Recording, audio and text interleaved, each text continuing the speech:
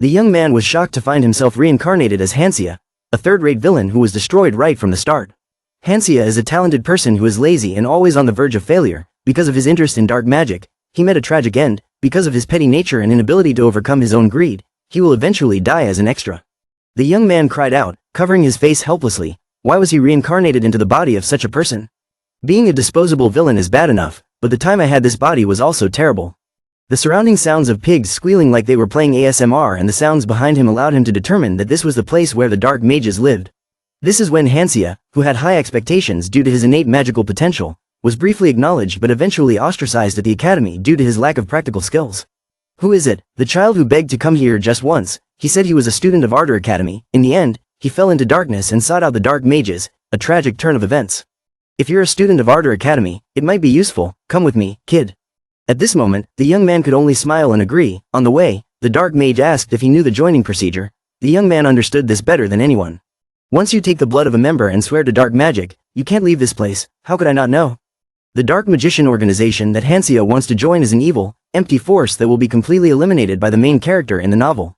If he is in the same group as the dark magician, Hansia will also be destroyed by the main character. If so, instead of going with this person, I must find a way to escape the death trap immediately. The system begins to synchronize the story with Hansaha's perspective. After synchronization is complete, the system screen shows a red suggestion, warning, get rid of the dark magicians.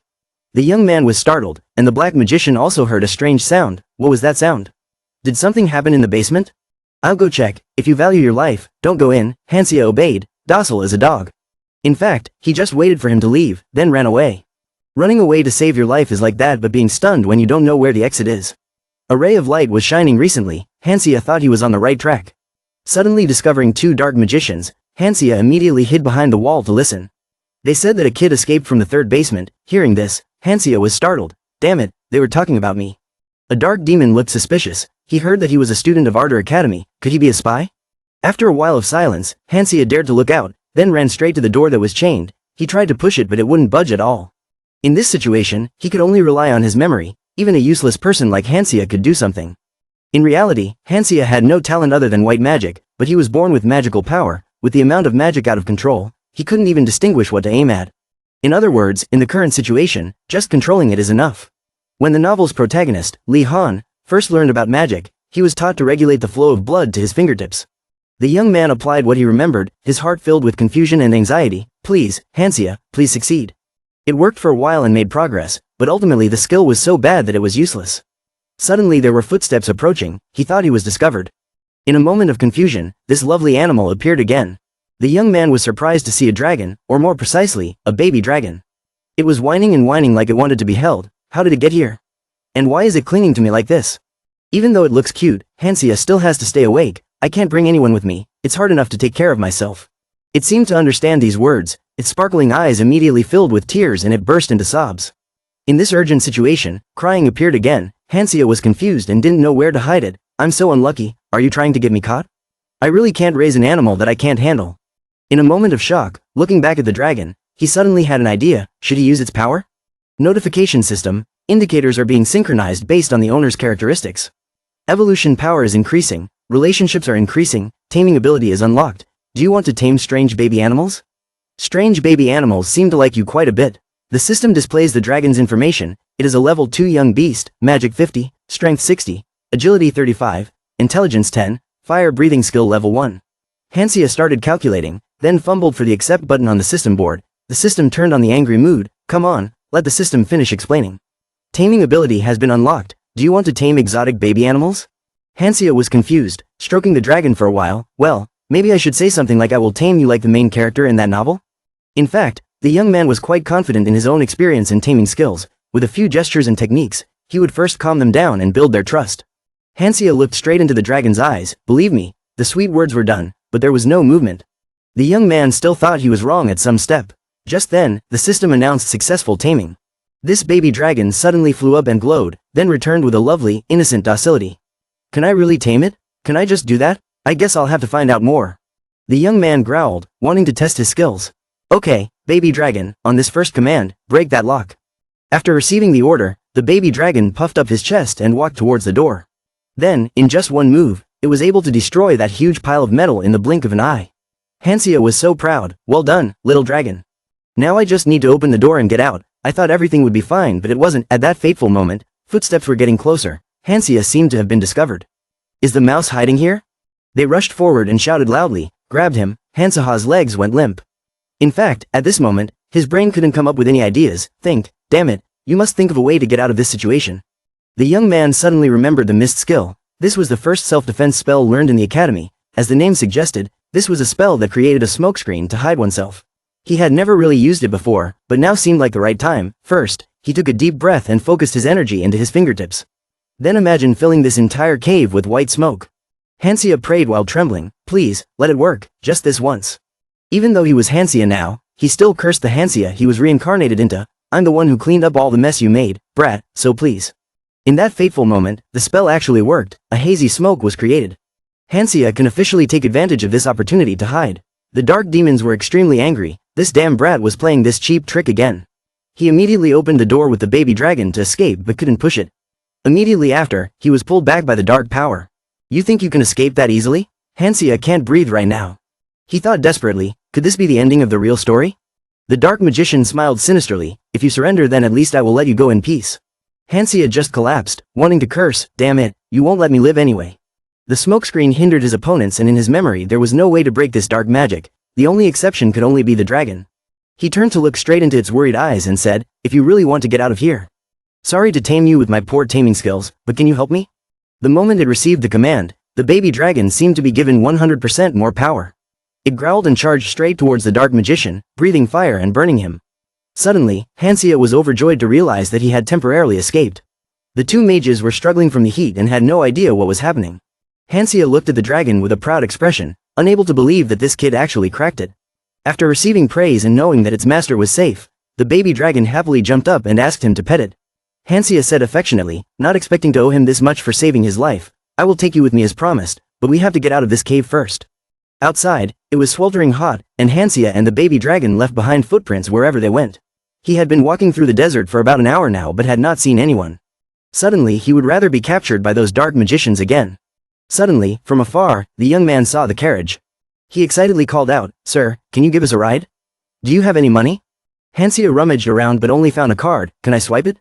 This is a card issued by Ardor Academy. The young man thought to himself, with the reputation of Ardor Academy, there will be people everywhere who will accept it, even outside of the Ardor Kingdom.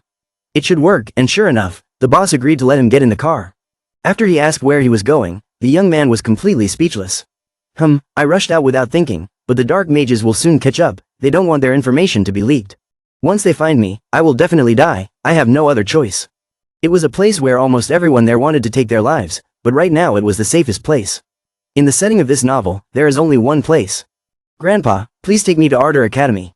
In the academy space, Selen, a second-year teaching assistant at Ardor Academy, was breathing in the luxury with satisfaction. From the lavish marble floors to the opulent chandeliers, even the students' uniforms create an air of formality.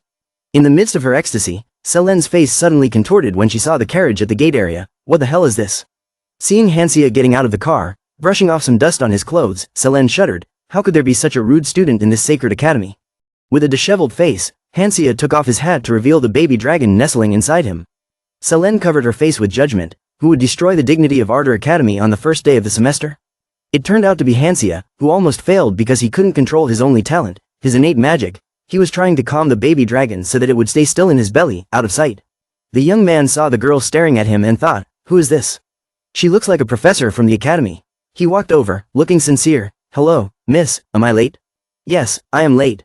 Selen looked bored. There was nothing to pay attention to anyway. There was no time to worry about an incompetent student, so just let it go. He wasn't worth her attention. Moreover, that brat was really strange. It is said that he is interested in dark magic. There are even rumors that he sleeps with a doll every night. Nothing good will come of getting involved with him. Selen waved her hand. Okay, go inside. Hansahan smiled brightly. Thank you, I will leave earlier from now on. Immediately after that, he ran quickly into the lecture hall, feeling that since he was already in his second year, the atmosphere was a bit different. As soon as he entered, all eyes of discrimination and disgust were directed towards him. Wasn't that Hansahan, as weird as ever? He came here by carriage. Sitting still in one place, smiling but feeling heavy inside, I'm done for. Why does the first day of the semester have to be today? But at least he arrived before the professor, which is a blessing. His classmates still couldn't stop talking about how he was late on the first day. How did he move up a grade? I thought he must have failed the exam. He must have asked to move up a grade. Hansahan sat there silently, not believing it. Did his family bribe someone to move him up a grade? Or maybe some professor recognized his outstanding magical talent and wrote a letter of recommendation. Anyway, he was really a sophomore. But now he must find a way to survive in this dark fantasy novel. First, divide the purpose of survival into two goals. The first is to quietly survive here. The villain Hansahan, both violent and incompetent, met his end after being buried alive by the main characters. Since the academy was closed at the time, the exact cause of death is still unknown. If so, then I am an unfortunate person with too many mysteries. Since I don't know what crime Hansahan committed in his previous life that caused him to die, I will live quietly and carefully. Better to die from overwork than to be buried alive. Second is to definitely graduate safely. Why? Because after all, I still need to make a living in this world. Even though I come from a wealthy family, because of what Hansahan did in the novel, I was basically disowned. In fact, an Ardor Academy degree would serve as a solid retirement plan. Ardor Academy graduates are sought after everywhere. Instead of getting involved with the main character and getting caught up in the war that caused my death like in the original novel, I would rather live as a normal student. I will prevent any situation that could cause Hansahan to lose his life. While his determination was burning, the professor opened the door and walked in. That's Professor Grint, who is also the teacher in charge of the second-year students. From Hansahan's memory, he recognized this as the professor in charge of the second-year quality check from the magic department.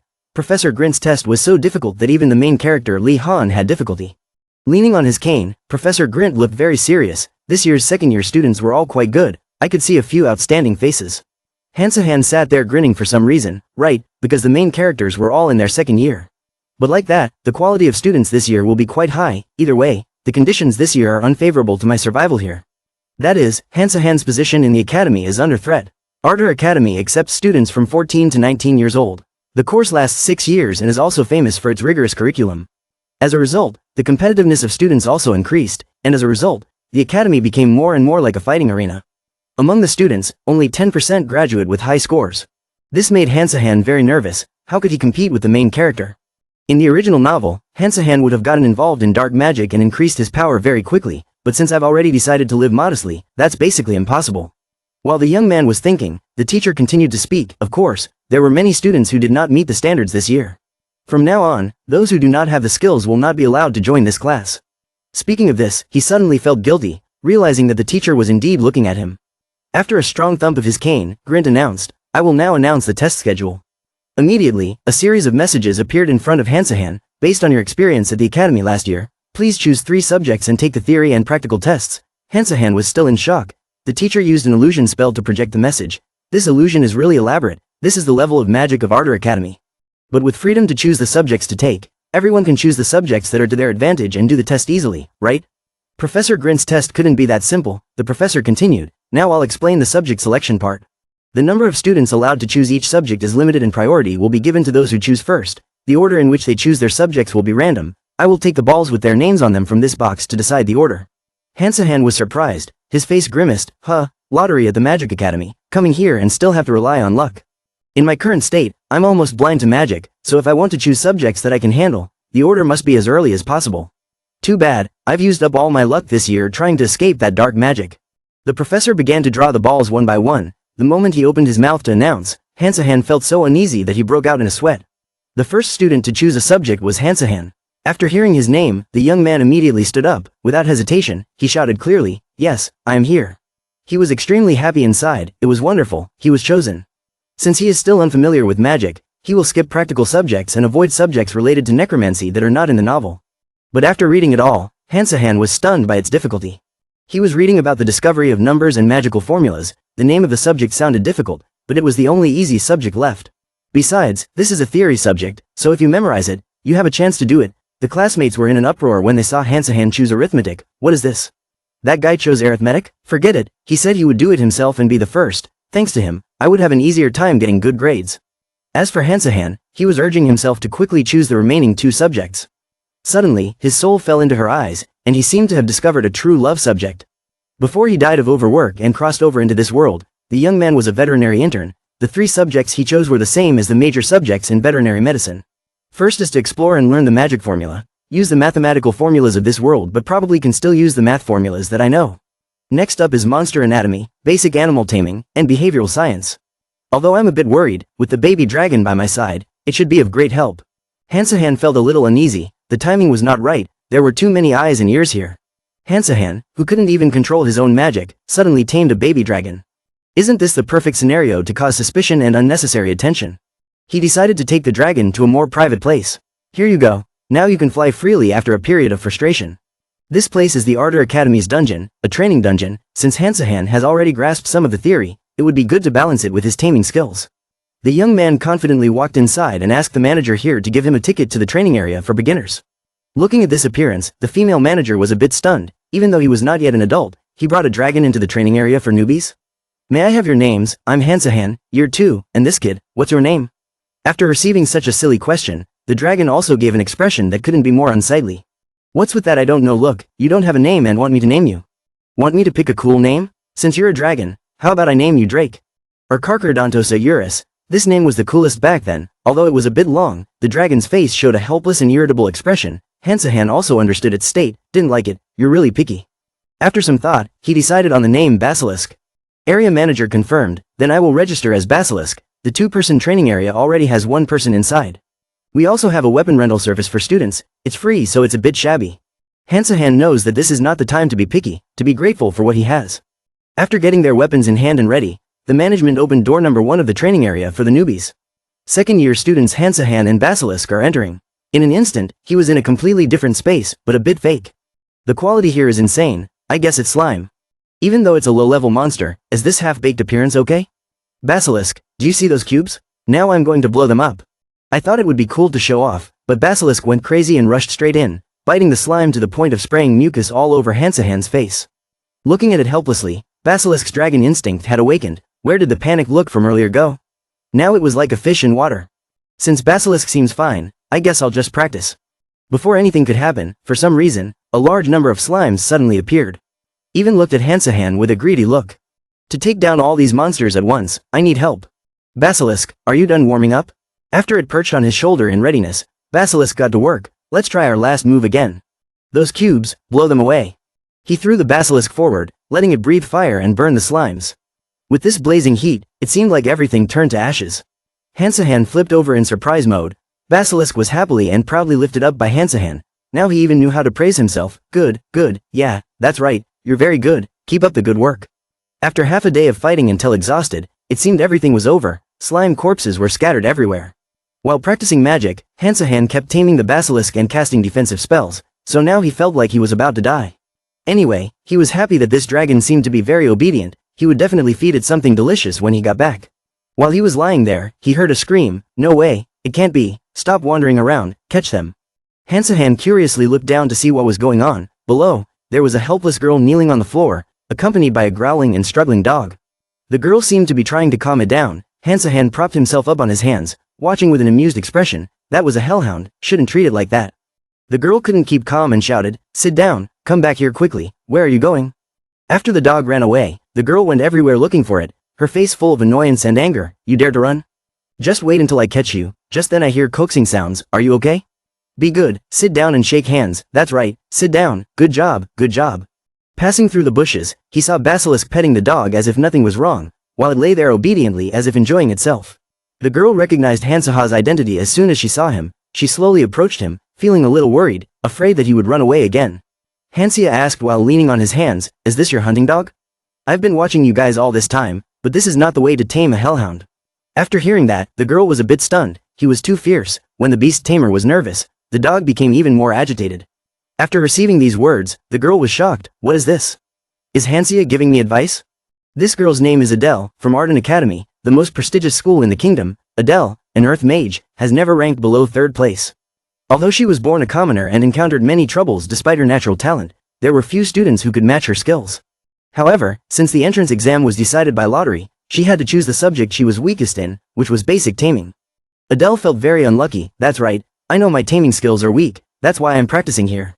But his opponent is Hansia, who hasn't even tamed a single slime in his first year, and there are rumors that he's obsessed with dark magic. I saw with my own eyes how weak and gloomy he looked in the morning, but what was the situation now? He was cuddling the dog so affectionately that he had it completely tamed. Adele lowered herself to the side to learn. How did you do it? Huh? It's not agitated anymore, you can take it away. After holding the hellhound in her arms, Adele hesitantly said thank you. Hansia was a little puzzled, asking why she chose the hellhound. It would be quite difficult for someone learning to tame a beast for the first time. The harder the taming, the higher the score. Adele wants to be first in the basic taming introductory test. Hansia was unusually calm, which shocked the girl. What the hell? I thought you liked mud baths or something. Was Hansia always like this? He talked to me normally even though he was a noble and I was a commoner. The monster next to him, no way, it was a baby dragon. Only in second year and already tamed a dragon and kept it with you? The Hansia I used to know, feels like he's turned into a different person. What a bright and kind smile. In the end, Adele went with Hansia without thinking much. She thought that this was a good thing and that she would get more tips on taming the hellhound. You were here just now, right? I almost wiped them out but they regenerated immediately. This is a training area, move aside, I will take care of them in one hit. The moment Adele drew her sword, the slimes charged forward in anger. After the divine slashes, a series of slimes were blown away and buried in the ground. Hansia witnessed this with some satisfaction. This method is tough, you seem to like burying people alive, don't you? Adele smiled but felt uncomfortable inside. Should I bury myself with them? Suddenly a bunch of slimes flew into the sky, creating a patchy slime. They attacked right behind, which caught Adele off guard. Hansia, who was standing right behind, slashed them away, saving Adele. Hansia innocently warned, what's behind you? I knew it, really? Then that's great, let's go, Basilisk. Adele said so boldly, but in reality, she did not notice that a monster was approaching from behind. The precision of the offering spell Hansia had just performed was not something a novice could do. The girl had a completely different look, plus a curiosity to explore Hansia further. Strange lights and strange noises rang out. Is this because of the dungeon equipment? I don't know. Immediately after that, this incident was reported to the principal. Sir, the situation is urgent. There's a problem with the underground dungeon's novice training area. What's going on? Who's in the dungeon? As second-year students, Adele and Hansia.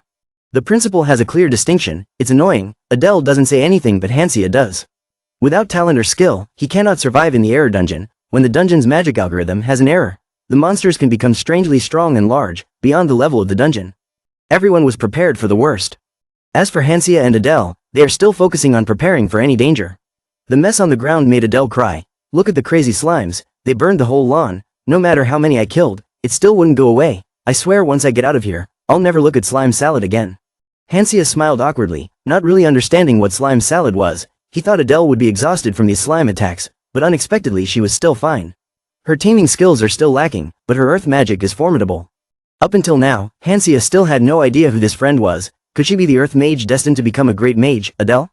There was no way that terrifying Adele couldn't be hanging around in the training grounds for beginners like this. Furthermore, earth mages weren't rare, and most importantly, unlike the legends, she was very kind. Although she was a bit hot-tempered, she did not show any contempt for Hansia, who was known for his incompetence. That meant that his personality was already excellent. Seeing Hansia standing there nodding silently without saying anything, Adele felt a bit annoyed and confused. Hey, why are you nodding and not coming here to help me? Just be a little weird. Hansaha's heart is unchanging in the midst of the ever-changing world. It's nothing, I'm just calculating the time. We've been in the dungeon for 3 hours now, why haven't we heard anything yet? Don't they know we're trapped? Adele replied dejectedly, as if it were news. It's only been 30 minutes outside, time moves slower here so we can practice. Hansia then realized that even if someone outside discovered and came to rescue them, they would still have to endure for a few more hours. Realistically speaking, it was impossible to continue resisting like this. The slimes were becoming more and more corrupted and monstrous. Adele didn't like hearing negative words and immediately replied, why are you so mean? We're not sitting around waiting to die. Hansia raised his hands and teased, you act like I'm waiting for my ancestors to pick me up. Why are you stalling for time for me? You'll know, don't let the slimes get too close, it'll be quick. Adele is already angry. What? You want me to deal with them all by myself? What are you planning to do in the meantime? Hansia kept talking but he still stood there motionless, not even responding. Adele shouted, you dare ignore me? If you can't solve this after I've used up all my magic to buy you time, you're done for. Hansia smiled contentedly, not knowing what she was planning. See, I told you she wasn't a bad person. Such a girl could not possibly be that cruel. Adele. The dragon kept groaning, seemingly curious about its master's plans. In the novel Soul Academy, there is a chapter about how to deal with the error dungeon, which shows the difference in abilities between the main characters Lehan and Hansia.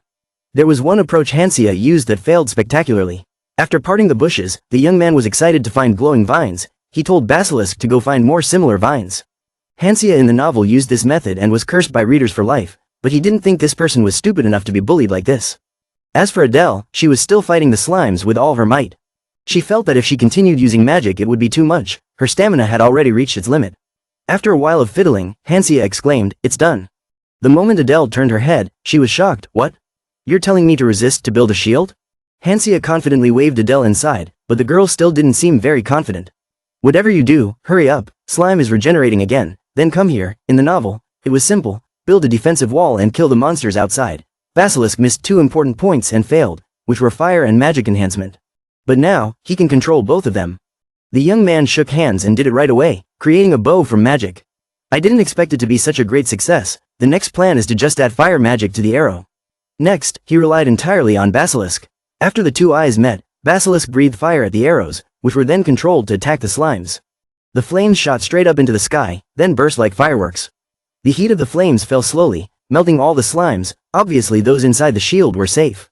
The moment Adele opened her eyes, she went from one surprise to another. Was this really the magic of that hopeless Hansia?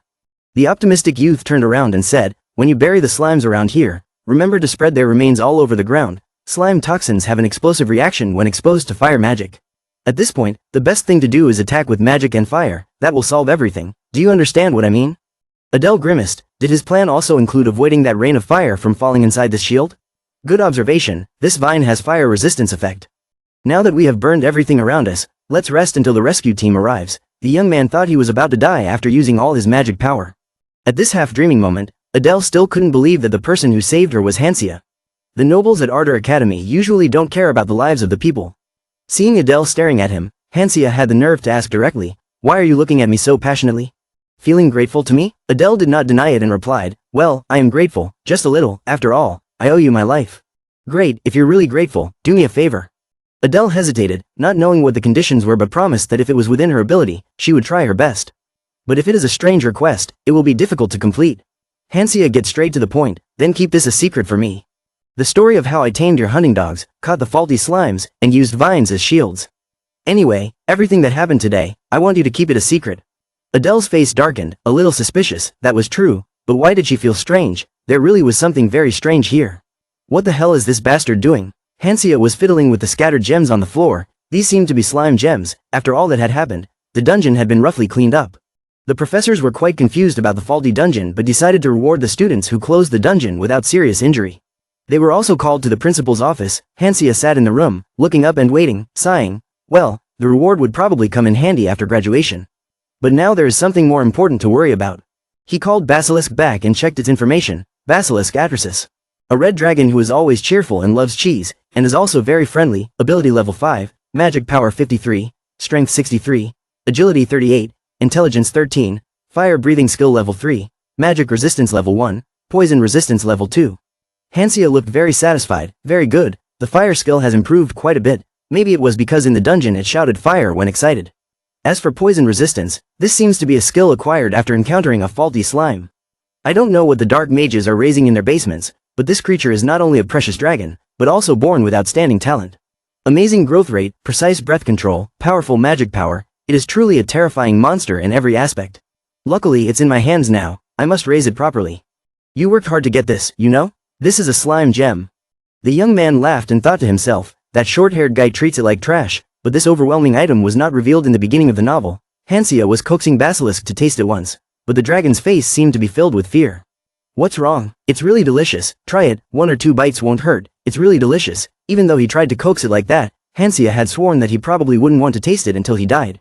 Although its face was unhappy, because it listened to its master, Basilisk still decided to close its eyes and eat. As soon as the gem melted in his mouth, he stiffened as if struck by lightning, then ran to a place and vomited continuously. Hansia knew it must taste terrible, but thanks to it, Basilisk's stats had changed. Looking at the dragon's face, he looked angry and mad as if he had just been played a trick. Currently, Basilisk's magic power has increased by 1, and its fire breathing, magic resistance, and poison resistance skills have also increased by 1 level. Slime gem is an item that enhances the stats of the person who eats it, focusing on the slime's innate abilities. Even though there is only 1 gem, it increases the magic power stat that would otherwise take a long time to grow. It seems that it has also noticed this change. That was why, even though it was so scared that it felt like vomiting, it was still determined to dive into the bag and eat the slime gems with all its might. Its instinct to become stronger had overcome its appetite. Hansaha's ears were filled with pleasant announcements. It was the sound of an increase in stats. At this level it sounded as pleasant as the bank's announcement when salary was paid. While I was sitting quietly, someone knocked on the door and it turned out to be Adele running in, out of breath. "Hansia, you're here?" The young man's face was full of questions. What is this? Is it the short-haired girl? Did she come because she also got to go to the principal's office to receive an award? The girl urgently explained, "You really don't care? You're letting me take all the credit? Because I heard they said that I solved those buggy slimes myself. I'll get more rewards. You heard that right?" Hansia scratched his head, feeling very relaxed, not really caring. Oh, I was wondering why you came here at this hour. Never mind, can you keep your voice down? My ears are hurting. For him, keeping his life was much more important than the reward. A normal student of Ardor Academy had broken through the faulty dungeon, and that was Hansia, who was always on the verge of failure. If this news reached everyone, wouldn't it be too sensational? There would be all sorts of rumors about him using dark magic or cursed objects. He definitely didn't want to become famous this way. Adele still didn't understand the problem and explained, if you feel sorry for me then just keep it in mind, I don't want to be unclean because of it, and steal other people's credit. Hansia explained confusedly, what's so pitiful about that? I really don't even know who you are, girl. After saying that, Adele jumped as if she had heard shocking news. What? You don't know me? How could you not know me? Really? You're not lying, are you? With an innocent look on her face, Hansia replied bluntly, oh, I should know you? What's your name? Adele Stivia. Hansia was speechless, as if struck by lightning. The young man could not close his mouth. So, is it really you, Adele? At this moment, Hansia had a world of thoughts. If it was Adele, the only commoner mage who was consistently in the top 3 of Ardor Academy, the main character who mercilessly buried Basilisk alive in the novel, she would be the one to let herself disappear in the future. Seeing Hansia stunned and speechless, Adele looked pleased. How is it? Are you starting to figure out who I am? In Hansaha's memory, the nonsense he had said would probably be like mounds of earth piled on his grave. The young man was in a moment of epiphany. What the hell? How did things turn out like this? What did I do? Why did I suddenly speed up my descent to the grave? Adele continued to speak from behind, not pitying him. Oh, and do you look in the mirror often? Hansia was still in a daze mode. Adele pulled him in front of a mirror, looked at himself, couldn't imagine someone entering the principal's office to receive an award looking like this. After looking back at the dirty face and dirty clothes, the young man couldn't believe his eyes. Who is this guy? Why does it look so shabby? I mean, it's literally gloomy. This way people don't avoid you because they're afraid, they just avoid you because you look too dirty. The moment he looked back at himself, he had a plan for this change in appearance. First, he had to deal with this hair. The next day, in the academy classroom, everyone was whispering when they saw a strange figure entering. Who is that? I don't think I've seen it before. A second-year student with this hair color. Could it be Hansia? No way, that face can't be that gloomy Hansia. Don't you recognize it? It's exactly that Hansia. I have to admit he's changed dramatically, like he's turned into a different person. Hansia confidently walked to his usual seat, looking as majestic as a toad because he had heard all the compliments from the people around him. Suddenly, a red-haired boy came over, not sure if he was joking or telling the truth. Is he really Hansia? Is he? Did he just have plastic surgery? Tell me the address, good things have to be shared. Hansia recognized the red-haired boy as Crick at first glance. He was a commoner who had an inferiority complex due to his background and lack of talent. He was also the one who had bullied the poor Hansia like a servant to satisfy his sense of superiority. Crick still maintained that arrogant attitude. What, are you embarrassed? Even if you cut your hair, it won't change your pathetic way of speaking. Hansia had a moment of debate whether to let him talk nonsense or stand up and fight back. In the silence, Crick continued to tease. What, so cool? Just got a haircut and you're already crazy? Hansia couldn't bear to hold back anymore and replied, why should I care about you? I don't even know why I have to treat you well. Crick became angry at this unexpected attitude. How dare you say that to me? Are you crazy or do you have someone backing you up? What a noisy vessel. What right does a person who is abandoned by his family have? Hansia didn't like to talk much, putting his hands in his pockets to let Basilisk out. If anything, it's probably him. Here's my Basilisk, ask him. The moment the dragon stepped out, Crick was sweating and his face turned pale. After this revelation, not only Crick but all the students in the class were surprised and they started to talk. Crick tried to keep calm, his mouth was full of words. Haha, I heard you were kicked out of the clan, but you must have been given a lot of money too, right? You think you can tame a dragon by throwing money away? Hansia was extremely annoyed. He had intended to keep quiet, but silence did not mean being a coward who would only take blows from all sides. Hansia smirked and bluntly replied, you stupid commoner. Immediately after this extremely impressive call, Crick was so shocked that he shouted, you. What did you say? You are so easily provoked. I only used 2 words to make you have this attitude. It really is effective. Even if it is a young dragon, it will not sit still. Seeing Crick's annoyed growl, Hansia continued to tease him. What's with that expression? Are you afraid of being bitten? Don't worry, I'm not so cowardly as to order the dragon to bite you. Crick shouted angrily, his mouth full of words. Is this guy crazy? Doesn't he even know his place? Calm down. If you have such a strong opinion, then let's make a bet. With the results of the entrance exam, we will decide who is the winner and everything will be settled. Today is indeed a beautiful sunny day. Hansia also got a solid bet. Crick jumped up and resolutely promised, if you defeat me, I will bark like a dog and do whatever you want. Hansia was radiant, both calm and confident. Fortunately he agreed so easily. Now I just have to wait for the day he barks, like I did in my previous life. I've mastered the art of cleaning up after making a mess. Mad Dog of the Underworld, that was my nickname in my previous life. Whenever I saw injustice, I would intervene and I was never surpassed. Before he even left the door, his friends shouted, "Hey Hansia, I heard you made a bet with Crick. You were lucky not to fail, and you think you can beat Crick. We'll wait for the day you bark like a dog." Hansia gritted his teeth and sighed. Isn't it true that in all worlds, they don't leave a kid alone when he becomes successful? After calming himself down, Hansia gently turned his head. "Hey, what's your name?" After being asked so directly, the blonde boy frowned. Hansia bluntly replied, "I haven't done anything to you, so shut up and tell me your name." "This great man is Fabian den Edwin. You really don't know my name." After hearing that, Hansia finally remembered. This is the hateful royal who used his power to bully the weaker. In other words, he is the leader of the group of people who bully Hansia. Unable to let himself be bullied, he decided to use force, opening his bag and giving the order, "Basilisk, bite him, I really allow it." After being given the sudden order, Basilisk immediately flew out, charging straight at Fabian den Edwin. After the screams, the consequences were obvious.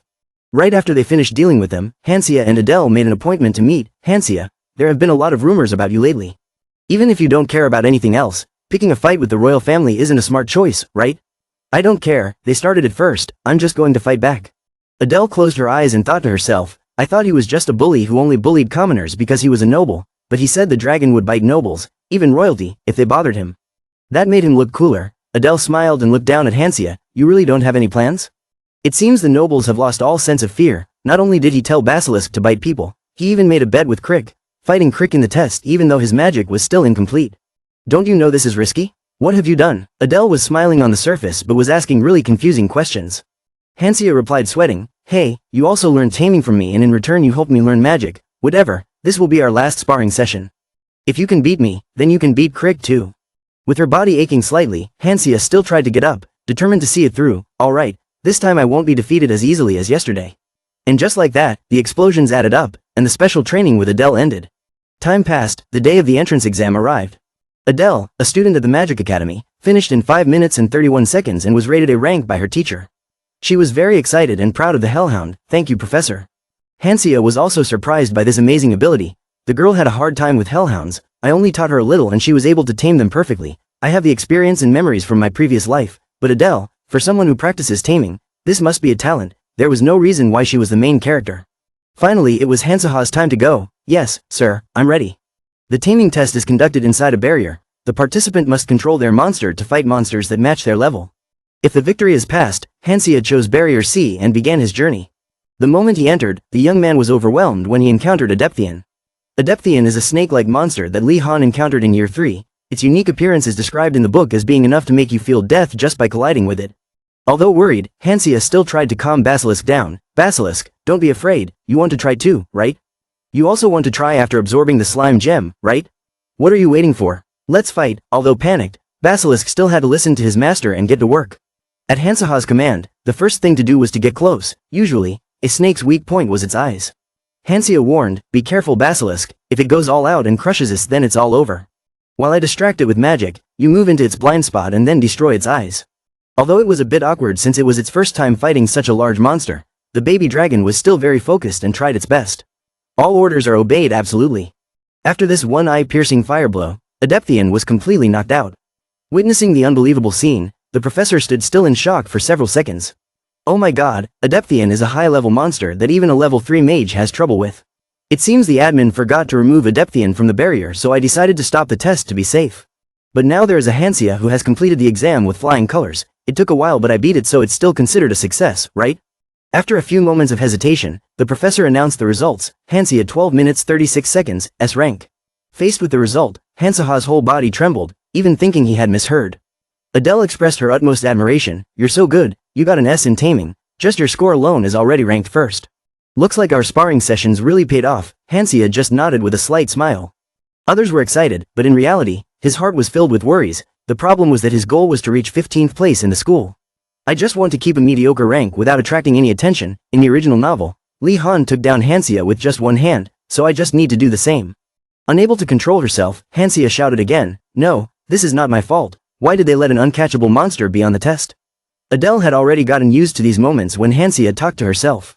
The girl asked curiously about the math test. Only then did Hansia remember, "Oh yes, there was a math test today. The question was too easy so I purposely only answered one correctly, otherwise I would fail." Adele sighed, "I messed up everything. Wasn't this test a bit cruel?" Hansia was surprised. Adele was bad at math. High school math was a piece of cake for Hansia, and the young man even imagined himself tutoring Adele in math. The girl continued to complain. I never thought they would give me a test that I couldn't solve a single question like that. After a few minutes of stroking her chin and masturbating, Hansia realized that it was best for each person to take care of themselves. You innocently asked Adele, is it okay to answer one question? What are you saying? If you miss out on the top spot because of one wrong answer, you won't get the scholarship. Anyway, did you solve it? The problem with the 27th magic circle, what Adele was referring to was geometry and vectors. Hansia didn't think much and replied, the 27th question, I solved it, it's easy. After this seemingly simple answer, Adele was stunned. What, did I say something wrong? No, it's just that you solved the 27th question. That was the only question I couldn't figure out. The young man was shocked, he had just made an unexpected move, damn it, what should he do now? He had already solved it. He intended to act in secret but ended up putting himself in a difficult position. Immediately, the news that only one person in the whole school answered correctly on the 27th math problem reached Professor DeBert. There's such a thing, students can't just guess, I intentionally put in questions that second-year students can't solve. So who can answer that? It's Hansia. When grading, it seemed that except for question 27, all the remaining questions were intentionally answered wrong. There are all kinds of students in the academy. It was obvious that he only answered the most difficult question correctly to show off his skills. Mentioning this name made the professor have a strong impression. Hansia? He was also an outstanding student in the recent beast taming test. Maybe he is someone who considers the future. The next day, the second-year entrance exam rankings were posted on the bulletin board. Hansia excitedly checked the betting results. Let's see, Cryek's ranking was 32nd as usual. And mine, what's that? No way, it's 11th place when I intentionally answered so wrongly. Crick trembled and looked at Hansia. As soon as Hansia saw him, he went over and said, come here. He called him with just one finger as if he was calling a dog. Regarding the result of Hansia winning the bet, Crick had also spread it to the other students. That bastard Crick was definitely gone. He always showed off by aiming for easy targets, but I knew this day would come. Standing in front of Hansia, he no longer had the imposing aura of a toad. Commoner, what do you think 1 plus 10 equals? Crick stammered, intending to answer something with the number 2.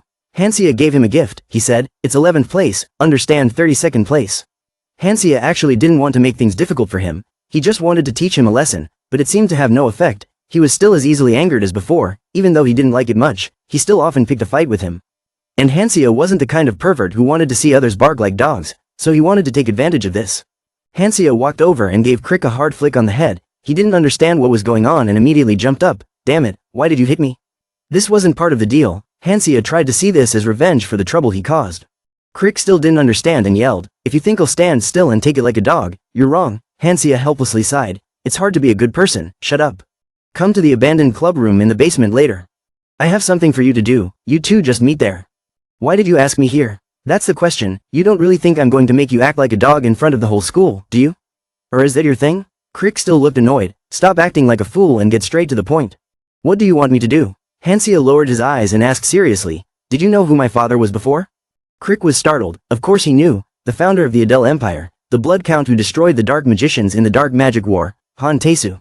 Crick suddenly lowered his voice, no longer arrogant. Why was Hansia asking him this? Was he trying to threaten a commoner with his noble status? Hansia simply wanted to ask because he also didn't know who his father in this story was. After mentioning the identity of the father, he also had some understanding, confirming that he was currently a person with a silver spoon in his mouth, with his own mansion in the Kastika estate. Hansia went straight to the point. Now I will start negotiating. I remember you have quite the information network. Spread some rumors. Hansia then whispered into Cryek's ear. Not knowing what to mention, Crick went from one surprise to another. What? He meant to hang around and tell the other students. Yes, do it as soon as possible. Not just tell the second years but the entire academy. Spread the word as fast as you can, got it? I'm leaving. At this moment, Crick thought Hansia was crazy. At a magnificent mansion, information about Hansia reached Count Han Taesu, his father. My lord, there is news about the young master from Ardor Academy. How is he? My poor youngest son. Things didn't seem to go well. Although the count generously paid for his tuition and living expenses, he cut off all support, leaving him unable to even use his own money and starving. The father still appeared calm, so he was not poor yet. Such hardship was necessary for him to regain his consciousness. If you dare to blaspheme about dark magic in front of me, I will not hesitate to end it, even if it is my child. The butler hesitated. It seems he has changed. He got unexpectedly good scores in the promotion exam. Surely he wasn't at the bottom of the list, was he? No, actually he was ranked 11th. The father was so shocked that he dropped his pen. The butler added that his reputation had also changed recently. According to the rumors circulating in Adele, the young master was considered to be a compassionate and upright person like a pine tree and had a very handsome appearance. Han Taesu looked dumbfounded, as if he was listening to a story from another world. This is absurd. Could it be that he threatened someone to spread these strange rumors? The butler insisted, I can be sure of one thing, our young master is really changing. In Han Tae-soo's memory, Hansia was a kid who played with dark magic to the point where he couldn't accept it. Han Tae-soo was strict in order to make his son sober up. If it really is changing, then good, after all, it is the sole heir to the Kastika domain. Suddenly, Han Tae-soo became more excited, stood up, and used magic. If he gets assigned to the magic department at the upcoming promotion ceremony, tell him that he will be financially supported again.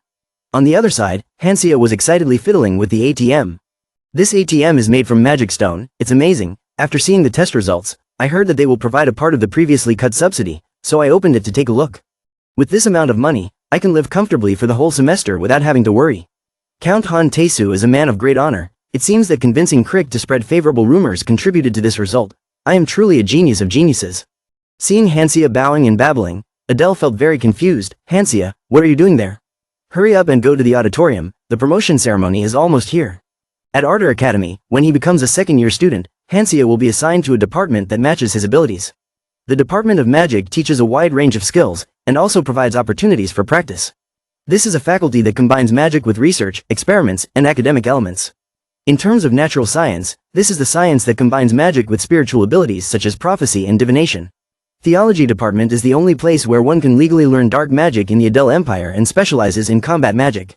Finally, it's time to enter the ceremony. Welcoming the second years, now we will proceed with the promotion ceremony.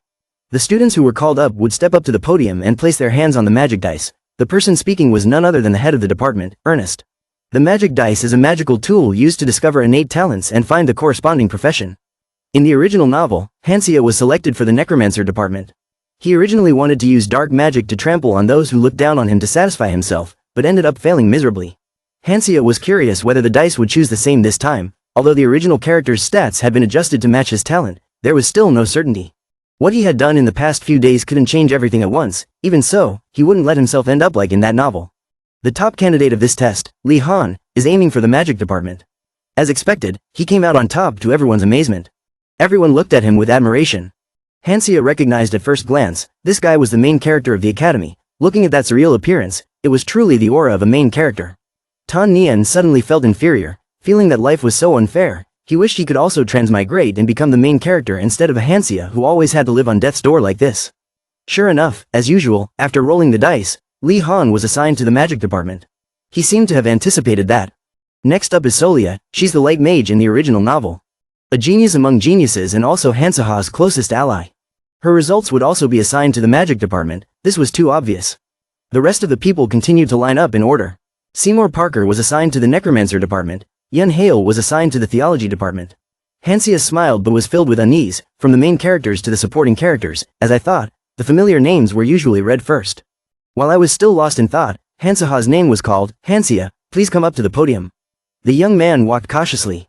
3 years from now, the necromancers from the necromancer department will unite and rise up to take over Ardor Academy. But they will all be defeated by the main characters group. Now, Hansia was praying, please, not the necromancy department. The moment Hansia stepped forward, all the students were in an uproar. Wow, that's Hansia right. I heard he changed but I didn't expect him to be completely different from before. But he must be in the necromancy department too. I heard he was involved in dark magic. The moment the dice were rolled, Hansaha's heart started pounding. Emotions were like bursting when the dice turned red. That color means Hansia will be assigned to the magic department. Hansia looked smug as if celebrating victory. Although it was fun, the people around him kept looking at him, making him very uncomfortable. Half of them were curious as to why he was assigned to the magic department. The other half were people who liked dark magic and wondered why they weren't in the necromancy department. No one was happy with Hansaha's result, but Adele was the exception. Congratulations, Hansia. It seems we'll meet again in the magic department from now on. Adele is expected, she's also in the magic department. Looking at your face, it seems like you're expecting me to be in the magic department? Adele nodded without hesitation, making Hansia blush. What's wrong? Is there a problem? Why does your face look like you're wearing blush? Oh, it's okay, it's not like that. Let me know next time you come near. Adele kept that smile and replied, if I was in the necromancy department, we would probably fight every day. You would lose to me. I owe you my life so I don't want to fight you. There was someone standing behind and was not happy to see Hansia chatting so closely and comfortably with Adele. And it was none other than Lehan. As soon as Hansia turned around, he did a 180-degree turn and appeared friendly. Hansia, nice to meet you. Looks like we're both assigned to the magic department. Faced with this strange friendliness, Hansia was really puzzled and a bit hesitant. Why was he talking to her?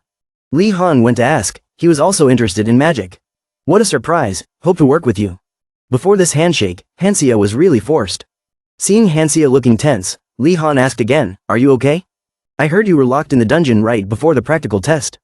I was interested, even if Adele was there, surviving in the error dungeon would be difficult for a normal student. I wonder what kind of magic he used. At this moment, the gazes between the two of them were not very peaceful. Hansia was also very surprised. This name Lehan, the professors had decided to keep that accident a secret. How did he know? Lehan is so careful that it's hard to tell what he's thinking. He's sharp and has the straightforward personality typical of web novel protagonists. In other words, he believes that all evil must be destroyed. No way, Lehan thought he was a dark mage that needed to be eliminated. What will be, just let it go. Hansia went to the dormitory area, which was reserved for magic faculty students. The young man felt overwhelmed. The interior of this place was no different from a 5-star hotel. He searched for his room. Oh, here it was, room 203. As soon as he opened the door, there was someone inside and this guy shouted, "Oh my god, he's Hansia." Yes, that's my name, but so what? Why? Because I get to be roommates with the superstar of the promotion ceremony? The famous second-year student who made Crick cry and even the royal family shed tears. You are that person, right? Hansia heard these words and was embarrassed to use them on himself. After the promotion ceremony, Fabian Den Edwin started to be aggressive, wondering why a royal like him was in the necromancer department while he was in the magic department.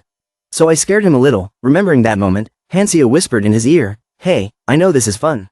You keep on talking about being royalty and making everyone obey you, but you don't have royal blood, do you?" Fabian Den Edwin was shocked beyond words. How did you know that? If you're embarrassed about having your secret exposed, you'd better keep your mouth shut. Fabian Den Edwin had to humble himself at that moment. I understand, I can't enter the magic department because I have a problem. I'm not worthy. Hansia was very annoyed to see him shed such unpleasant crocodile tears. At that moment, the surrounding classmates were commenting non-stop. Look, Hansia made a royal shed tears with just one comment. I don't know what he said, but it must have been something bitter. Hansia was stunned. His plan was to be a model student and graduate smoothly, but now he was misunderstood by everyone. Back in the present, the roommate introduces himself as Juan, and is assigned to the magic department. Nice to meet you, not being famous like you, I bet you've never heard of me. Hansia didn't say anything but just thought, you're wrong, coincidentally I know this name. He is the main character Lee Han's most trusted ally, gentle but has sharp judgment and is very flexible. Most importantly, he is an informant with a wide network of contacts. Seeing Hansia not saying anything, Juan forced himself to ask, why do you look like you're frozen stiff? Hansia was still in shock. At this rate, the people around him were all the main characters who played a role in killing Hansia in the original novel. To calm himself down, the young man sighed and said it was nothing.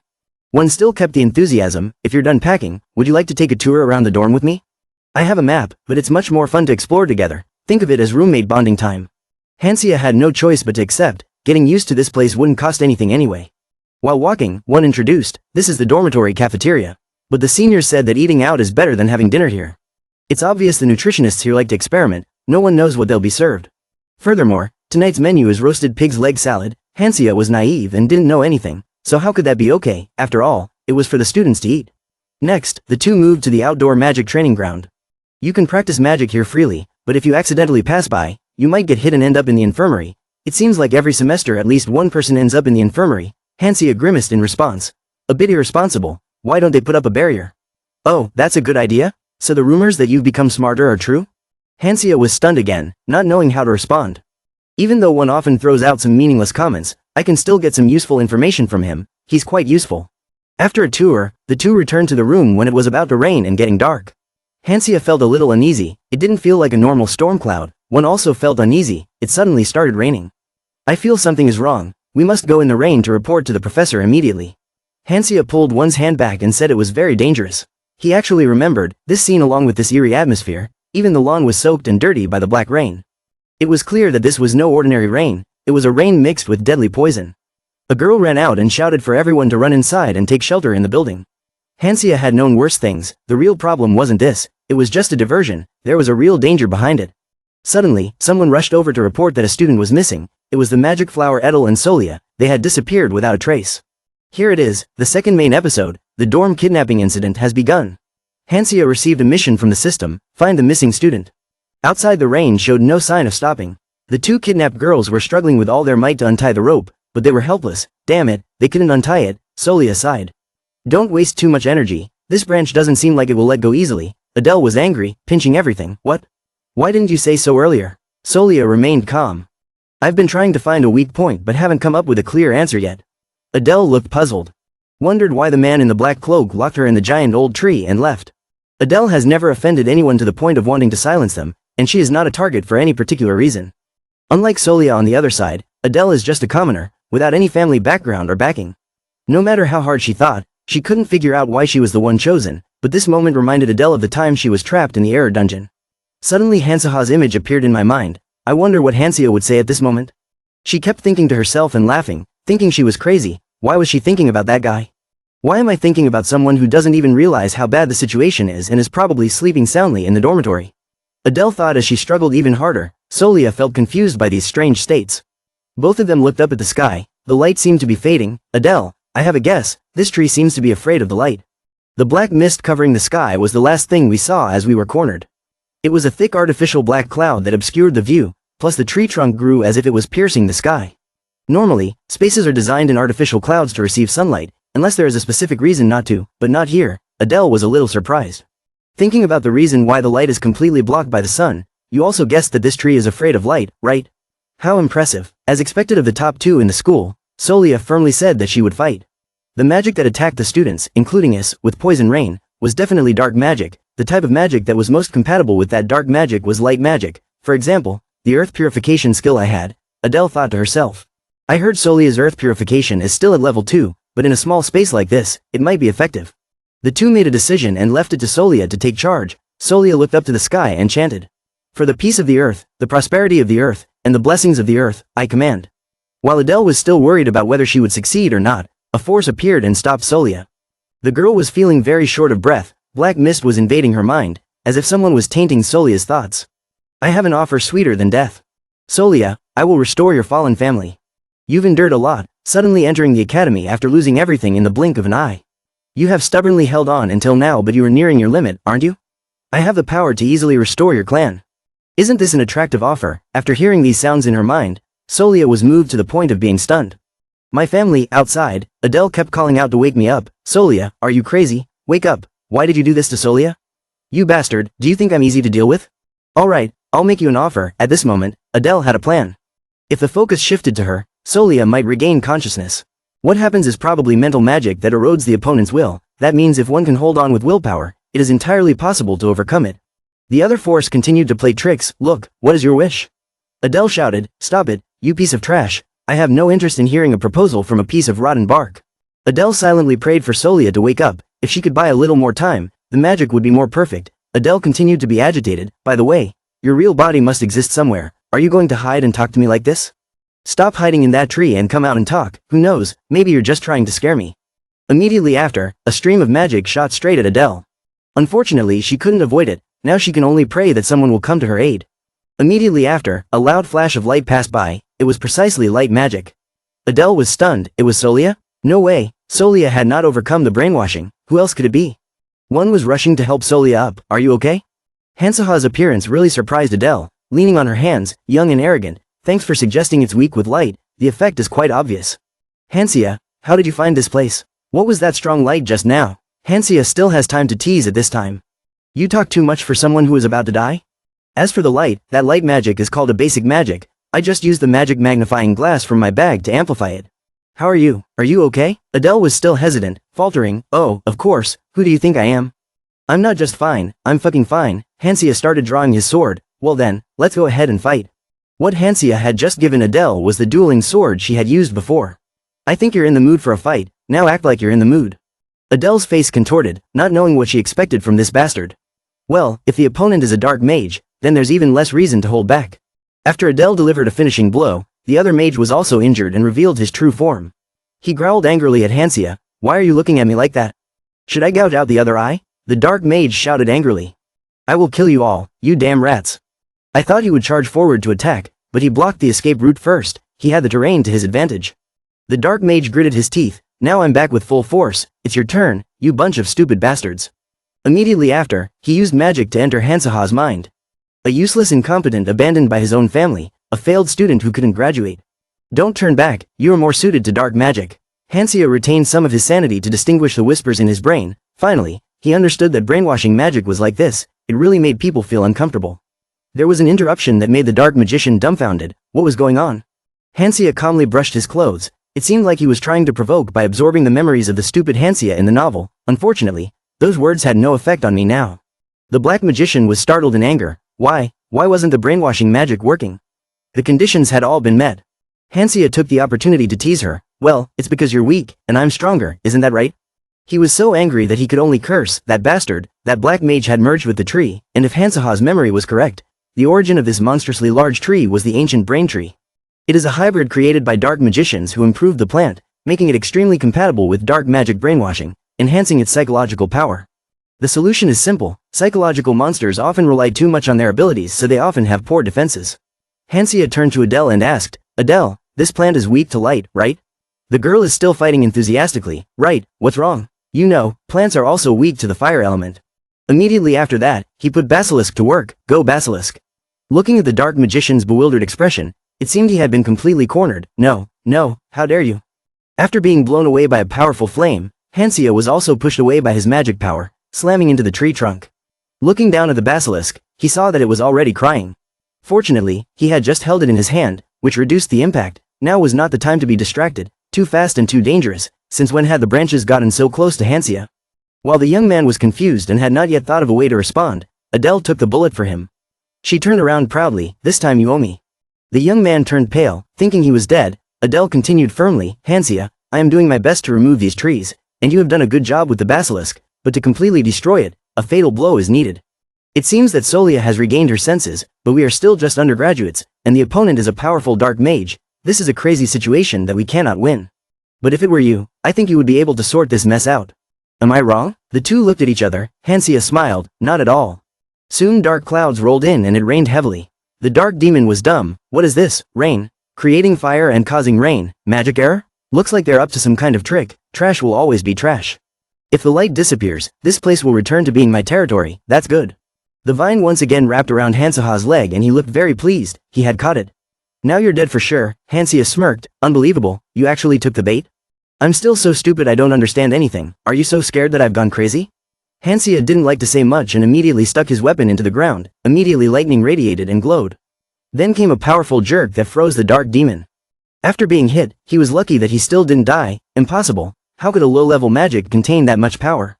I can't believe it. The brainwashing magic definitely worked. All because you ruined my plan. Hansia sighed in frustration. Here it is. It's nice to say, the nonsense of villains.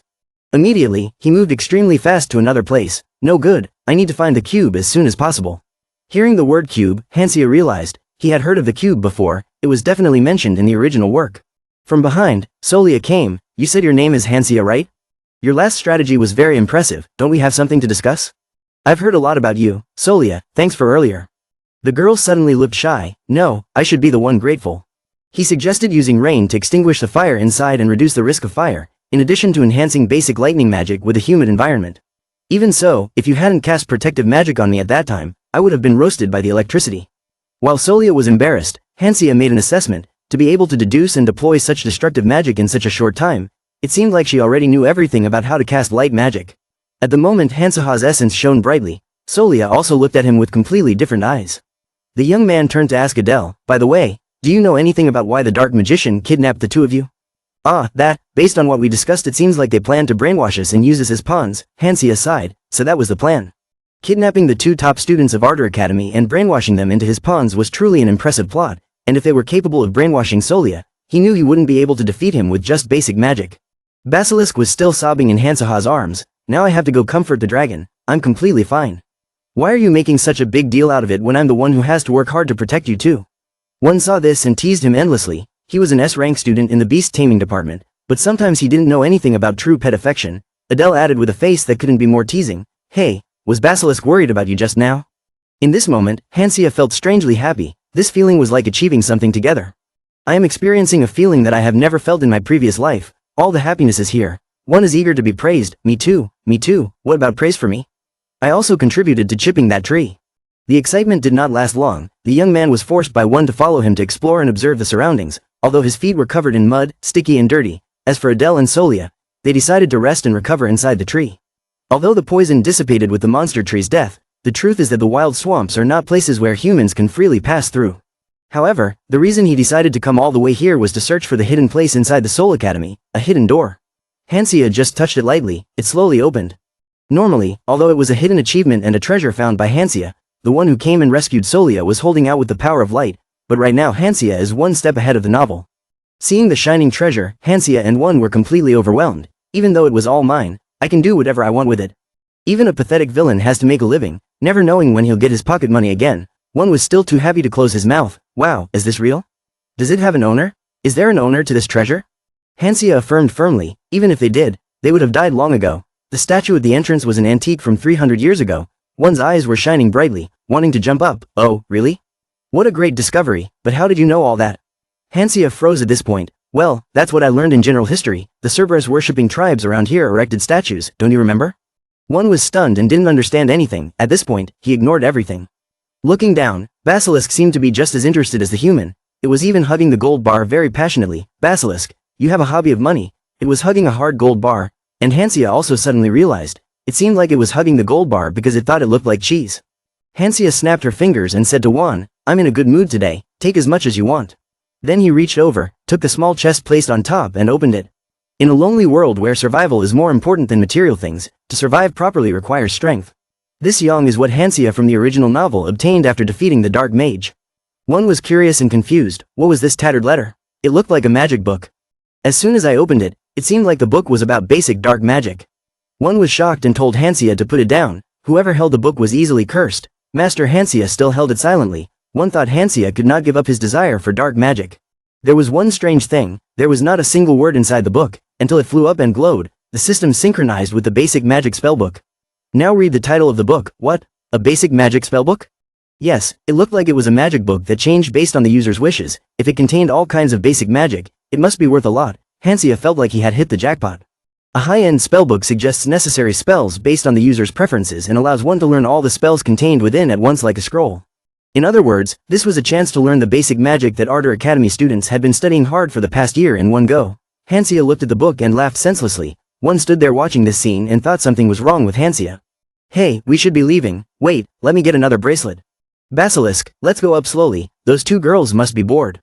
Suddenly there were sounds of strangers, which only Hansia seemed to hear. He froze when he saw the book glow again. It seemed the stranger's choice was no coincidence. The strange sound continued to ring in my ears, addressed to the stranger who had crossed over to this world. All your actions will change this world. Hansia couldn't believe that changing the world was real. That's right, I shouldn't have been here in the first place. I was originally supposed to be a non-survivor. If this book can see through all truth and words, then this is the book of the prophet Carmen. Carmen is a powerful prophetic book. No matter how much you deny it, what it says will come to pass. This also means that you should limit your interference in everything that should happen naturally. Hansia will have to separate from the manga, but going to the academy and living well is also considered a greed and a wish of his. While he was unconsciously thinking about everything, that strange sound continued to occur. But this stranger, if you are given that role, then take it, so that you can understand everything about this world. If you do nothing, this world will be destroyed. Immediately after, a strange energy appeared in Hansia's body.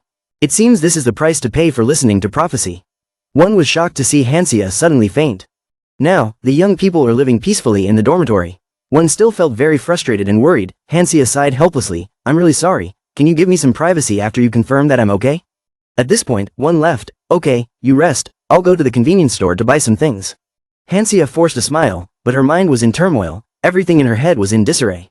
The actions you took unintentionally created a butterfly effect.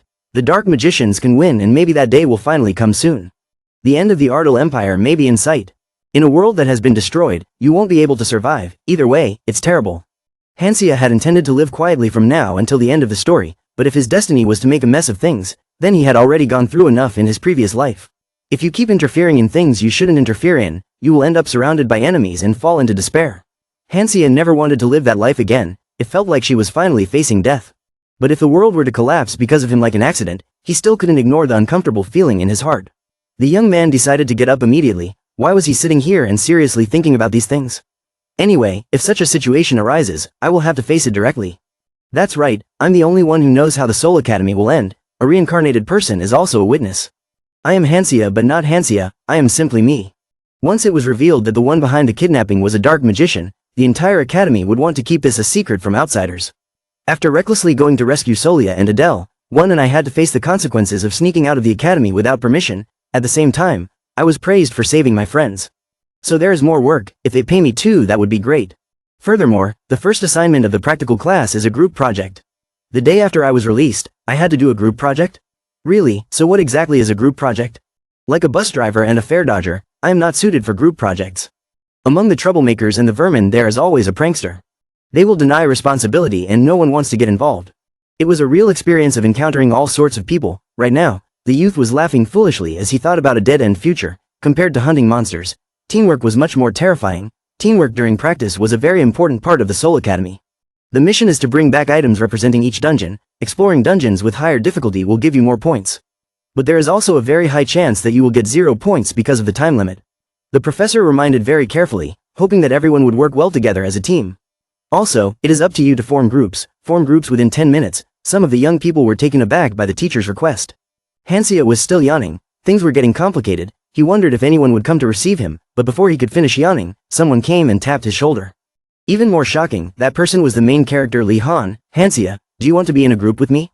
While Hansia was still stunned, the other members of the class were also surprised. Why did Lehan come to invite him? Is it because Hansia got good grades in the taming class? Hansia asked again to be sure, so he wanted to work in a group with me? But my answer was no, it was too tiring. You find someone else to use it. Lehan was completely stunned.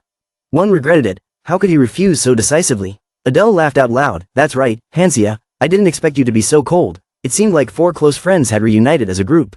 One blocked the way first. Hey, we came here because we want to be in a group with you, so don't refuse. I still can't believe that even though I asked you to be in a group with the genius Lehan, you refused so bluntly. Hansia stared at the paper, sighing repeatedly, not knowing how to explain, but it was annoying. Working with you guys is more fun because I'm used to it. He said it all out loud, but he was thinking, relax, my ass, it's just that I'm afraid of what will happen if I get involved with the main character. Hansia continued to smile, pretending to be excited. Come to think of it, everyone is wearing uniforms. Actually, the young man was just trying to change the subject. The innocent one was also startled, right? Since year 2, the robes and ties have changed based on the departments in the school. The Department of Magic is red, the Department of Theology is blue, the Department of Natural Sciences is green, and the Department of Necromancy is purple. It seems like the distraction was a complete success. The other 2 girls were overjoyed. Oh really, since we're all the same color, it feels like we're on the same team. Hansia thought, whether they were the main character or the top student, children were still children. Seeing them easily laugh and be happy over such a small thing made Hansia feel better. Stop chatting, let's choose a dungeon to fight. How about a B-ranked dungeon, like the Haunted Forest? We all want high scores, right? Or an A-ranked dungeon like the Witch's Dungeon? That's fine, but listen, you guys know that whether we can conquer a dungeon or not depends on the items we get, right? I heard that the Haunted Forest dungeon has an S-class item. Hearing about an S-class item, both girls were stunned. That's great, with that we can beat all the other groups. The bonus might be what Professor Grint wants too. Hansia, why do you always know information that we don't? The young man could only scratch his head in embarrassment. It must be because of the power of learning. Everything seems to be going very smoothly. One would be a reasonable companion. Of course, this hidden reward was actually found by Lehan in his 3rd year at the Soul Academy, but in order to truly blend into this world instead of just being an outsider, one must at least prepare thoroughly. Hansia told everyone to go back and prepare and arrange to meet in 2 days. On the other hand, the Theology Department has updated information regarding Hansaha's group. I just learned that they chose Dungeon B, the Haunted Forest. Okay, so we have to prepare in advance, right? Finally the day to enter the dungeon has come. While most dungeons are located outside the academy, the Spirit Forest is a dungeon that can only be accessed through the Ardor Academy library. Before it even started, Hansia was already dangerous and intimidating. There were rumors that in the early morning, ghosts that escaped from the dungeon would wander around the library because the seal was weakened. Adele was a little scared but still had to calm herself down. Who could she fool?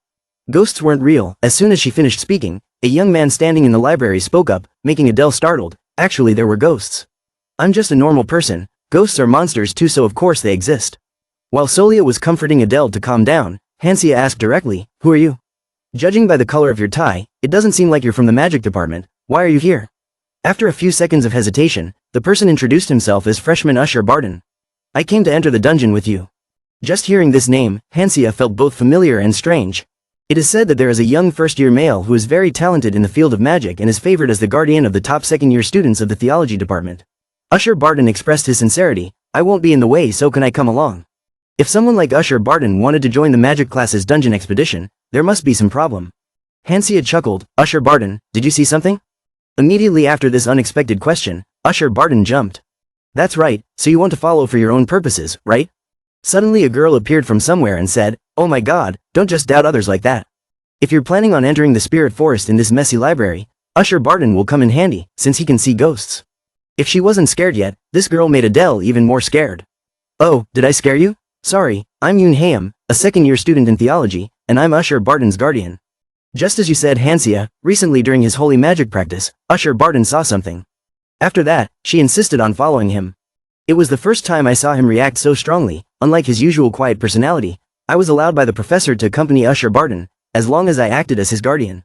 Hansia frowned in annoyance. I don't really care about that, but are you sure you're not hiding any plot?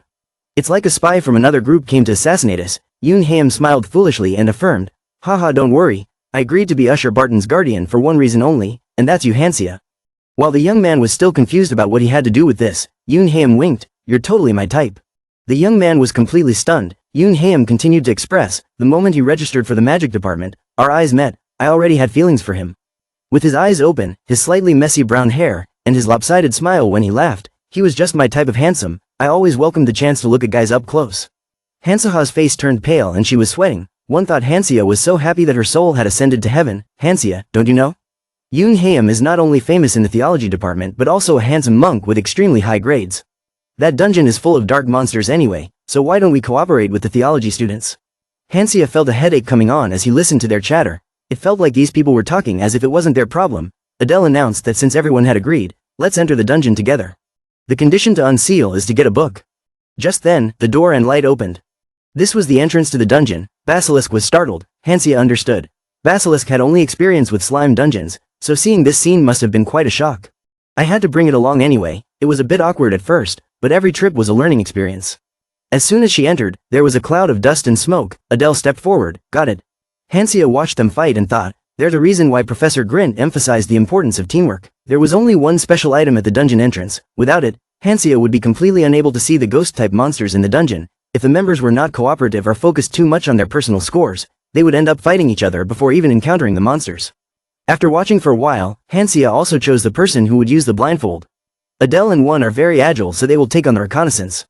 Solia will confront the dark monsters, while Basilisk will be in charge of fire magic, taking on the main damage to quickly deal with the small monsters. Just thinking about it, the young man was very pleased. It was truly a perfect plan. Yoon Ha-eul stood there with her arms crossed, watching in amazement. How impressive. They could handle everything without us, theology students, even doing anything. Usher Barton was most impressed with Hansia. Despite not having attended any theology classes, nor possessing any special items, how could he know the movements of the ghosts so easily, as if letting a blindfolded warrior go to war? It seems that my judgment that day was not wrong. The outsider of magic science who will save the world is Hansia. Usher Barton reminded Hansia from behind, Senior Hansia, there is a great source of energy coming from the right. But the force and weight radiated all around. What was this chill? The pressure was different from when facing the monsters. Could it be that the boss monster had appeared? The boss monster in the ghost forest has a scythe weapon that can read the opponent's memories, so Solia and I will confront it head-on. Although it was unintentional, Hansia had encountered similar attacks before. It seemed that this was really a boss monster. Its attack speed was too terrifying. Although she was confused and scared, Hansia told herself to stay calm. It wasn't a physical attack, so there was no need to panic. Now if I ignore the voice in my head and try to stay awake, I can win. Hansaha's space was filled with nothingness. Everything was white. Where was this? A strange feeling so distant that all senses were numbed. An endless void where nothing existed, and now a mental attack that resembled the ultimate move of a high-level demonic monster. Void, but wait, there's something strange about it.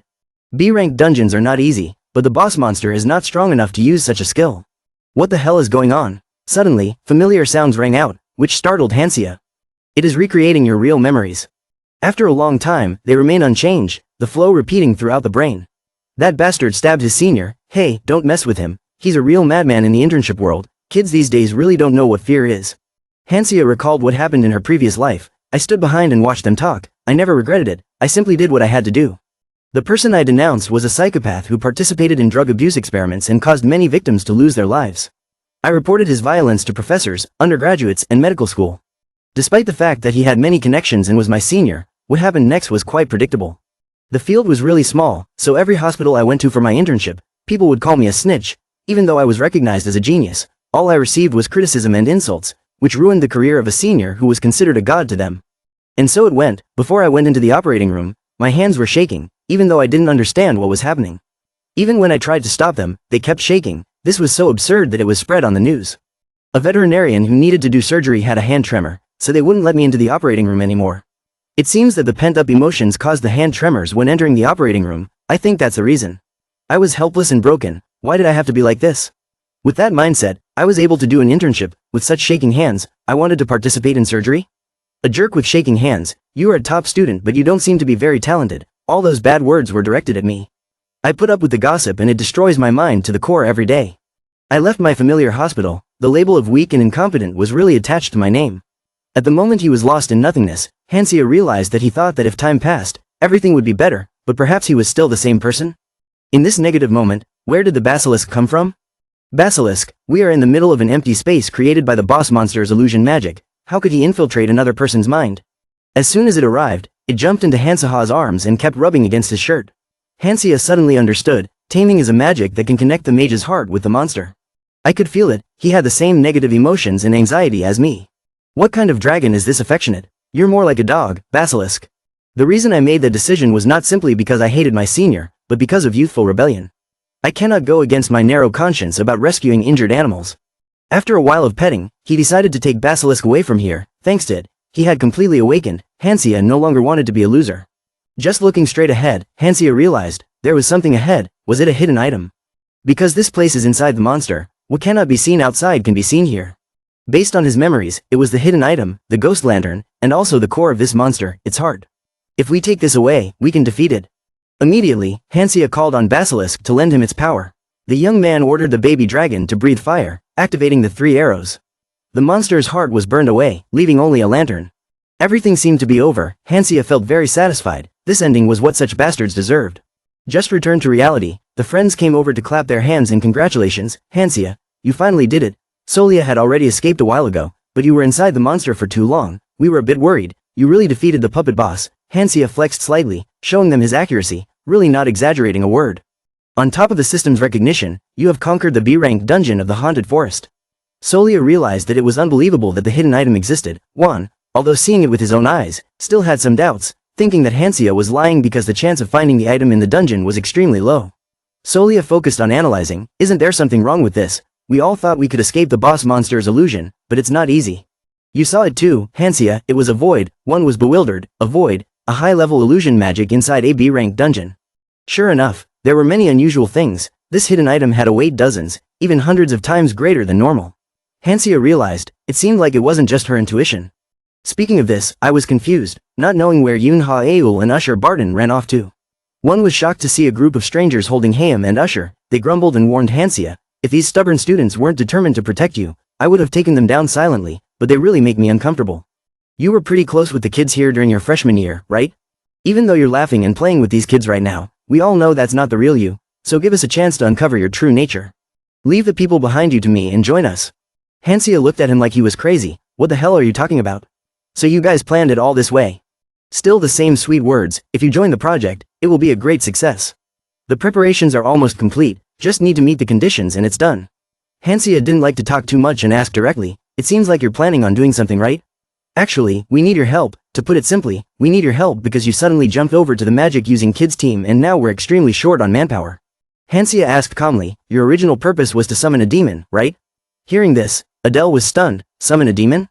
Dare to prepare such evil magic on campus? Are those guys from the necromancer department serious? Come to think of it, he was with Seymour Parker and his gang until freshman year.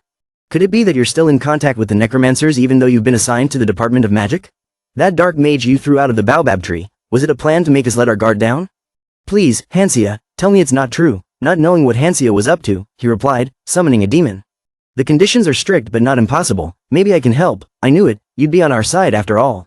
I knew I could trust you. Hansia immediately requested the ingredients. I need pig blood, straw, goblin scales, ghost roots, and a suitable medium. Ah, we're ready. I'm here to collect the sacrifice. Adele was shocked and didn't want to believe it. What was going on? How did everything go so smoothly? What was going on? What was this medium they were talking about? Seymour Parker spoke arrogantly. She probably knew nothing about basic magic. The important thing to summon a demon is a healthy person who can serve as the demon's vessel. Otherwise, do you think I came here to play, or to strengthen the dungeon boss? To summon it, the best sacrifice is a powerful mage, and even better if the sacrifice has holy blood.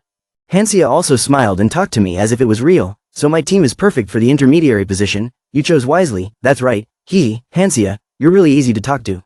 Now let's do it together. The moment Seymour Parker reached out to Hansia, he showed him the power of electricity. The magician was in a panic. What the hell are you doing? Hansia pointed his finger straight at him and asked again with a warning tone, after this, you still want to cooperate?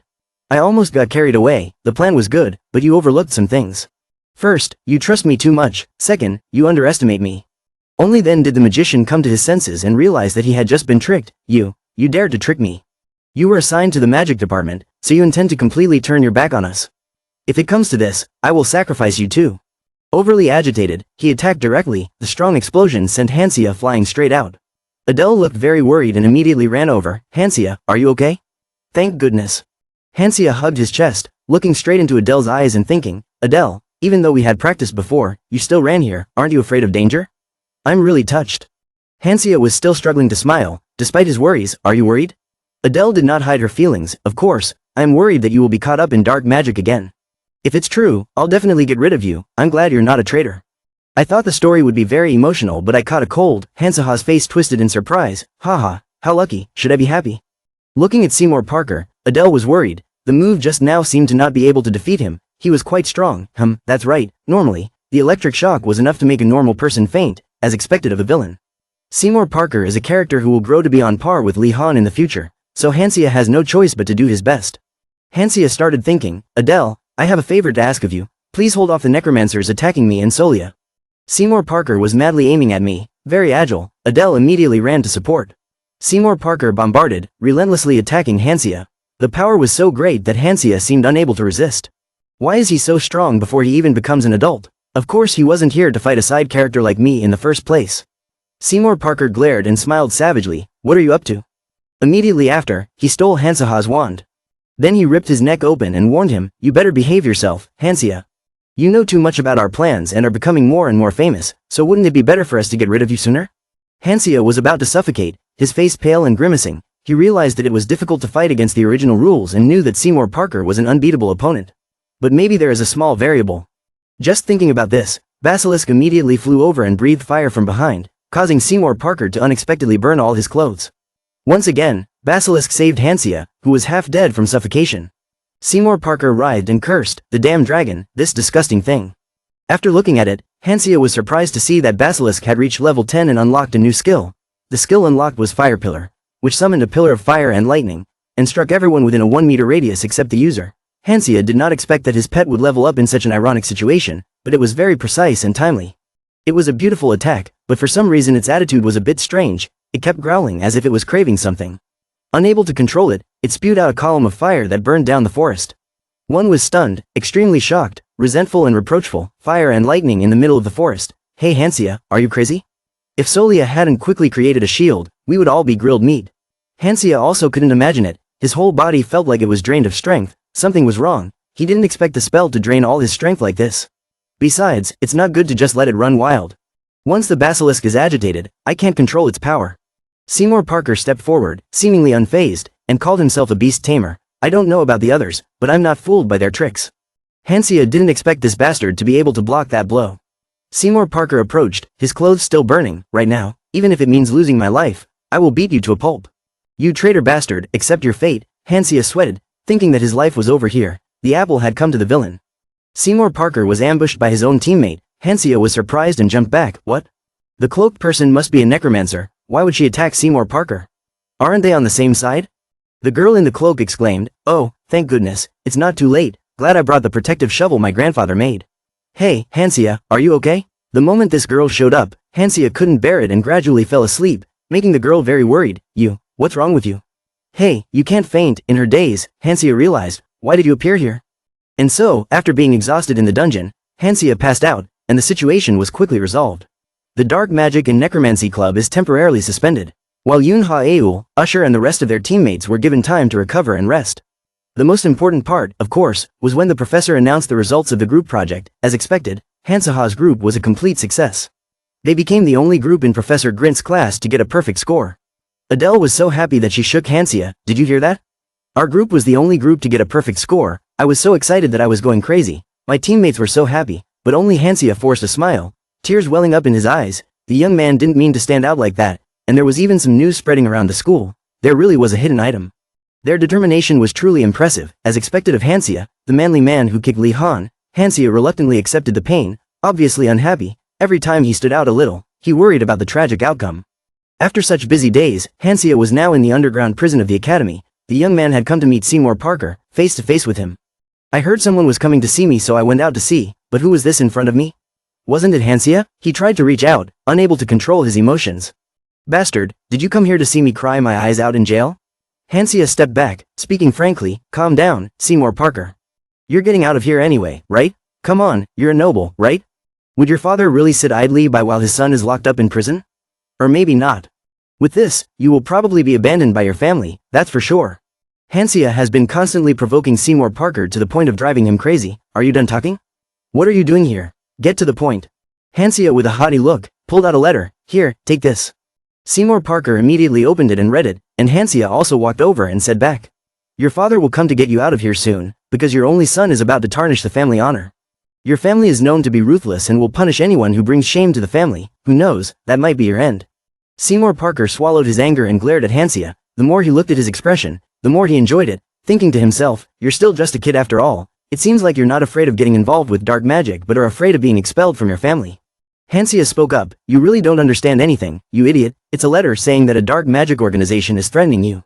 Of course it's fake, but I stamped the black magic symbol on it so it looks just like the real thing. With that, the story of a hapless necromancer with no choice but to use the forbidden art of summoning demons would end, and your clan would be easier to deal with, right? Seymour Parker turned and asked, why are you giving this to me? No, before that, where did you get it? Who else was in here? Who else in this academy wants to help you? After Hansia woke up, the principal seriously met him privately and gave him an unprecedented award, unlike before. He said he would give you anything you wanted. As for the reward, Hansaha's proposal also surprised others. The principal also expressed that when he wanted to forgive student Seymour Parker, he was very surprised. The teacher said he would give you anything you wanted, but that student is the president of the Dark Magic Guild and the key figure in this. It is not a problem that can be solved by discipline alone. However, it seems like you saw something else in Seymour Parker? Hansia seriously presented. Seymour Parker is the type of person who becomes stronger when motivated by hatred. If we discipline him by expelling him from the academy, he will harbor resentment and go astray, using his talent for evil purposes. However, if the headmaster shows leniency and treats him appropriately, the Dark Magic Society will naturally disband and Seymour Parker's special talent can be channeled in a positive direction. It sounds like he's very tolerant and generous, but in reality Hansia is only worried about himself. If he's not careful, he'll come back for revenge. The principal seems very proud of Hansia. It seems like she has the qualities of a teacher. The girl with the sideburns, Natalie, also slammed the table and stood up, agreeing. You think so too? Hansia had almost forgotten her presence. In the original, she was described as a smart and lovely student, loved by everyone in the school. Right before Hansia fainted, she suddenly appeared with a shovel among the necromancer students, which shocked him at the time. Hansia turned to Natalie and asked, so what is your real identity? Oh, right, I didn't explain clearly. Actually, I was an observer assigned by the principal to the Dark Magic Society. In other words, I was a spy who had infiltrated. It seemed that the research of dark magic in the necromancer department had been somewhat neglected. The principal nodded. There was a legitimate space to research black magic, but the most important thing was to prevent students from making mistakes in their research out of curiosity.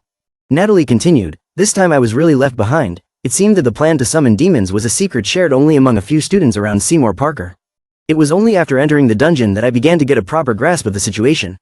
Honestly, if it weren't for Hansaha's help, I wouldn't have been able to complete my mission and the students in the magic department wouldn't have been able to escape so peacefully. Once again, thank you very much. Hansia scratched his head shyly. Actually, what you did wasn't that great, so being praised made me feel a little guilty. What I did was just to save myself. The principal suddenly remembered something. Oh, and by the way, Hansia, I have a suggestion. Speaking of this, Hansia suddenly had a bad feeling. The International Magic Research Society wants you to represent Ardor Academy. What do you think? Hansia was shocked. He knew it. He had anticipated everything. The young man immediately denied. I can't believe I was chosen to be the Academy's representative. Principal, for such matters, wouldn't it be more reasonable to send students with high achievements? Hansia said so to avoid getting into any more trouble, escaping whenever possible. The principal thinks differently. Haha, but do you know? Lately, you've been making great contributions in your practical magic class, so Professor Grint has given you extra points, so now you're ranked 3rd in the magic department. Hansia was completely stunned. This time there was no escape. First place was determined to be Lehan, second was Adele and third was Hansia. The moment he returned to his room, Hansia was still frozen, despite the basilisk continuously scratching at his head. After that, he kept punching the wall as if he was venting his anger because of some bad luck. One turned to Basilisk and said, Basilisk, it seems like your master has gone crazy. Hansaha's mind was filled with darkness. I hate getting into trouble, but now that my rank has increased, I'm getting more attention. You second-year students, why are you so bad at studying? You think I'm going to climb on your head like that and you're going to accept it? Damn it, hoo-hoo. I don't know what kind of anger he got that he punched the wall. One could only smile wryly. So this chaos was because of the upcoming competition. Hansia turned around and grimaced in annoyance. I wasn't even aiming for third place. What's with all these troublesome things happening? Is this bad luck for you? Solia, who always placed third, would probably kill you if she heard you say that. I'm not telling Solia. For a change of pace, let's open the dungeon's personal rewards. Hansia suddenly remembered, that's right, the personal reward. I kept getting called again and again, so I haven't had a chance to open it yet. Besides the hidden items, these are the individual rewards given to each dungeon conqueror. Alright, random gacha spins will help me pass the time in this hellish place. They said they got a good relic. What will I get? After all this trouble, I should get a high-grade item, right? Oh god, please. The moment the chest slowly opened was truly heart-stopping. Three faces looked at each other in shock. Is this an egg? This is a grade A PTERA certificate, guaranteed to hatch the legendary creature PTERA with a 100% probability. After racking her brain to remember, Hansia was shocked to find out that she had received another reptile. One took the opportunity to laugh out loud. Ha ha ha. The legendary creature was truly a genius beast tamer from birth. Hansia was so angry that he wanted to curse the whole house. Shut up. At the Magic Research Conference held in the Seinen Empire, it is a grand event that features lectures and various exhibitions by the Magic Association that lasts for 3 days. This place hosts friendly academic discussions and brings together many talented magicians from different countries to share their knowledge. The school competition is truly a fierce battlefield because not only the honor of the school but also the nation is at stake. Hansia sat down and sighed, already feeling extremely shocked and disgusted. This year's topic for the second year is pharmacy. Hansia, do you know anything about it? Teacher Hansia was confused. Adele even threatened him more. Wow, this is a big deal. The principal emphasized this morning when he saw the group off. This is your first research conference. A good opportunity to participate in the experience and learn. But if we can bring home a prize, that would be great. He was really looking forward to it.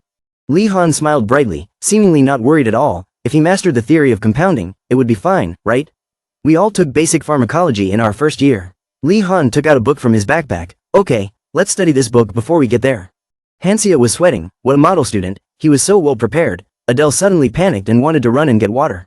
Hansia stayed reluctantly. Adele is really mean. Dare to run away alone. When there were only 2 people left, Lehan asked, by the way Hansia, when One and I went to your room a while ago, did you show me a map or something? Hansia remembered, at that time he had accidentally collected an item from a dark mage. Lehan accidentally saw it when passing by your room. This was considered an accident.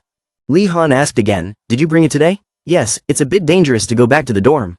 The thing is, when Lehan saw the map, his face turned pale like a ghost.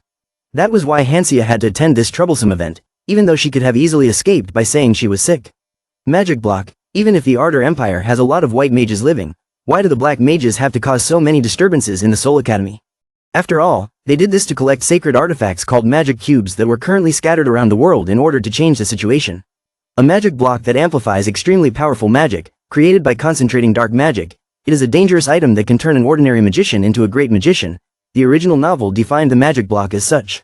In the novel, the dark mages secretly built a giant tower and successfully collected all the magic blocks. They intended to use the tower as an amplifier and transmit unlimited magic through the magic blocks to attack the world. Fortunately, according to the original novel, the main characters destroyed the tower and retrieved the magic cube before it was too late. To do that, not only the supporting characters but also the main character had to die. The story in the novel is very bleak and hopeless. And the place where the magic block first appeared was the Seinen Empire. As soon as they set foot in the Seinen Empire, they headed straight to the conference hall. There they learned about pharmacy and spent time participating in a variety of other activities. 2 days passed in a flash. Hansia was stretching and preparing to go to bed to regain strength. Tomorrow was the exam. The principal said it would be nice to bring home an award, but honestly, herbalism isn't my field. Whatever happens, I have to rest for now. Hansia had barely closed his eyes when he woke up to a noise. Hey, who's spying around? Lehan suddenly appeared at the door. Haha, how did you find me? I'm Lehan. Hansia was annoyed but still had to restrain herself. If you kept hanging around like that, how could I not know? Why do you insist on using the window when you don't use the door? Sorry, I was planning on contacting you secretly, but there were people in the hallway. Who would be there at this hour? Someone dropped Casper in the hallway? Hansia was stunned when he heard that. His face paled. The Casper here was a scout mage wearing an invisibility cloak to patrol. Hansia immediately asked again, why were they there? This was not something a normal conference participant would do. Lehan was also curious, so he sighed. I don't know either, but I didn't come just to say this. I have something to ask of you. That map, can you give it to me? Hansia stopped and asked directly. You want it because there's a magic cube inside, right? Lehan was very surprised when Hansia found out about this. For now Hansia decided to pretend he didn't understand it deeply. Well, there was a magic block written on the map. Truth be told, Lehan must have known the true purpose of the magic block. In the past, Lehan's parents successfully sealed the power of the magic block but lost their lives because of the interference of the dark mages. When he saw it, he realized that they were acting and calculating the huge impact on the world that the power of the magic block would cause, so he was stunned. Today, the novel's protagonist, Lehan, finally made the decision to inherit his parents' will to find the magic cube and protect the world. Lehan declared very resolutely, "Tomorrow is the last day. The map said it was buried somewhere around here. I have to find it before I leave here, so leave it to me." Hansia crossed his arms and flatly refused, didn't want it, and didn't like it. "What? Why are you so cruel? Don't worry, I won't use it for anything bad, of course I know that. But Lehan, I can't give you the map because the first magic block that was destined to be there was taken by the dark mage." Hansia still remembered how regretful Lehan was, his tearing cries coming out like a book. If he lost the magic block here, the difficulty of the story would increase dramatically. Hansia made a serious decision. "This time let's do it my way, protagonist." The young man turned and said, "Lehan, although I can't give you the map, I can go with you." "Take me with you, Lehan." Lehan looked flustered. "I couldn't explain clearly, but the magic block was a dangerous item. I didn't want to drag you into this reckless matter." Hansia understood too well. "I know, you never choose the easy way out. I don't know what a magic block is, why you're looking for it, but I won't get in your way. I don't want to give you the map, just bear with it." Lehan was stunned, and had no choice but to agree to Hansa's offer. "Okay, I understand. But in return, remember, tomorrow's battle we must win. It's really going from one surprise to another." Now Lehan is frozen. "One. Yes, then we have things to do." The next day, the three were sitting waiting to learn about herbs. Hansia leaned on his hands and looked absent-minded. The night before, Lehan had told him what he needed to do. "After winning the tournament, we will break into the Ministry of Magic and steal the magic cube." The location of the box on the map points towards the third basement in the Ministry of Magic, but it doesn't seem like it will be easy to get inside. Security is very tight and entry and exit are also very tightly controlled. Access is definitely going to be difficult, so there's only one way, and that's to win this tournament. I heard that the winner of this tournament will not only get a prize but also a tour of the Ministry of Magic. They probably won't let us into the basement because even the staff have trouble getting in and out. Hansia folded his arms and smiled, "But we can sneak in there ourselves, right? I have a suggestion. I want to take Adele with me." Objectively speaking, if we tried to sneak out with the box, neither of us would stand a chance, but if there were three of us, it might be possible. Since the tournament is a team match, the Ministry of Magic will also let 3 people go sightseeing. Wouldn't it be even more difficult to proceed without Adele and try to hide her? Yes, but it can be dangerous. Would Adele agree? Hansia confidently affirmed, "Don't worry about it. If it was Adele, she would be happy if she could defeat the dark magician." Time passed, the day of the match finally arrived and everyone started to realize the reality. Hansia was the most helpless, he was done for. "I tried to get Adele involved in this, but the truth is, I know nothing about pharmacology. What am I supposed to do?" "Let's try." The professor who appeared on the podium and caused a stir was the master herbalist, Bruce Miller. "It's a pleasure to meet you. In this world, magic isn't just for harming enemies, there are actually magics that can save people, and that's the essence of herbalism. Skip the boring talk, I'm sure you're all eager to hear the rules of the tournament, right? It will be very simple. Based on your knowledge, you need to create a potion, something that has never appeared before. I will announce the rules. If you get a perfect score from all the professors who are judging, you will win. The other teams are all nervous. Have you seen the judges? They are all master magicians. How can we create a potion that can satisfy all those picky people?" Hansia was also racking his brain. He had vaguely guessed this when they told him to collect ingredients for the past 2 days. "But the cards are more open than I thought. But if winning this tournament is the only way to get that box, then there's no other choice. Time to brainstorm." The group was now in the moving car and Adele was still in shock. "Hansia, how did you really do it? You don't even know anything. When you saw the books Lehan showed you on the train, you were still a rookie, so how did you get a perfect score from that strict examiner?" Hansia with a smug look on his face. The professors drank the glass potion bottles made by the Ardor Academy team, which made them suddenly become very happy. "What is this? After drinking it I feel so much more motivated. A strong creative urge is surging through me. Is this a bottle of joy buff potion? I was itching to create something. I felt a little lightheaded but happy. It felt like my childhood memories were flooding back. As their moods improved, ideas began to flow into the main spell they used, which was activated with greater power. Hansia calls it the artist's elixir. Yes, I added alcohol to it. Of course, it's not real alcohol, but just a small amount of herbs used in the Saiyan Empire to make alcohol. It's going to be an impractical but unique potion that can transform a person's elemental magic when used, and just like the taste in a novel, I added a little MSG to it and presented it beautifully. The results were excellent and the clever method was the highlight of the tournament. The medicinal water was taken to a new level and had unexpected benefits. How could it not be effective? The judges were impressed and as a result the group was able to safely reach the Ministry of Magic. Upon arriving here, Professor Bruce Miller continued to give compliments. "It has been a long time since I have seen such creative medicinal herbs from students. I am so happy to see the creativity of the young generation today. Take this opportunity to broaden your horizons with a reward of discovering the magic set in a day." Professor Bruce Miller gave the group a tour, so let's continue to introduce the inside. This is the Academy's admission and certificate registration office. All of the academy's admission paperwork is handled here, and there are many other interesting things too. Lehan and Adele moaned out fake compliments in a voice that lacked any enthusiasm. Wow, that's great, isn't it great, Professor? Hansia felt embarrassed listening to it. Hey, no matter how boring it is, you should still praise it in a way that makes it lively, right? The professor was still very carefree, even thinking it was a real compliment, so he was even more enthusiastic than before. You guys are really enthusiastic students, then I will show you the walking path and the practice field. Hansia was helpless. Professor, you are being a bit reckless, we don't have time to be stuck here. Although he thought so, he still had to show his excitement. Hansia, on behalf of the group, pretended to be polite. Professor, this tour was really interesting, but can we take a break? We're a bit tired. That's fine, the Ministry of Magic is very large. Just then, a female manager ran in and called Bruce Miller. Professor, can you help us a little? Okay, it seems like there's another professor looking for me. Then you guys wait here a moment. Immediately after, Hansia, Lehan and Adele looked at each other and understood each other. This is a private time not to be missed. They were struggling to find the entrance to the cellar. They didn't know when the guards would arrive, so they had to act quickly. There was only one chance, whether they were discovered or not, they had to find it and get out of here. This was the third cellar. Hansia let out a nervous breath. It seemed like the group had not been discovered yet. Lehan pulled something out from his shirt. Hansia, Adele, come here, take this is the teleportation scroll. The guards are all on the 4th floor, where the safe key is, so the 3rd floor shouldn't be too dangerous. Still, don't let your guard down. There are only 2, if you give them all to us, what will you use? Lehan replied optimistically, I tried my best, I tried to buy more but they were too expensive and rare. Hansia, you came along for me. As for Adele, you don't know much about magic, you only joined because you wanted to stop the dark magicians.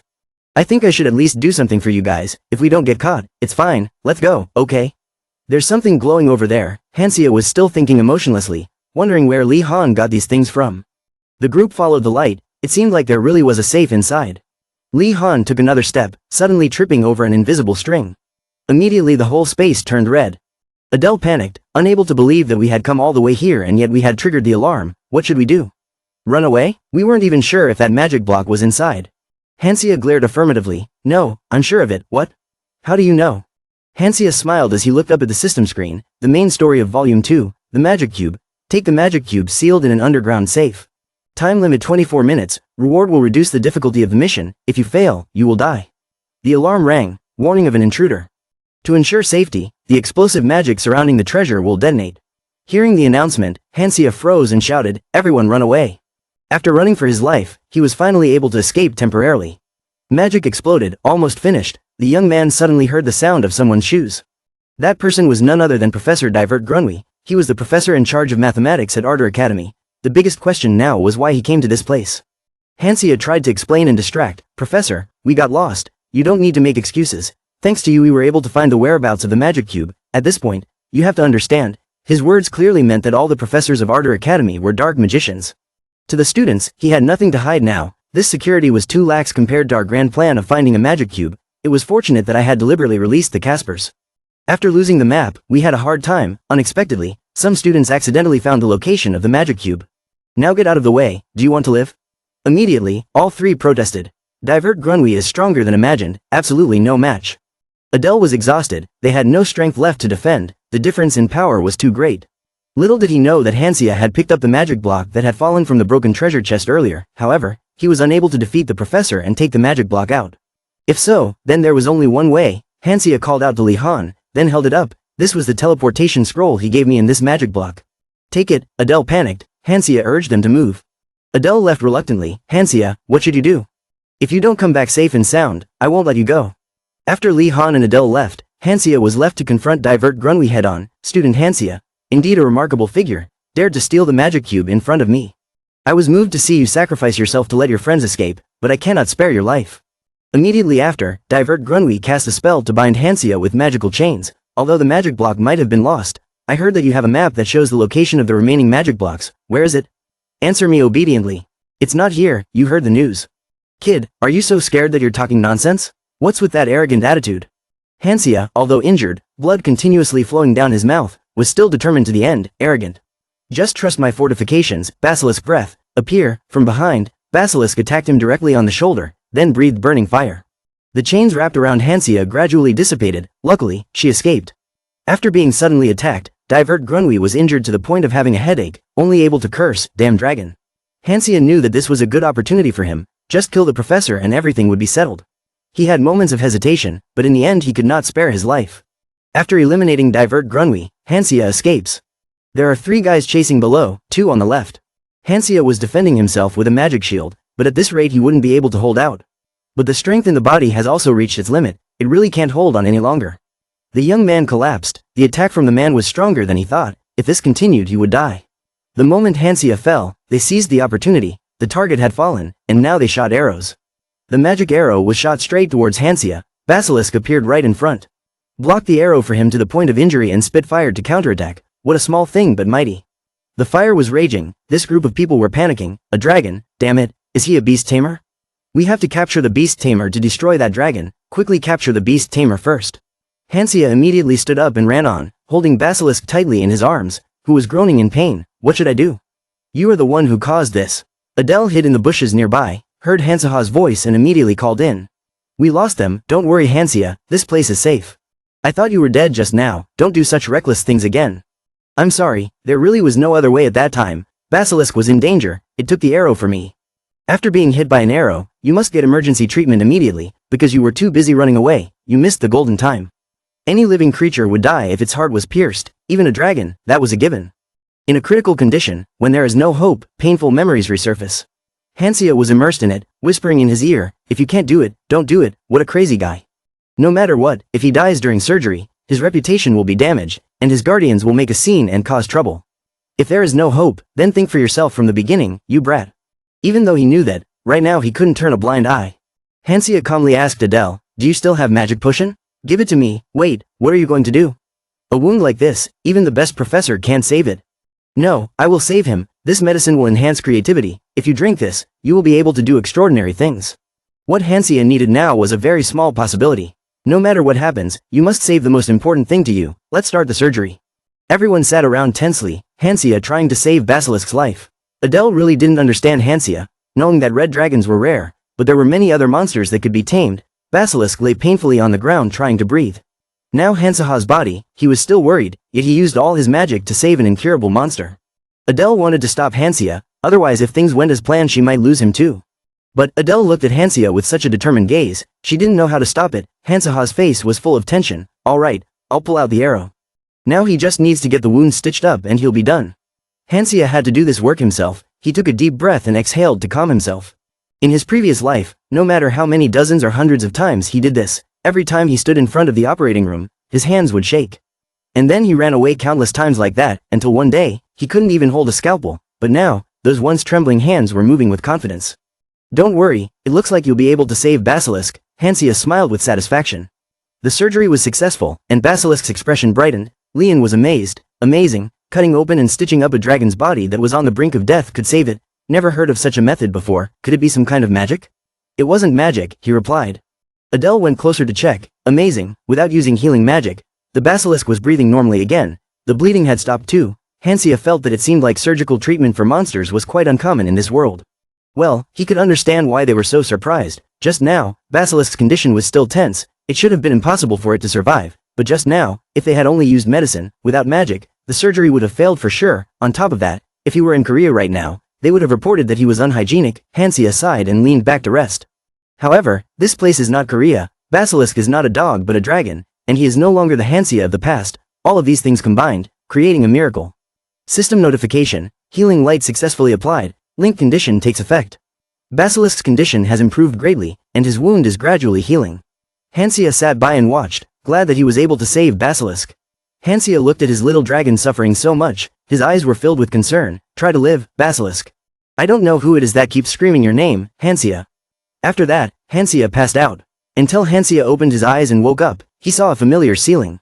Hansia, as people said, had been unconscious for a few days and the doctors at the Ardor Academy Infirmary were currently treating him. According to Adele, who had been looking after him with a sullen face for the past few days, the Ardor Academy had roughly assessed the situation and was dealing with the aftermath. But even so, it seemed that the rumors could not be stopped from spreading. The top students of Ardor Academy had been spreading rumors that outsiders had attacked the academy, and it seemed that the attack was related to the recent disturbance caused by the dark mages. Hansia thought about it and found the rumor surprisingly true. The adults must be having a headache cleaning up that mess, but it's okay because you're not an adult anymore. And then, Lehan took the cube in his hand. Right now, many organizations are looking for this thing. Including the magic department and some academies, nothing is certain, But maybe the dark mages are also looking for this missing cube. Arthur clenched his fist. The two of them fought very hard to get this, so the group will not let anyone get it. I agree, but a trial for the incident that happened in the Department of Magic is scheduled for tomorrow. What? Hansia didn't expect to hear such shocking news as soon as he woke up. So it's come to this? But still, Hansia sighed wearily. Because it's in your hands, you won't let them take it away from you. A week later in the Magic Department's courtroom, the sound of people discussing loudly came from inside. I think we should punish those students severely. Just a normal student of the academy dared to break into the basement of the Magic Department and steal an item belonging to the department. This was completely unacceptable. This was Lewis Maxwell, a professor of the Magic Department. Bruce Miller stood beside Lewis telling him to calm down. Oh my gosh, calm down. Those students are not the type of students who would do something like that. There must be some kind of misunderstanding here. Misunderstanding? Destroying the basement and you still call it a misunderstanding? Mr. Bruce. Bruce did not give up defending his students. I had explained that I was careless, hadn't I? Besides, they were still young, and a warning was enough to ensure they wouldn't do it again. But Lewis disagreed. You can't wait until the horse is out of the barn. Lewis turned to aim at Hansaha's group. I asked again. What did you steal? Hansia stood still without saying anything. Hansia was pondering something or other that he did not object in any way. Because all the items in the Magic Department are highly confidential, no one other than the owner of the vault knows what's inside. In other words, the Department of Magic itself doesn't know what the missing item is, so our strategy in this trial is very clear. There is no evidence, so just deny it. We didn't steal anything. Besides, the basement was destroyed by accident. Accident? Can you hear me talking nonsense? We got lost. We were casting a spell to find a way out and accidentally destroyed it. The three of them tried to make excuses. These words made Lewis even angrier. How could you lie so blatantly? Your Honor, the basement was completely empty. There was property damage and a theft in the third basement, and at that time, the students were the only ones who had come from outside into that area. What more proof do you need? The court is in a difficult position when both parties have their reasons. In that case, we will have to wait for the owner of the cellar to arrive. The Magic Department has requested that person to participate as a witness. That person will arrive soon. I wonder who walked in and made the surroundings noisy and bustling. No way, that person is, oh my god. Is that Principal Ernest? It seems our students have caused some trouble? He asked everyone. The appearance of the principal surprised Lewis. Principal, what are you doing here? If you were here just to deal with those students, you wouldn't have needed to do that. The Magic Department's problems should be handled by the Magic Department. No, I have to come, right? Because after all, I am the owner of the basement. This sentence reminded Hansia, that's right, it was the principal who first collected and sealed those cubes at the Spirit Academy, but he didn't know that he kept them in the Magic Department's vault. The principal explained that the students only went down there following my instructions. I asked them to follow the correct procedure to retrieve the cubes, but it seemed that the students got lost, and when they found the basement, they rushed and brought them back. It's a pity that children make mistakes, but the principal's eyes were openly oppressive. Your Honor, here is a list of the missing items and they are in my possession. Even Your Honor must have been nervous under the principal's intimidating gaze. After the court checked, he confirmed that this was the truth. Lewis standing below did not believe it. What the hell? Since both the evidence and the owner of the missing items are clear, the trial will end here. Hansia, Lehan, and Adele, all three students will receive a level 7 punishment from the Magic Department, write an apology letter, and have to do 30 hours of community service. Does anyone object? If no one objects, then that will be the final decision. Although Lewis was not convinced, he could not speak up.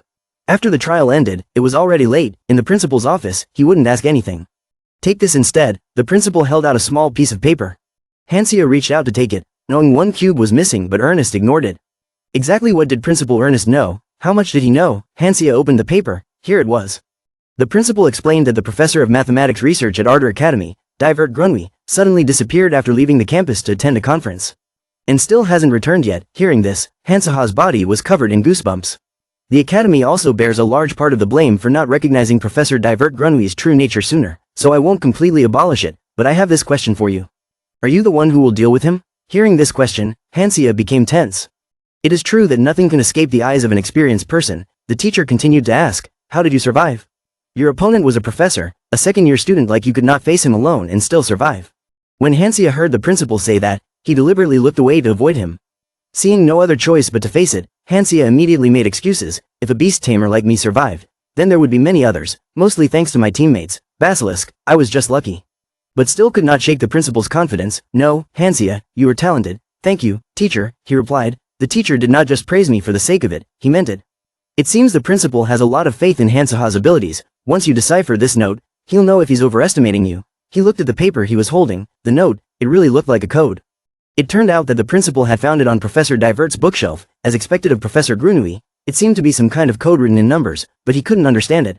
But then a thought suddenly came to the teacher. Maybe you can solve it. Hansia heard these words. He felt that the teacher's compliments made him feel pressured, but if this was a code created by the dark magician disguised as a professor at this time, then could this be the location of another cube?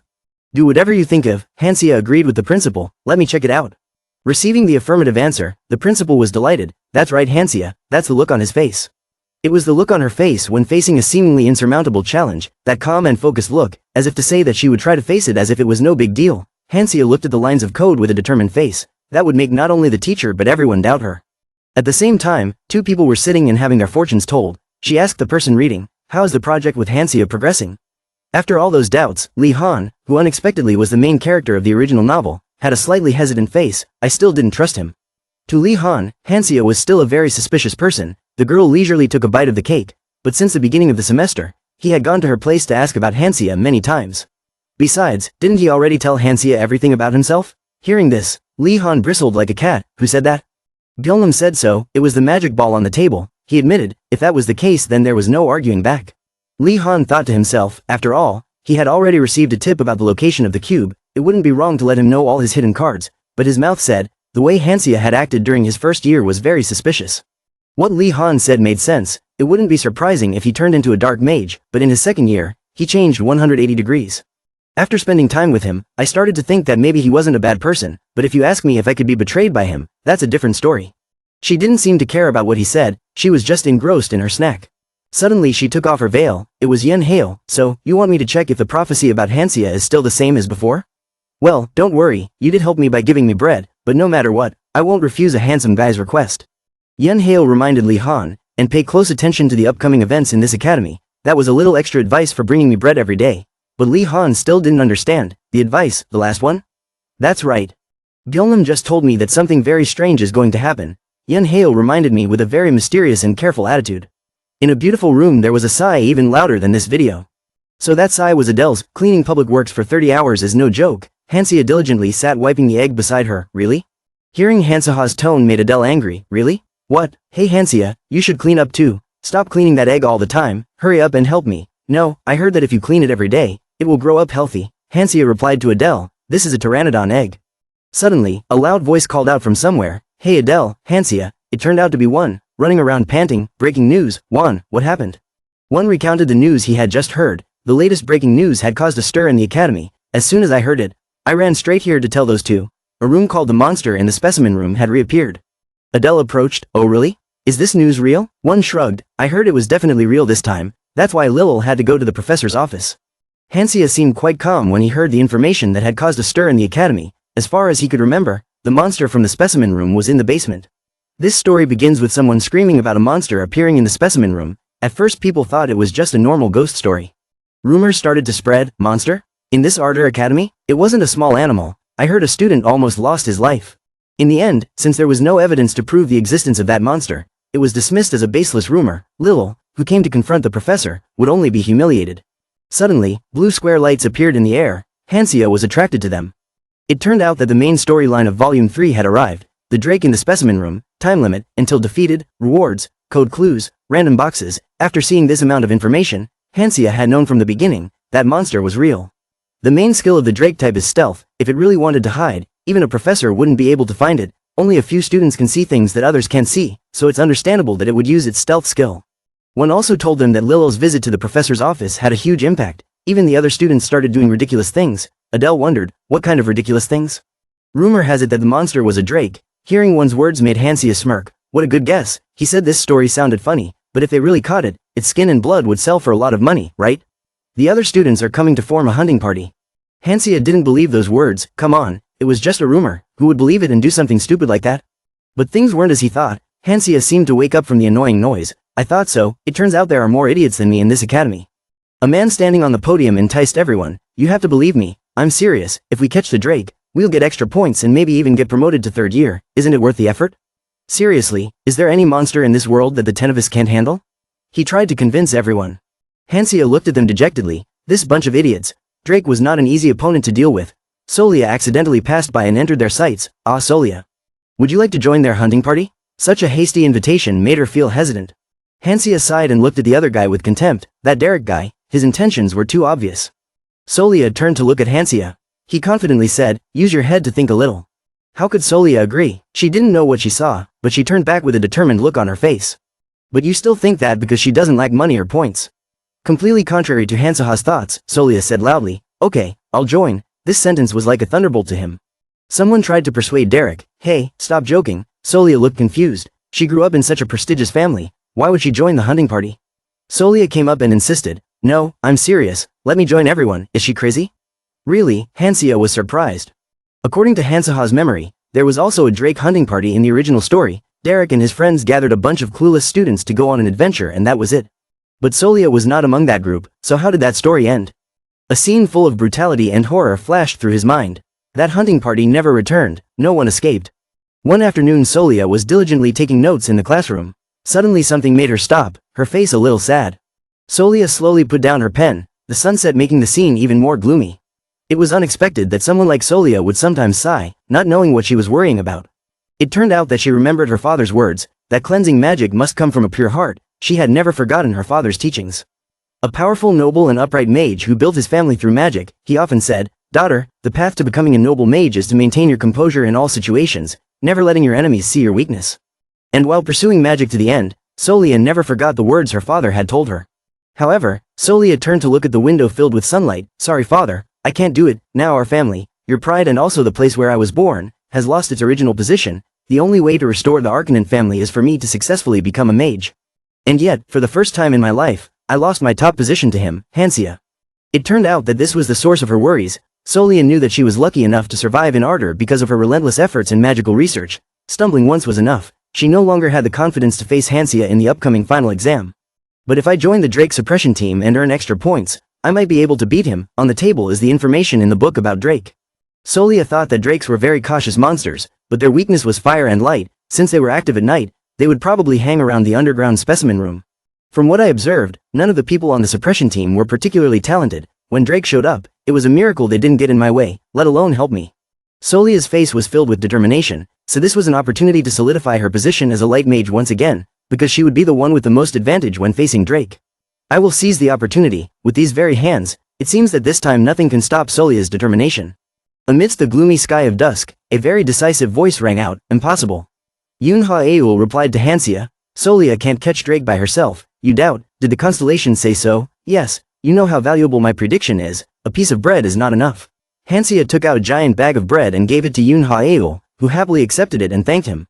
Yunha-eul suddenly pulled up her veil, but why did he want to tell Solia's fortune? Don't tell me you like her. Yunha-eul was so angry that she pulled off her scarf. Huh, are you crazy? No. Hansia quickly stopped that crazy train of thought. The reason he came here to have Solia's fortune told was because she was his favorite character when he was reading Skull Academy, but that was only when he was a reader. But right now I just want to protect the main character from leaving too soon. Hansia put his hands on his hips, looking up at the sky tiredly. Solia couldn't catch Drake alone. I wonder what he was thinking about that made him look so pensive. A thought flashed through Hansaha's mind, if that's the case then. Meanwhile, somewhere else, Solia was exhaustedly throwing out moves. But these things did not make it difficult for that monster. Just one of its claws made it very difficult for everyone and Solia to resist. Solia's face paled when she saw the hole in the shield she had erected. If she hadn't erected the barrier in time, she would have been finished. We have to stop, one of the team said. Two of the suppression team were already injured. No one expected the specimen room to be so dark. Let's go back, please go back. Solia and Derek turned to look at their severely injured friends. But the current situation was too difficult. Derek felt that it was not good. No, we can't get out. We have set traps all over the specimen room. How can we get out? Just one touch and we are done for. It turns out they have set traps everywhere. But staying here is not a good option either. That Drake has been attacking us like he knows everything all this time. Drake can't be that smart. Wait guys, the sound is getting closer. I don't know what it was that had such a terrifying speed. It continuously hit the people participating in this search, and threatened to make Solia fall to the ground. Drake was truly scared now. He turned back. How could this be? This was impossible. In the darkness where no one could see, a stranger wearing a cloak that covered his body was observing them, unless someone was controlling it, otherwise it was unreasonable. Derek's thoughts were actually true. This man was the one controlling the monster, the fifth-year Beastmaster, Hughes Stancer. He looked at his prey happily, as expected. The professors neglected the specimen room, and the students sneaked in without care. The stupid wizards of Ardor Academy were all the same. No one from Ardor could realize that Drake was being controlled by the Beastmaster that was me. The monster was so crazy because it was controlled. 15 years ago, the Ardor bastards brutally crushed the Dark Mage group in the Great Mage War. This is revenge for his father. He cried bitterly beside the body of the person who gave birth to him. At this moment, only Solia was still conscious, her body trembling as she faced Drake, while her teammates had all collapsed. Looking at the people around, right now, the others can no longer move, only me left. The image of the monster appeared clearly in Solia's eyes. At first I thought this would just be like me going solo. What should I do? Can I win? No, even if I can't win, I can't give up here, even if I have to use up all my remaining magic power. Solia tried to cast magic with her arm that had almost lost all its strength. Solia kept begging, please. Suddenly a voice stopped her. Hey, are you crazy to try to kill yourself? Someone came forward and stopped Solia. She slowly opened her eyes to see the other person. He was, seeing the face before her eyes, Solia couldn't believe it. Hansia, you came in time. Please save your magic, the others are down. You're the only one left who can use light magic. Get ready to use light magic, understand? But what Solia was concerned about was how he got in here. Hansia paid no attention to her words. He was intently studying the monster before him. That Drake's movements were 100% controlled by someone. Even if one carefully concealed the traces of taming, the beastmen could still recognize each other. There was no choice but to move forward. Hansia smiled. We had to fight, to see who was the better beast tamer. Hansia threw something at Drake. Hey, eat it. Not knowing what it was, Drake was engrossed in watching it. Like a good dog, Drake used his mouth and caught the pearl. The dark mage didn't understand. Huh? Why wouldn't it listen to him, and what was that gem? Hansia sensed it. As far as he could remember, the basics of taming were understanding and optimizing the monster's habits. Drake's habit is to bite quickly on fast-moving objects. However, you shouldn't carelessly swallow things given to you like that. What does the stun gem taste like? Drake was so dizzy after eating the gem that he couldn't stay awake anymore. Seeing that the timing was right, Hansia signaled to Solia. Solia now, aim for its heart. She tried to follow his command. Solia's beam of light pierced Drake's heart, causing it to roar in pain. On the dark mage's side, his connection with the monster was severed. He rubbed his head in pain. No way, it will go berserk because the connection with him, the beast tamer, has been cut off. At this rate, even he will be in danger. There's no other way, but this will freeze my body, but I'll have to use dark magic to forcibly tame it. Solia observed. The Drake's condition looked even worse than before. Hansia realized. Wait, this is the aura of dark magic. That means that Beast Tamer is a dark mage. Damn it, I calculated everything. I didn't expect this variable to appear. Suddenly a screen appeared in front of him. You have awakened a new skill. Do you want to use Taming Touch? Hansia couldn't believe it. What now? Hansia kept hearing sounds indicating an increase in favorability. He still didn't understand what was happening. He could now increase his favorability with Drake in the specimen room. Even though he had an owner, he could still be snatched away. Hansia didn't expect that he could snatch a monster that had been decomposed. Do you want to temporarily tame Drake in the specimen room? Hansia was secretly happy. How could he refuse? Even though his hand had already chosen to agree, Hansia was still hesitant. Would it really work? As soon as Hansia clicked the agree button, he was able to tame Drake, their pupils unconsciously turning the same color. Hansia walked straight towards Drake. Even though Drake's body was large and ferocious, when he got close it didn't want to attack him. He gently raised his hand. Just like that, Hansia successfully tamed him. Drake with his feet full of sharp claws slowly walked step by step towards Hansia. Yet the monster Drake that terrified so many people succumbed to Hansia's pat on the head. Outside, Solia couldn't believe her eyes. What, this girl? Why is she suddenly so obedient? No way, Hansia, you just tamed him. How could that be? Hansia sighed. Although he didn't want to, he had to admit it. That's right. Hansia turned to look at Solia with concern. I must be very attractive to reptiles. The dark mage is hiding somewhere unnoticed to observe. No way, I had a hard time taming that Drake. He was angry when he saw that Hansia could tame the monster so easily. The dark mage shouted, that Drake is mine. His hand cast dark magic. Drake's pupils gradually turned red. Hansia was startled. Huh, the subjugation failed. Drake took a step towards the dark mage. He was happy to think that he could control Drake again. Yes, I am your master, you fool. But it was not as he expected. Being in Drake's mouth was not comfortable at all. The dark mage kept moaning. It was so wet and smelly. Help me. Solia didn't know what to do. She screamed in fear. Hansia was the opposite. He was laughing so hard that tears were coming out. Let him go. It's dirty, he ordered Drake. After the Drake was defeated, Senior Hughes Stancer was exhausted from overusing dark magic. The situation was quickly resolved. Dean Wennist arrived as soon as he received the report, and was shocked to learn that there was another dark mage in the academy. It seemed that there were still a few dark mage lurking in the academy. Thank you for your help, Hansia. Dean Wennist bowed his head in thanks. Besides, the members of the Drake suppression team were punished and I received rewards from the parents for saving their lives. Hansia was surrounded by expensive gifts. They were really generous, as expected of the nouveau riche family. Anyway, he still had other things to figure out now. Hansia sat on the bed and opened the system. Right now I feel like this battle is something I've never seen in the original story. He opened the board to check the information. Taming Touch allows you to temporarily increase your affinity and tame a monster in battle. You can only tame one monster at a time, and it lasts for 3 hours. It only works on monsters 10 levels lower than you. After reading this, I feel strange that you, a beast tamer, were the one to receive this skill and not the basilisk. I wish I could test this skill on the drake a little longer. However, this skill has its limits and above all, basilisk hates drake so much that I had to leave it to the professor. The cute baby dragon is extremely angry at the thought that its master has someone else. Hansia tried to comfort his little treasure. He patted its head to calm it down. I won't cheat on you, don't worry. However, I got more than just a skill from that battle. Main story episode 3, dealing with Drake in the specimen room. A box of random fruits of rank D2 will be given to you. Do you want to receive it? Hansia was excited when he saw this notification. Here it is, the unboxing part I've been waiting for.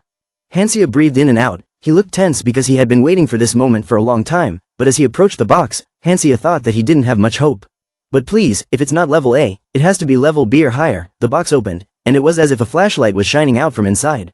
The light was as bright as a car that had its headlights on at night. Hansia had trouble seeing the object clearly because of the light shining in his eyes. Inside there is a bag. This is a class of space bag. Oh, this is better than I thought, not only convenient for combat but also for daily life. Hansia happily picked up the item he had just received. Hansia was very excited right now, because if he went out to buy this item, it would definitely cost a lot of gold. Additional reward for minimizing casualties. Check the bag. Note, no casualties. Hansia did not expect. What additional reward would there be this time? After thinking for a while, Hansia understood. I see, in the original, no one came back alive. This time, even the seriously injured students were quickly treated. This must be the reward for successfully completing the super difficult level. He hurriedly opened his bag. A red piece of paper fell out from inside. Hansia opened the paper and read it. There was a series of formulas. What is this? Notes? Let me see, it's a math formula. This is a lecture on equations that Professor Divert always included in the test. Those of you who are watching videos of 12th graders are definitely familiar with these formulas. Hansia read these formulas carefully. He couldn't understand why these equations looked familiar. Not knowing what he realized, Hansia froze. He shouted so loudly that it startled the sleeping baby basilisk. It looked more like a cat than a dragon, didn't it? Hansia took another piece of paper and placed it on the table. Why didn't I think of it?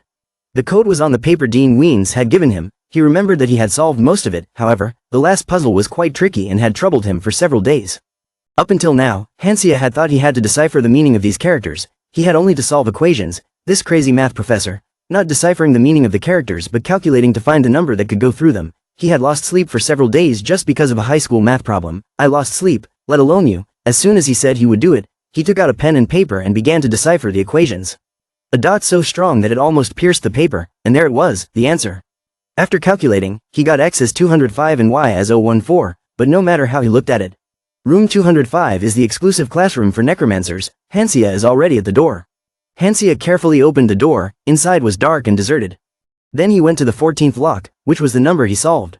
After secretly checking the student list in the office, he discovered that a student number 14 had left the academy long ago. Without leaving any trace of their existence, Hansia opened the door of locker number 14. A strong beam of light emitted from it. When he saw what was inside, Hansia was delighted. As he thought, he found it. Here was where the other cube was. Hansia held the cube in his hand without knowing how to describe his feelings.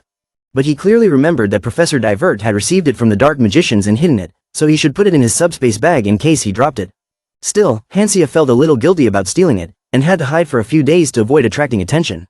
However, man proposes, God disposes. One sunny day at the academy, a sweet voice called out to him, Hansia. Hansia was annoyed. Stop following me, Yoon Ha-eul. She's following you around. Why do you keep refusing to date me? Because I'm no longer interested in you. No, or is it? Are you still pursuing Solia? Hansia heard that and immediately turned around and got angry like a child. Why did you suddenly mention her? Yoon Ha-eul clasped her hands together, her eyes sparkling like a cat pleading. Anyway, please go on a date. It's called a date. But why are you forcing me? Hansia can't be defeated by this cuteness, and I am defeated. Joining the astrology competition held by the theology department all the time, it turns out Yoon Ha-eul wants Hansia to join this competition. Yoon Ha-eul looked serious. I thought you liked it as simple as possible. Hansia was depressed. Did the stars tell her that? Yoon Ha-eul spread the word about this competition. By the way, this astrology competition, it only includes simple astrology. If you win the competition, you will receive 3 credits of theology. It only happened if he got the highest score. Hansia thought carefully. 3 credits from another department meant he could skip the next class, which meant he could skip Professor Grint's trash class next semester. Above all, you know my ability, right? Number 1 in the department of numerology. Yoon Ha-eul is confident. Around her it seems like a flower garden is blooming, enhancing her beauty. I'll carry you. Are you still going to refuse this bargain? What Yoon Ha-eul said was so right that it made him even more headache. It was too hard to refuse. Hansia couldn't help it. This reward was too good. He agreed and shook hands with Yoon Ha-eul. She was happy. I'll date a handsome guy. Hansia was tired. Stop talking nonsense and show him what's on the test. Then we both practiced together, and I ended up rolling around with theology, something I never thought of. Although there were many difficulties during that period, time flew like a dog running in the field. The day of the astrology competition arrived. Hansia stretched to warm up, his body stiff, probably because he slept in the wrong position, or this was probably the omen that the theology students were talking about. Yoon Ha-eul suddenly called out to him, "Oh really, Hansia, look." He didn't know what was going on that made her so rushed. What was it? That judge, not knowing what Hansia saw, had such an unsightly expression. That judge looks exactly like you, but I don't think so. This guy looks more handsome. The judge looked exactly like him. Hansia looked at the other guy, of course. The judge seemed to see Hansia too. He raised his head, because that guy was Hanseha's older brother. He couldn't help but smile. The judge with black hair was Han Si-hyuk. He stared at the younger brother in the house. Hansia seemed even more nervous when his brother appeared. If he knew he was a judge, he wouldn't have joined this stupid competition. Han Si-hyuk was dressed neatly, in a black suit from head to toe, with a gloomy face and a voice that was both scary and seductive. Among the judges, the most outstanding one was Han Si-hyuk from the magic department. Han Si-hyuk started studying astrology at the age of 12 and became the greatest prophet of the Ardor Empire. He was a genius prophet who had followed the right path from the very beginning. And it was Hanseha's brother. He was bored and rested his chin on his hand, not wanting to do anything anymore. The only problem is that Hansia is the biological child of Count Taesu, while Han Si-hyuk is just a bastard who grew up in a world of discrimination, so Han Si-hyuk always has a feeling of inferiority and hatred towards his younger brother, Hansia. Well, it's understandable. Hansia has said harsh, nonsense words in the past. How dare you pretend to be my brother? You're not even an official member of the family and yet you dare to take that position. How pathetic. He had said so in his early villainous phase, making the current Hansia feel even more embarrassed by those foolish actions. Han Si-hyuk turned back to look at Hansia with eyes that couldn't be more affectionate. Looking at those eyes, was it like an older brother looking at his younger sister? He was worried. Now that he has become a genius prophet, free from the shadow of his family and his illegitimate status, he probably doesn't want to see me. It would be bad if he acted petty and gave me a low score. While Hansia was sad, Yoon Ha-eul was in a good mood. Hansia felt that it would be okay if it was just him, but Yoon Ha-eul was also on the same team as him. It would be unfair if we were eliminated. Yoon Ha-eul was innocent and didn't know anything. Her face was as bright as a flower. Let's do our best, Hansia. This made him feel even more difficult. The only way was to try his best. It was time to do the test. Everyone followed the rules. While Yoon Ha-eul did the test easily, Hansia had a bit of difficulty but still tried. Coming to another round, Hansia still doesn't understand what's going on, even though Yoon Ha-eul is there to explain and support him. Next is moving objects. In this test, Hansia probably passed easily. And now it's grading time. The Hansia team from the magic department is in the lead. The exam really wasn't leaked. The teacher hurriedly assured that, yes, since this exam was prepared by the contract writers of the magic department, it was impossible for it to be leaked. What should we do now? I understand your concern about that high score.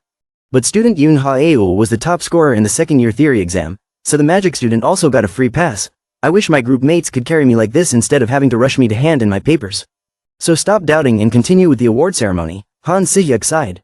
His face was a bit gloomy but he still looked very handsome. I wonder what he was thinking. So the teacher is standing on the podium. Now she will announce the winner of the competition. The winning team in the astrology competition is from Yoon Ha-eul from the theology department and Hansia from the magic department. So after a period of burying their heads in their studies, the two of them finally achieved what they both wanted.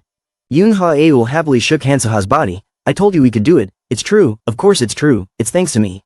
Yoon Ha-eul had to admit, but Hansia, you're amazing. Especially when you were able to identify the items in that box, even the location, shape, and color. Even I was surprised. He sighed, thank goodness. Astrology is not just a pseudoscience of listening to what the stars say. It involves analyzing the positions of planets and constellations using mathematical calculations to assess their powers. When you approach it mathematically, it becomes much easier. The two of them started walking up to receive their awards. Yoon Ha-eul turned around and asked, Hansia, you're a genius. Do you want to join the theology department? Hansia quickly refused. Never mind. I had a hard time getting into the magic department. Now you two will be awarded certificates and trophies, and Hansia? The examiner Han Si-hyuk asked to see her alone. The teacher's words made Hansia a little confused. Did Han Si-hyuk want to see him?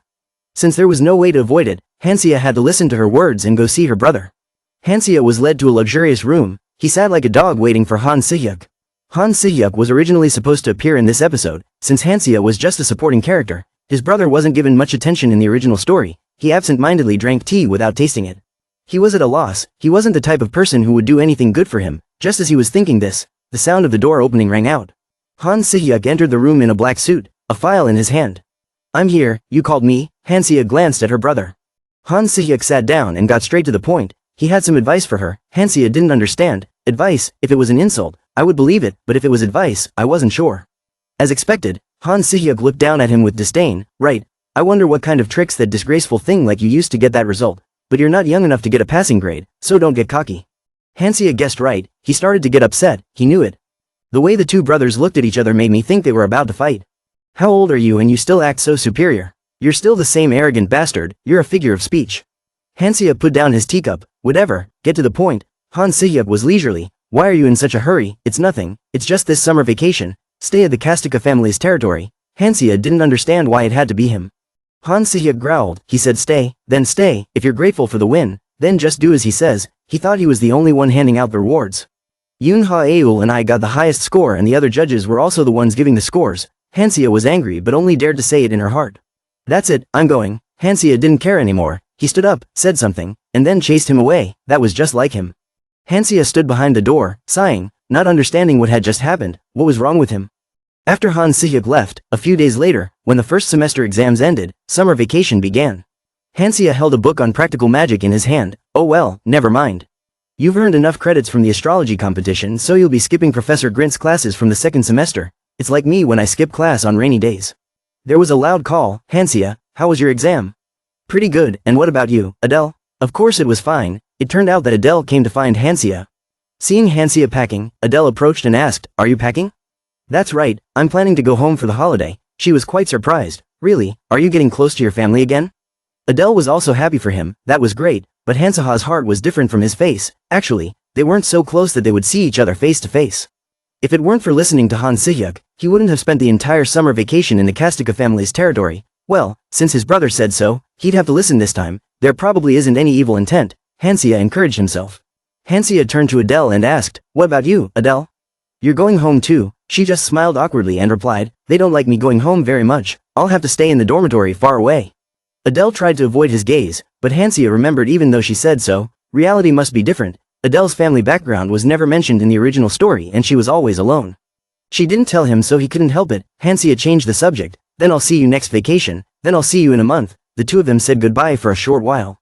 Take care, the weather is fine, the trees are green, the steam train brings its passengers safely to their destination. Han-sia stood there, unable to take another step. Damn, I wonder what he saw that made him smile so awkwardly. His family's mansion was sparkling and looked magnificent. Han-sia stood there with his suitcase in hand, looking at it in awe. You finally made it here, Han-sia. You're truly a probationary tycoon. I don't understand why he would waste his time learning dark magic in this place. If it were me, I would live comfortably after graduation. Han-sia went inside. I'm back. The butler raised his hand to stop him. Please wait a moment. This is an order from the count to the young master. It turned out that his father had given orders that he was not to enter without my permission. After relaying the message, the butler said, it was over. Han-sia heard this news and felt as if he had been struck by lightning. He really didn't understand. Huh? How dare he treat her like this? Towards his son, who had just returned after a year and a half, Han-sia now looked disheveled and miserable. It was already evening, the sun had set, but Han-sia still hadn't received his father's permission to enter. The servants began to talk. He was still waiting. If I were him, I would have gone out and found a place to stay. What persistence! Han-sia blushed with anger. Hey, I hear you girls. Suddenly the door behind Han-sia opened. He was so tired that he didn't know what was happening. Only Basilisk noticed. Seeing the light, Han-sia suddenly turned back because he didn't know what was happening. He didn't expect that the person who came out was Count Han Tae-soo, Han-seha's father. He looked at him and asked, you're here, come in quickly. Seeing Count Han Tae-soo's actions, Han-sia was surprised and didn't understand what was going on. He suddenly invited himself in. The inside of the mansion was more luxurious and splendid than Han-sia had imagined. The father and son dined at a small table. Count Han Tae-soo looks very elegant when he eats. I heard that the Ministry of Magic caused a scandal that led to the trial. Is that really true? The dishes on the table look delicious. It feels like a banquet rather than an everyday meal. After Han-sia witnessed these things, he now understood why he was chased away. I thought he changed his mind because he saw his son's improvement in grades. Turns out he thought I was causing trouble again and would be punished. Oh well, it was only natural to be suspicious, as expected of Count Han Tae-soo. Han-sia calmly cut the meat and replied, Father hears strange news quickly, but these things are slow. I guessed you heard it a long time ago. He glanced at the people standing beside him. Just looking at the servant's attitude, they must have told on everything. Just a glance made this guy wary. Han-sia looked at Count Han Tae-soo. He was still confused when he heard him speak again. Besides, as a father, shouldn't he be curious about why his son came to the Ministry of Magic? Han-sia replied with a sarcastic tone. Hearing these words from his son, Count Han Tae-soo trembled with anger. Speaking of father, you dare to lecture me? Han-sia had successfully touched his father's sore spot. Seeing this appearance, Hansia flinched a little. Wow, so scary. No wonder they call him the cold-blooded count. I shouldn't anger him anymore. Sorry to disappoint you, father, but I attended an event organized by the Ministry of Magic. What were you doing there? Well, I'll just represent the school. Never mind, give this to him. Hansia pulled out a few pieces of paper and handed them to the servant. Count Han Taesu read the content and became even angrier. You're still lying now? First in taming, third in practical magic, third in average. Is this your report card? Did you fake it? He said that, but when he picked up the paper, he couldn't believe his eyes. I didn't do anything. The practical exam was even harder to cheat on. Hansia was confident because it was completely within his ability. Besides, this is just the midterm report card. You will try harder in the final semester. Count Han Taesu's whole body was trembling now. You, little fairy, you did it. Hansia looked at the scene before her eyes, crying. Just because her son's score improved a little? Count Han Taesu, who was famous for being cold-blooded, was now in tears. Hansia, have you finally come to your senses? A servant came to cover the count with a blanket. He was still in tears. He had grown up. Oh my, I'm so proud. Han Taesu's reaction made Hansia even more embarrassed. He froze, not knowing what to do next. Is this considered breaking character setup? Thanks to that, Han Taesu's attitude changed 180 degrees. The servants who had once ignored him also bowed respectfully. He no longer had to hear that he was the family's abandoned child. Wherever Hansia went, the servants in the family had to bow to show respect and say good morning to the young master. This time Hansia was sure that Count Han Taesu's support would be a solid foundation for his future. But 2 days had passed. As much as he hated to admit it, Hansia was right this time. He had to go home for the holiday. The father and son unexpectedly found themselves leisurely drinking tea and chatting together in the garden. Is there anything else you want to learn? Hansia thought for a moment and then replied to Han Taesu, Taming. Then prepared 10 horses. Anything else? Hansia hurriedly laughed and didn't know how to answer to please Count Han Taesu. Suddenly he remembered something he needed to have in the new semester. I need good quality gems, the more exquisite the better. It turns out he remembered that it was almost time for the PTERA to hatch. He needed to prepare food. Today's taming knowledge, Tara eats gem powder to grow. Currently the egg is at a level, 100% guaranteed to hatch into PTERA. Incubation progress 99/100ths. Hansia hummed a song while reading beside the egg. He had set the temperature, humidity and surrounding environment to the perfect level so the egg should hatch easily and quickly. There must be a reason why PTERA eggs are ranked A rank. Their fighting ability is weak, but they are useful for transportation and when tamed, they are very loyal. But they were even harder to tame than dragons. There were more things to consider than he thought. Hansia was reading a book, studying how to tame a PTERA. It takes 1 to 2 weeks for a newly hatched PTERA to tame, which is a long time. That must be a long time, right? Also, untamed PTERA are very destructive, which is not easy either. Suddenly, the egg that was lying peacefully on the soft pillow, suddenly had some violent shaking. Han Xia was reading a book intently, but it made it impossible for him to concentrate. Seeing this strange phenomenon, Hansia was confused and didn't know what to do. I didn't touch it. Could it be? The egg showed no signs of stopping, its movements becoming more and more intense. Hansia was so scared that his face turned red. He could only stand there with his mouth open. Wait, Hansia just finished speaking. The egg immediately showed signs of cracking into many pieces. I don't know if this is an egg or a bomb. The whole room was blown up by it. Everything flew out. The smoke cleared. Hansia stood to the side and carefully observed. This brat, did I get an A-rank monster? He couldn't let it fly away so easily. The egg hatched into an extremely adorable PTERA. It was even crying. He used magic to keep it, the instinct to escape from birth. Monsters are still monsters. Tara was like a newborn baby. It had just cracked its shell. It cried and I felt so adorable. Hansia now was no different from a soul leaving its body. The scene in this room was truly chaotic. The power of a 1-hour-old monster was truly terrifying. Even though it was restrained by magic, its power still erupted.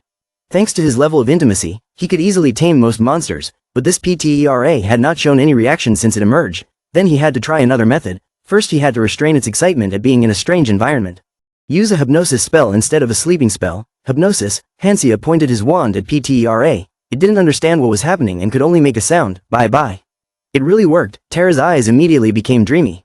It easily fell asleep. Hansia gently stroked Tara's head. At this moment he would use his scent to connect with it. The important thing was to make it believe that he would not harm it. Past experience was really useful at times like this. I was just curious what Basilisk would look like when he saw Hansia hugging PTERA. He gently caressed it. PTERA also liked this caress very much. It smiled like a child. He couldn't tame it in one go. He had to do it continuously for a week. But so what? It was summer vacation so he had time. Besides, this messy room was Hansaha's anyway. It seems that this incident has made Hansia more confident in her upcoming journey. In a forest as silent as the way your lover doesn't talk to you, suddenly a loud voice spoke. What? You tamed PTERA? Hansia, do you know how amazing that is? Even experienced beast tamers can only tame up to 3 monsters, so Hansia and one were talking here. But a second-year student like him had already tamed 2 in a row, and one of them was a PTERA. People say that a PTERA cannot be tamed. Hansia quickly stopped him. Hey, stop praising me, focus. We met today to register for classes. In front of them was a crystal ball or something made of material I don't know, but it was very big. We're here to register for classes, right? A ball of unknown material is floating in the air. But one's mind was still on that matter. Hey, I can't keep this hot news to myself. Can I tell someone else? Hansia forced a smile, as expected of the news reporter. But anyway, it's nothing, Hansia agreed. No problem, thanks, one eagerly. To be fair, one gave Hansia a piece of paper. In return, I give you this. Hansia opened the paper. It was the timetable, a carefully arranged plan that took into account free time. Only the professor's classes were well rated, a perfect combination. How could he create such a masterpiece of a study schedule? Hansia really liked this gift. He gave it a thumbs up. I will put this to good use. We will definitely succeed. Looking at their appearance, no wonder the two of them can play together. Hansia now noticed his surroundings. Although it was early morning, there were still a lot of people. Registering for classes here probably wasn't easy. At Ardor Academy, course registration is held on a day, with a fixed time for students to gather at a place called the Magic Center. The process involves going to the Academy's unique Magic Circle registration location, taking the Magic Circle transfer test to complete the authentication and login, and then proceeding with the registration. The problem is that Magic Center is located in many places. Before the day of registration, Hansia received a call. Hello, hey, you know tomorrow is the day of registration, right? Not all magic centers are the same. Some places have good magic flow, others don't. Luckily, I heard about a place with a large flow from a senior. Let's meet there. A location was sent to Hansia. He felt, well, in modern terms, it was like a place with good Wi-Fi. That's why every time I registered for credits, I often went to the internet cafe. After some investigation, Hansia felt that the flow of magic here seemed to be quite strong. This was the reason why everyone was fiercely competing to register for the course. This semester was easy. He really didn't want to see Professor Grint, who had forced him to participate in a theology competition. Hansia looked like he was relieved of a burden. Everyone around was watching the time every second. 10 seconds left until the Magic Center opens. Start the countdown. 3, 2. Thanks to that, Hansia also became more and more tense, trying not to lose the opportunity. As soon as the countdown ended, the registration for the second semester magic class at the Magic Center opened. Hansia hurriedly pressed accept. The people around were also worried, pressing buttons and praying to heaven and earth. Some even had problems. Where are they? Where are the basic flying skills? They looked as confused as I did. As for Hansia, he heard those worried sounds and burst out laughing. Haha, flies. Already discouraged by such a slow pace, there's still a long way to go.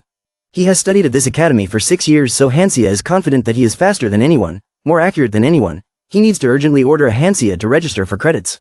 Even in chaos, he was still able to move precisely and quickly, taking what was needed, leaving what was not needed, and quickly skipping subjects that looked hopeless. After a while, everyone had finished registering. One ran over with a disappointed face. I was done, because I panicked. I accidentally registered for Mr. Grint's class. What about you? Hansia. He smiled with a confident face. I got it all. Basic flying skills, magical transformation and monster psychology, advanced beast tamer research. This face really fits the sentence. I can handle it. One was really surprised. Great, I have never signed up for such a perfect schedule. One was curious about Hansaha's course registration skills. How did he make that schedule? Did he practice course registration at home? It's not too bad. Just spending 6 years clicking around at an internet cafe. The confident look from earlier has disappeared. It looks like you have nothing more to say. What do you mean? That's it. Hansia was bored and didn't want to answer one. Even though the fierce registration had ended, this crazy novel still wouldn't let him rest. It was now Volume 4, Dormitory Necromancer, Time Limit, Until Defeated, Reward, Ardel's Staff, Failure, Death. As soon as he returned to the academy, Volume 9 immediately appeared.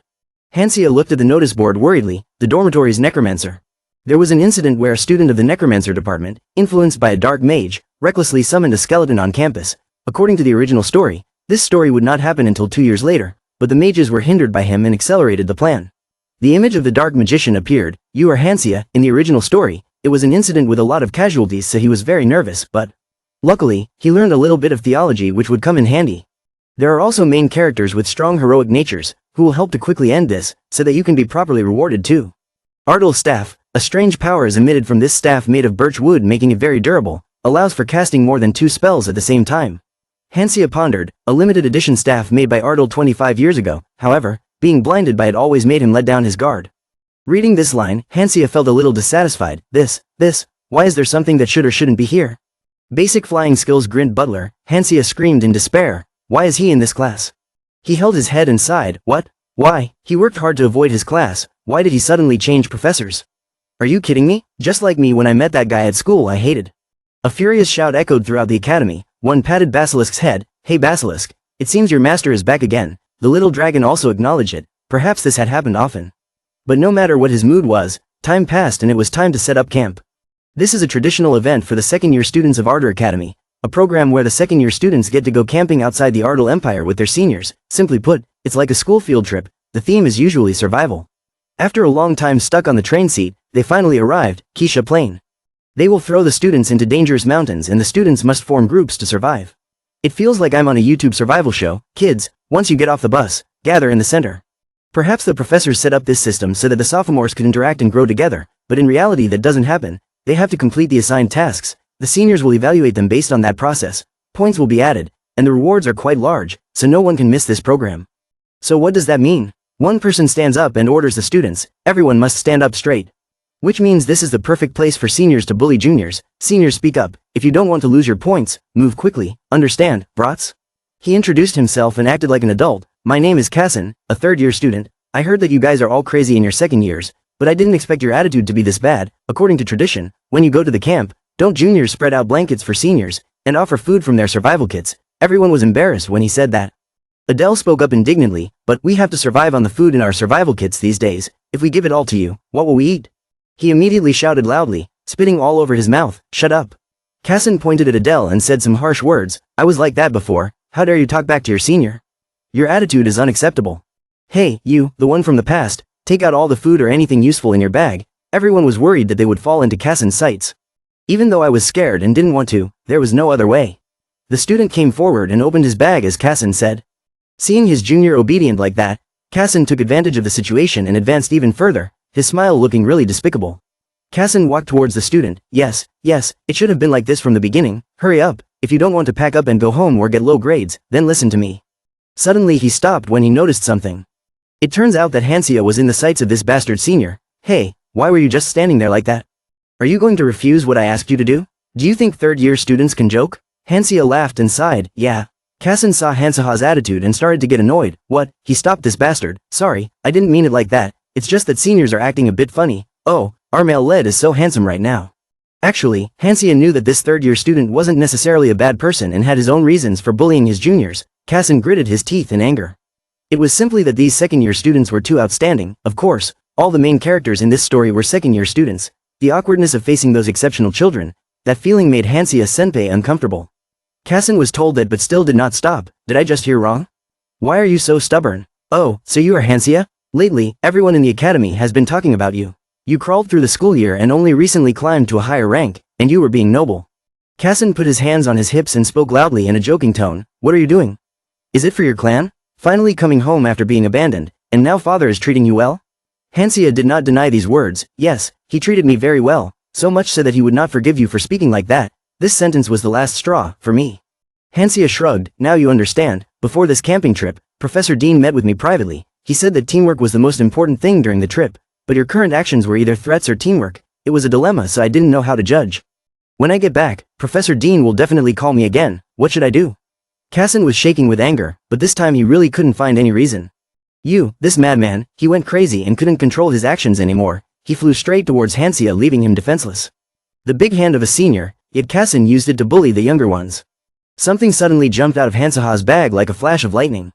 It was Basilisk. Seeing that Kassan was about to harm Hansia, it rushed over and bit his hand hard. Although it looked cute, it was still a very ferocious dragon.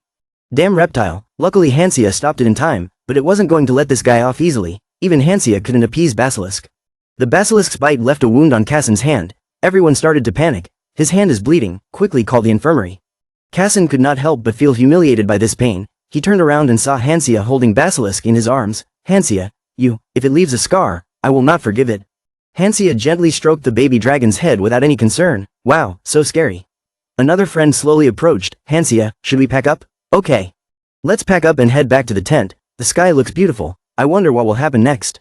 In a fully furnished hut, Kassan was still angry in his heart. He would take that guy's life. Lehan was packing. He didn't understand why Kassan was picking on Hansia. It was fine to be rude, but I heard you're pretty strong, so stop whining and come help. Even though he was a supervisor, it was hard to distribute things to second-year students. These words didn't go unnoticed by Kassan. I can't let this go. I can do it. Suddenly he stopped and paid attention to what his friend had just said. Hey Lehan, is that bag you're putting stuff in Hansaha's group stuff? Lehan doesn't know what he's up to. Yeah, what are you up to? Those arrogant people need to be taught a lesson, right? I can't let them disrespect their seniors like that. Cassin took the bag back from Lehan's hands.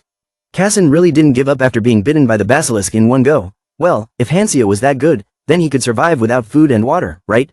Wanted to stop but couldn't.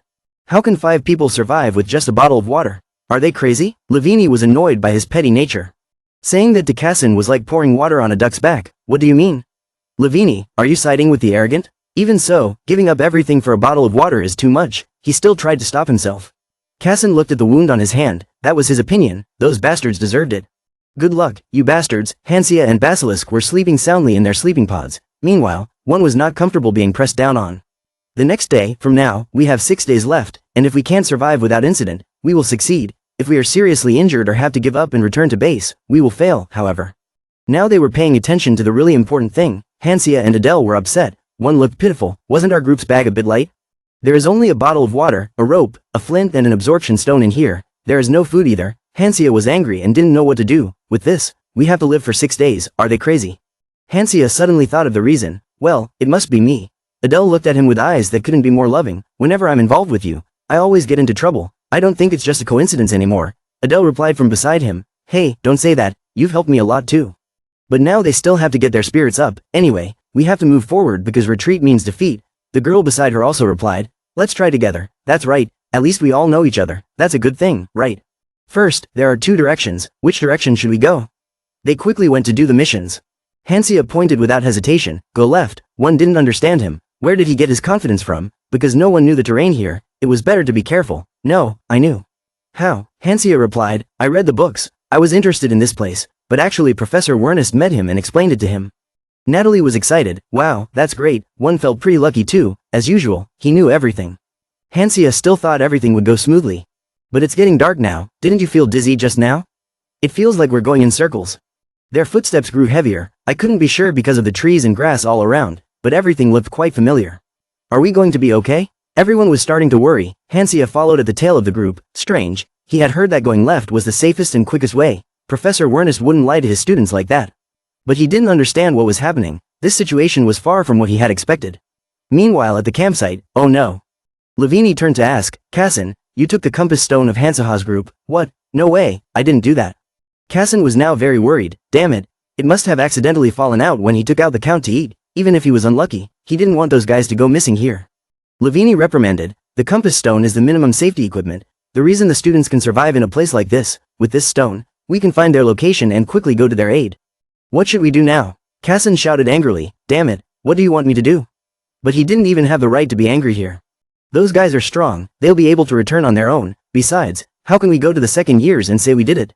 It'll be embarrassing. This Cassin guy is really hopeless, still thinking about face at this time. This guy is not irresponsible. I will be back in 3 days. Until then, don't do anything. Cassin thought that if everything went smoothly, there was a chance that he and Lehan, who were third-year students, wouldn't be punished. If they could get through this safely, that would be best.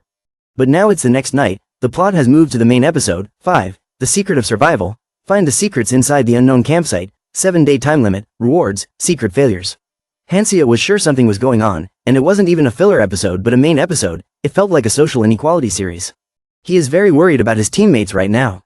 The children hadn't eaten properly since they had been walking all day, so it was obvious that their energy was drained. Furthermore, when they checked, they were walking in strange circles, and that was because of the illusion magic that was cast in this terrain. Hansia felt it was suspicious. The illusion magic was happening naturally like a miracle. There was no way Arthur would want to make things difficult for the students like this during a camping trip, right? If so, Hansia had to come up with a reasonable reason himself, but no matter how hard he tried to think, he couldn't understand it. His mind was really confused right now.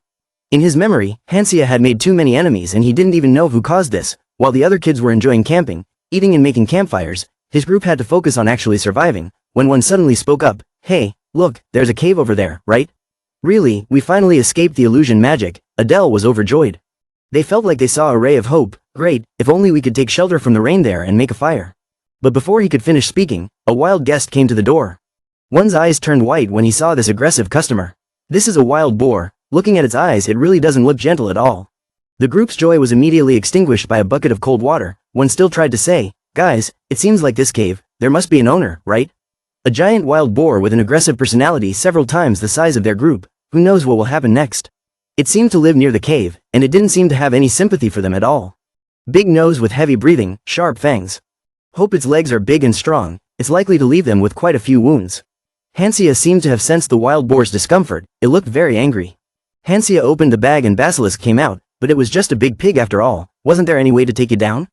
Basilisk rose, the ferocious little dragon obeyed its master's command and charged straight towards the wild boar with great momentum. Although Basilisk was only a newborn, it was still a legendary monster, a dragon that could deal with most mages. There was no way it would lose to a wild boar, as Hansia thought that. Basilisk was sent flying like a cat. It didn't look like a dragon at all. Hansia couldn't believe his eyes. What the hell just happened before his eyes? Basilisk, please be serious. Hansia approached and shook the little dragon, but its previous momentum had disappeared. It could only lie there motionless with its forehead burning from the blow. The basilisk's face showed it all. Its eyes were like, an arrogant dragon just got knocked away by a wild boar. It seemed shocked to have lost its dragonish aura. Seeing her pet like that, Hansia was a little lost for words. That's right, she was just sent flying, so get up you naughty thing. Adele looked at them with a strange look. Adele drew her sword and stepped forward, preparing to be the next one to fight that rampaging boar. Basilisk can't handle it, let me do it. She took a running start on one foot, then raised her sword, aiming straight for its heart. A sharp sword sound rang out. Even though it was slashed by that sharp sword, the boar's body did not have any injuries or marks left behind. Adele gritted her teeth, she never expected that she wouldn't be able to handle this wild boar. In order to avoid getting hurt, Adele retreated to her teammates. She felt that there was something unusual about this wild boar. My sword couldn't even cut through its body, which meant that it must be an enhanced, frictional object. Adele speaks her mind. One and Natalie's faces were full of surprise. What? Why is there a reinforced animal in the middle of the forest? I also want to know. So there was no other way. Hansia tried to think, but there was no progress. It was getting harder and harder, so there was no way. Hansia patted his pet dragon and asked, Basilisk, are you awake? Try again, attack again, but the dragon's pride and its bravery were already kicked far away by that wild boar. Seeing this, he immediately suggested to Basilisk, instead of using breath like before, let's use the skill we've been practicing recently. Hearing this, Basilisk immediately became happy again. Up until now, Basilisk had only used its breath to attack in a wide area. Recently, Hansia had trained it to use a skill to concentrate all its power on a single target. After all, a concentrated attack was still stronger, but even Hansia himself had not expected the chance to try it out so soon. Show it to Basilisk. The baby dragon was trying to test out its new count move and it certainly didn't want to get knocked away by a wild boar again. When the baby dragon's eyes opened, rays of light were shining from within them. Flame, Basilisk breathed the fire combined with many lightning bolts straight towards the boar. With just this one count move, the wild boar immediately fell over. Perhaps if Basilisk used this count move a little longer, they might have some roast pork to eat. After confirming that the wild boar had fallen, everyone slowly approached. One exclaimed, even though they had seen it before, it was still amazing. Could a young animal like it really attack like this? Natalie kept praising, Basilisk is not an ordinary baby. This little one looks really great. Having regained its pride, its image now is completely different from when it was thrown away by the pig. Hansia stood outside looking at the two of them and felt that it looked really happy. A giant wild boar as big as all of them together was not enough. Suddenly everyone saw something else. There was more, but did she smell it? Hansia spoke from behind. Hello everyone, the members wonder what trick you're up to again? Tonight's dinner was grilled wild boar. It turned out that after a long day of walking without stopping, Hansia was so hungry that his eyes were almost blurry. His mouth was watering like a waterfall. Not only Hansia, but all the other members were as well. Let's go. Hansia stood in front of a wild boar that was dozens of times bigger than him. So, I was the one who hunted wild boars, and now he was asking me to handle the dissection too. In this situation, he probably had never done this before. But among the others, Hansia was the only one who took anatomy seriously. He took out a scalpel and carefully dissected. So boring, but I don't have to learn this to butcher pigs. It's true that the profession chooses the person, not the person chooses the job. Then everyone went into the cave to make a fire. Since there was no more pig, everyone would now stay here for the night. Hansia returned with a plate full of the count's food in his hands. Everything was ready. Everyone had lit the fire, right? Yes, Basilisk had helped fan the flames. They cut it into equal pieces and then skewered it on a stick. There's nothing better than being in the forest and having food grilled right there. After a while, the skewer of meat was finally ready to be rewarded to the count. Look at its color. It looks so appealing. It looks cooked. Let's eat, finally eat. One couldn't wait a second longer. It looked like he had been working hard all day. He opened his mouth wide and put the meat skewer in his mouth. He took a big bite and chewed it so hard that his cheeks puffed up. Everyone treated the count to this gift from nature with great care. It was so delicious. Natalie even cried with happiness. Hansia felt it was worth eating, right? He also didn't forget to feed the basilisk lying next to him. It was really convenient to have a dragon by his side. It could help him hunt and act as a fire starter. One cried tears of joy. He thought he would starve, but now he felt alive again. He was also happy to see the images of his comrades. He had been wandering around all day without the count eating or drinking water. It must be tiring. As night fell, the fire looked even brighter. Let's rest here for now. I'll go patrol this area for a bit. You guys set up your sleeping bags next to the fire. Everyone follow Hansia, you'll be the one patrolling. Hansia walked step by step to check his surroundings, but there were still many thoughts in his head. What should he do tomorrow? It would take a few days for the academy to get a report on the group's situation. That is, if the third-year seniors discovered the anomaly and immediately reported it to the professors, at least a week. During that time, they might encounter more illusion magic or encounter other strange enchanted monsters like that wild boar. These things really gave Hansia a headache. He felt like he should do something, but it was difficult to continue on the path ahead. Suddenly there was a voice behind him. How annoying. What are you thinking so deeply about? It's Adele. What are you doing here? Can't sleep. She sneaked out to follow Hansia. Under the dim light of the moon, Hansia looked at Adele indifferently. How about we look at the stars together? Adele pointed to the sky. Up there the stars were twinkling brightly. Hansia unconsciously looked in the direction her hand was pointing. The shooting star reminded me of something. You know how they say magic reflects the user's inner self? So sometimes I wonder, since I'm an earth mage, is it because I'm a commoner that the ground feels closer to me than the sky? Right now, it was as if a light was surrounding Adele. What about you? Why are you a beastmaster? It's not something many people do. Hansia didn't know how to answer because in his previous life he was a veterinarian, then suddenly woke up and became a beastmaster in a novel. But how can you say that? You make up an excuse. It's easier to let others do it. Ah, so that's why you make them do all the work, Adele teased. Suddenly the girl became silent. Adele just stood there and looked at him with eyes filled with love, her cheeks gradually turning red. Magic seeks out those who desire it to the very end. Hansia also looked at Adele's face blankly. From then on, the two of them did not speak another word, only the sound of footsteps echoed in this place. That was the immutable law of this world. So why does Adele possess such a powerful ability? Just behind the main character, she suddenly stopped and spoke. Hansia, actually I know why I became a mage. Adele began to tell about her past. When she was young, before she knew about magic, her entire village was buried underground. Everything, but Adele could only stand there and do nothing. There was nothing left before Adele's eyes, just a pile of dirt. And then people around her started gossiping, saying that a dark mage was hiding in the village, or that the whole village was cursed. But none of those things mattered to me. The only thing I cared about was that the villagers who had done nothing wrong suddenly disappeared in one day. Leaving me alone, Adele's face was filled with helplessness as she could not do anything to save her loved ones. It feels like all the pieces of the puzzle are finally coming together.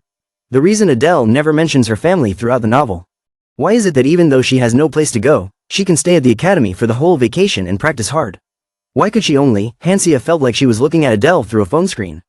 Hansia admired Adele's patience. Even though she was just a girl, she was by no means ordinary. After a moment of hesitation, as Hansia was about to speak, Adele, suddenly there was a sound like something was cracking. The sound just now caught Hansa's attention and he couldn't speak anymore. What? The sound of cracking. Hansia looked down at the ground. Cracks had appeared under his feet since when? The ground here started to shake, making the two people unable to stand anymore. Is this a message? Somehow the ground split apart and then floated in the air. But just for a few seconds, then they fall down and make sounds like explosions. Hansia sat on the ground. Luckily his body was not in any serious trouble. Oops, I thought he had broken a bone. Hansia.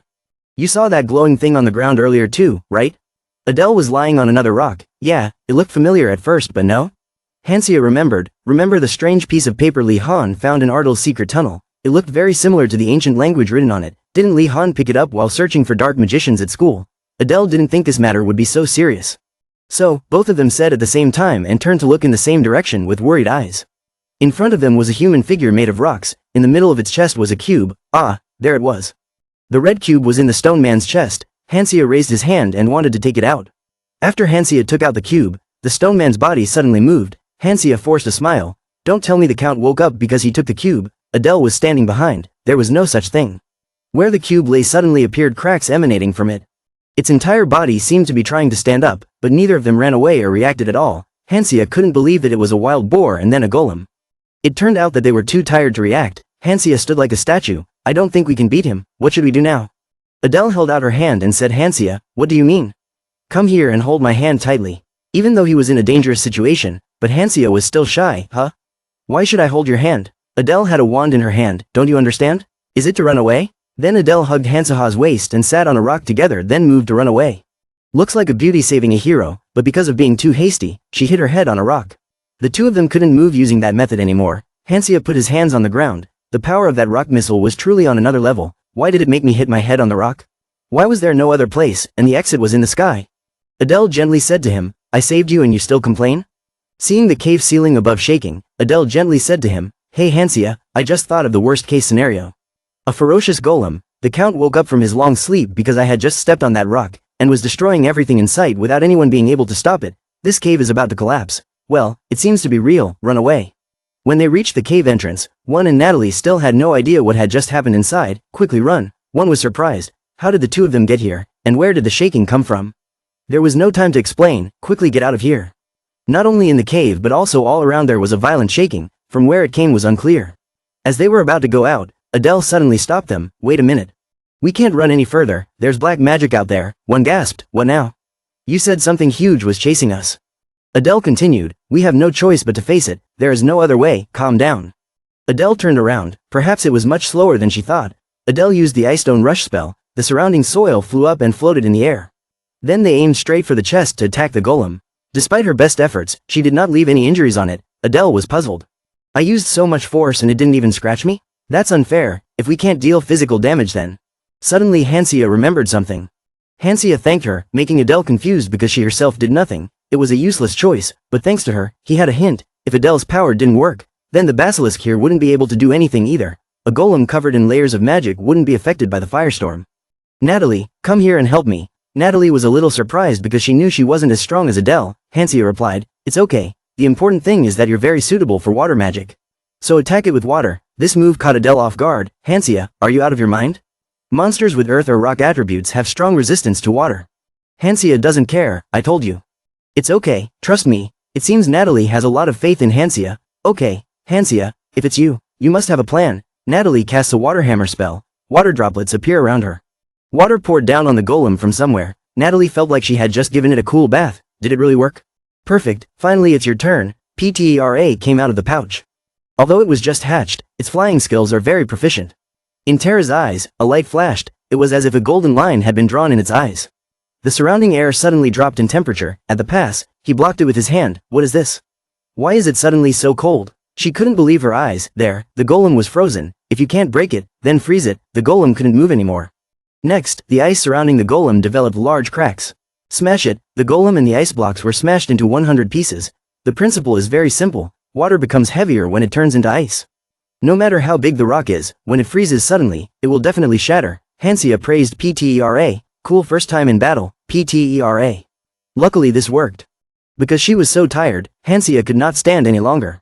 His friends saw this and were all shocked. Hansia. Everyone rushed over to check on Hansia. Was he okay? Tired, he had used too much magic. Hansia felt like he was about to die. So, is he okay? Adele replied.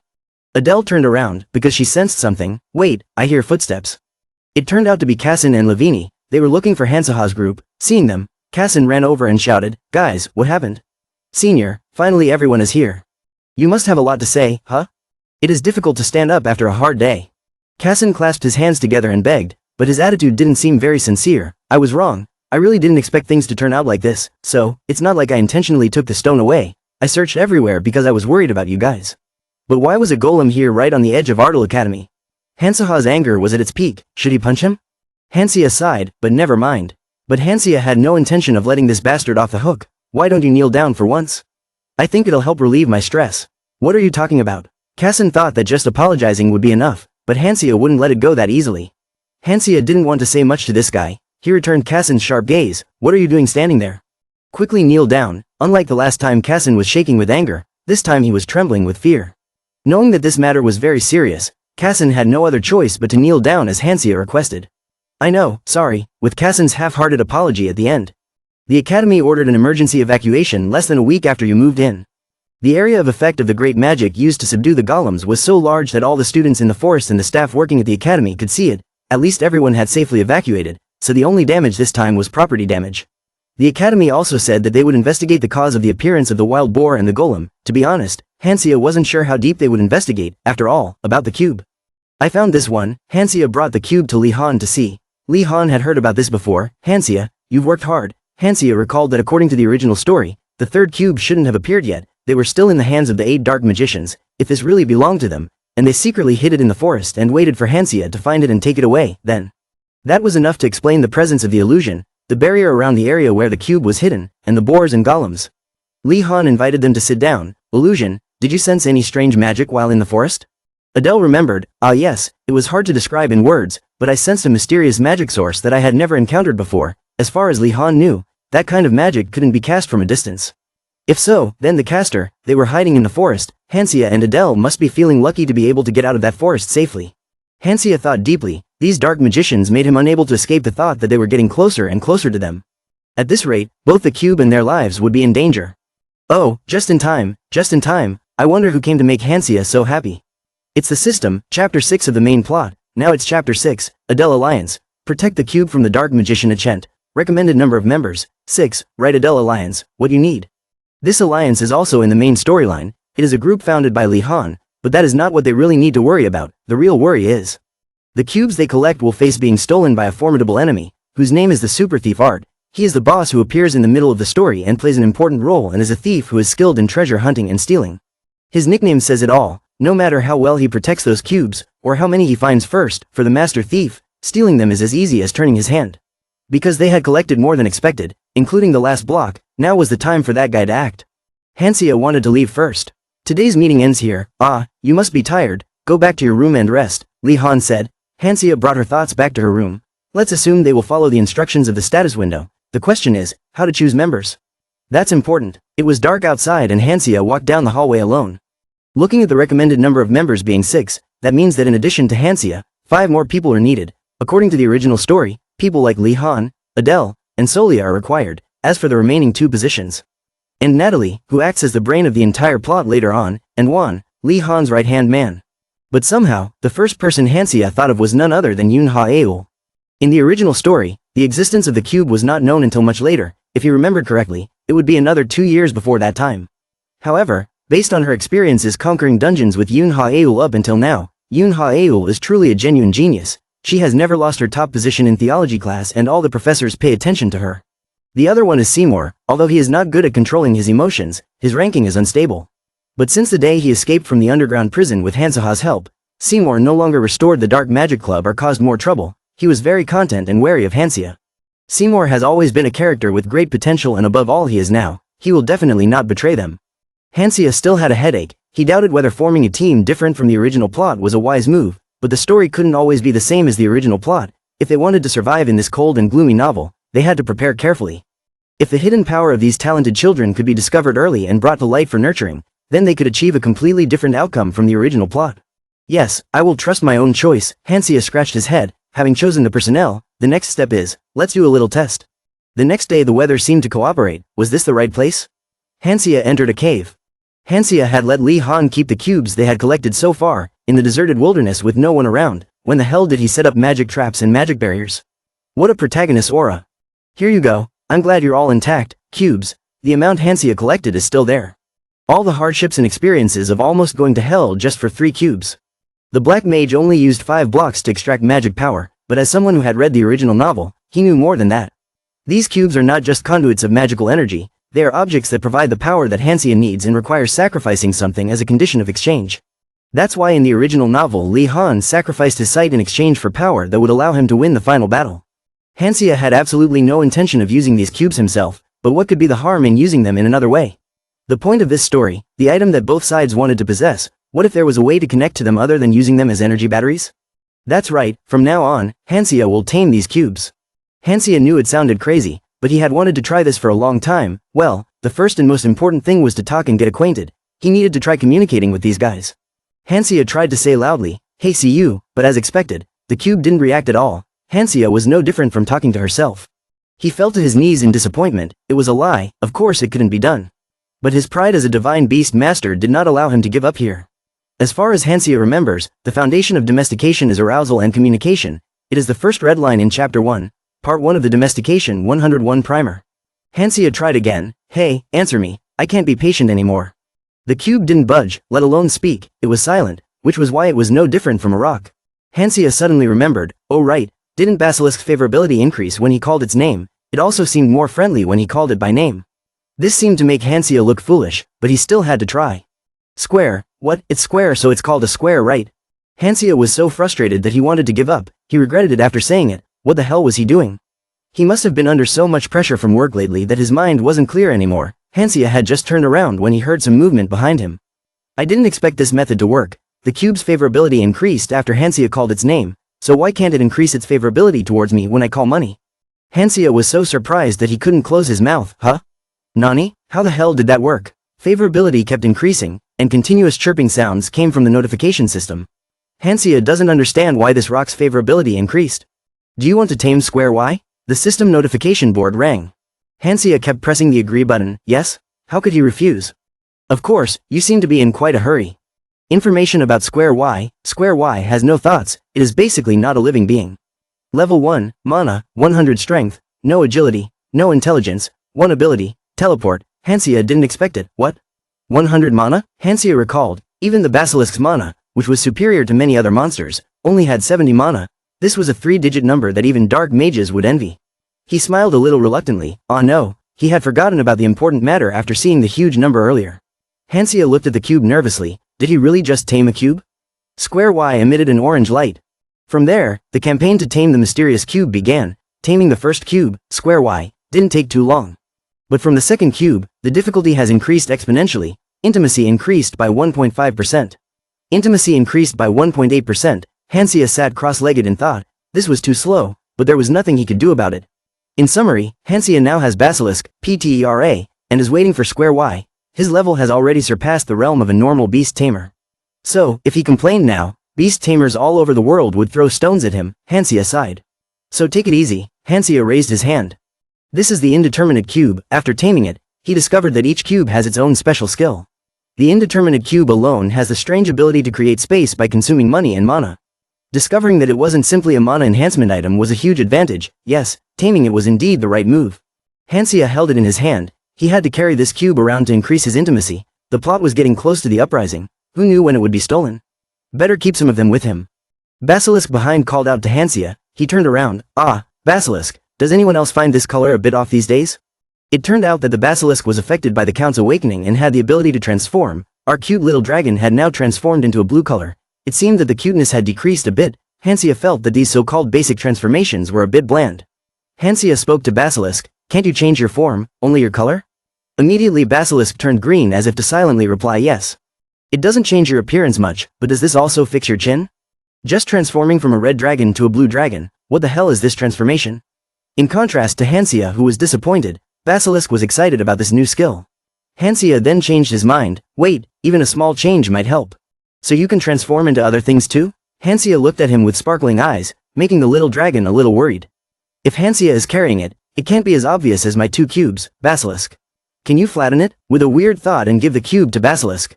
Basilisk didn't know if it could fulfill its master's request, but its face looked funny, not like a dragon at all. After some hard work, the shape of the cube changed to a sphere, the intimacy increased by 2.1%, and so the second cube was named Roundy. After that, everything went to hell. Recruiting members for the uprising turned out to be harder than expected, especially Yoon Ha-eul. She didn't seem to want to participate at all. I thought she would accept right away because she was nice and close to Lehan, but she said something strange about having a bad feeling and not wanting to be near Hansia, so it was even harder to convince her. Yoon Ha-eul finally thought for herself and agreed to join. Seymour, as expected, accepted without much hesitation. Perhaps he believed he could regain his past glory after this time. And so Hansia successfully completed 6 main story volumes. A fresh morning at the academy, the changing weather makes the trees look more brilliant than ever. Hansia sat flipping through a book on a chair in the academy grounds. Suddenly someone appeared. Hansia, why are you here? Natalie, I was reading a book from the library. You startled when you saw her. Wait, what's with that cat? Natalie held up the cat. It looked quite adorable. I stopped by the house and found this little guy shivering in the rain nearby. It reminded me of Basilisk, so I couldn't leave it alone, so I brought it home. Natalie pushed the cat close to Hansaha's face. You don't understand. How is it similar?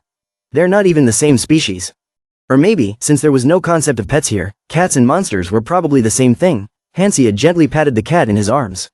Natalie's eyes sparkled as she watched Hansia hug the kitten. Ah, it must like you. It took it a few days to get used to me. Or is it because you're a beast tamer? Maybe, Hansia replied. Natalie saw the book on her lap and remembered. You were reading a book, am I bothering you? No, it's not homework or anything, I'm just reading for fun.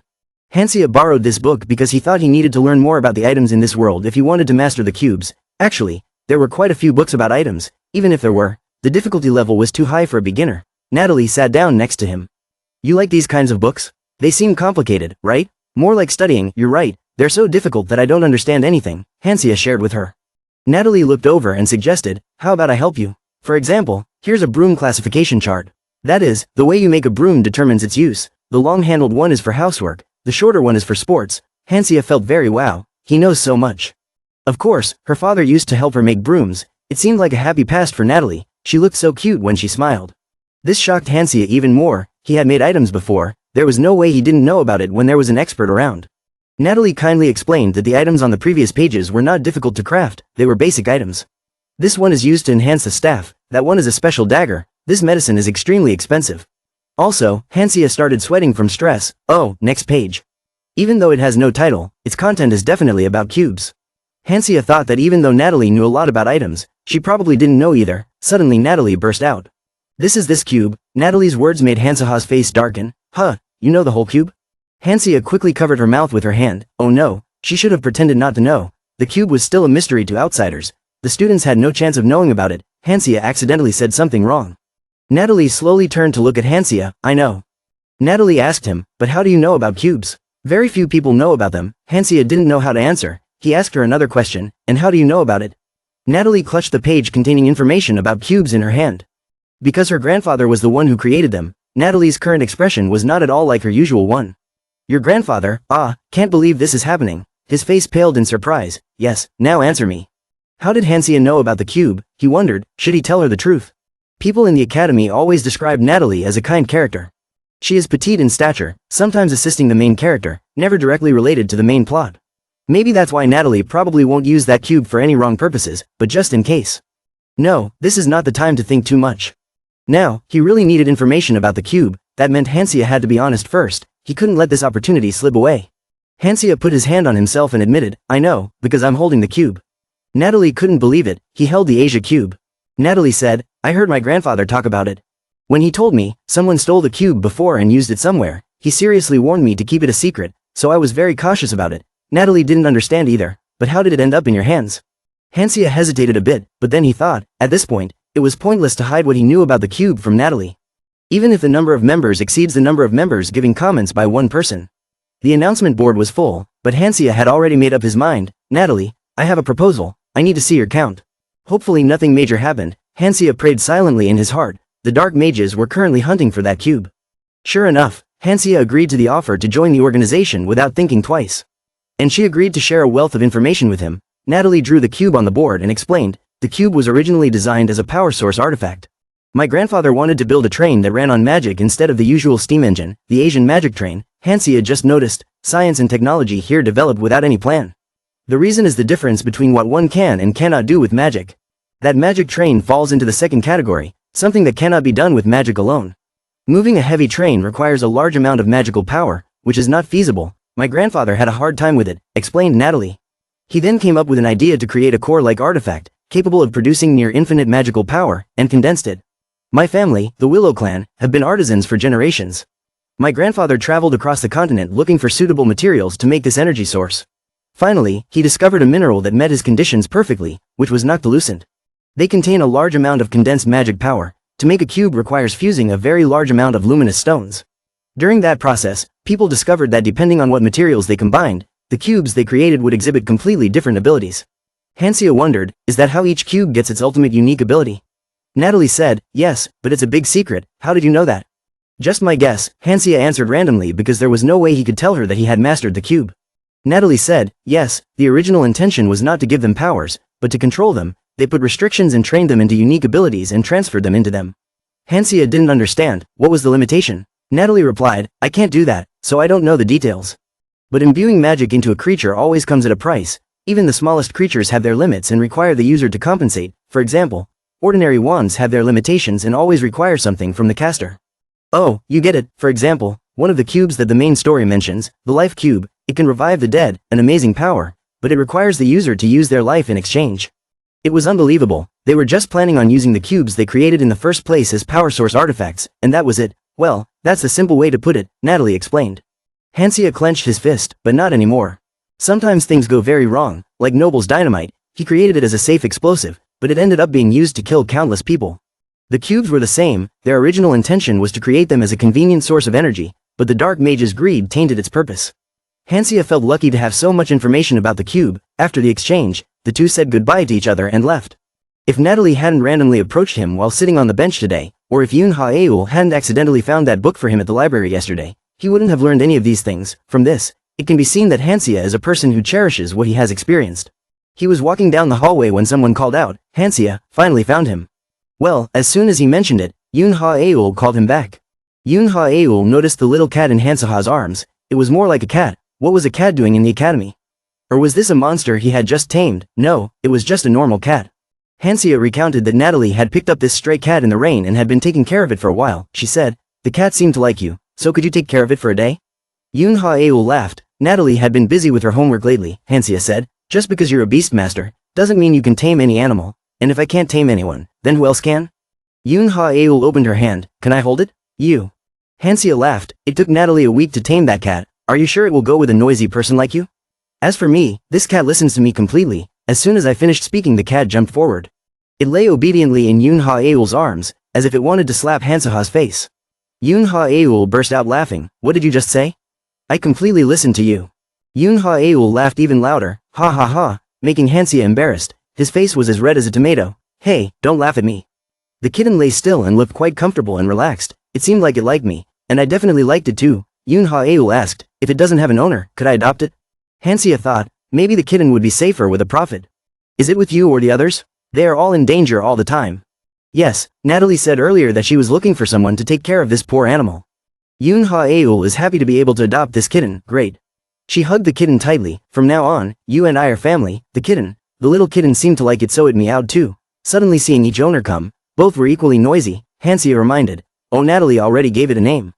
She called it Han. Han is such a cute name. This little cat is so lucky to have found a new family."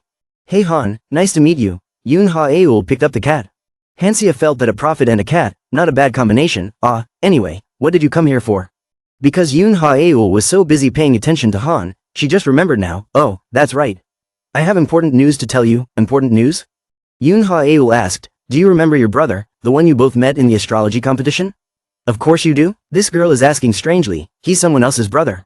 Professor Han Si-hyuk was appointed today, and he had just moved into his office at the academy.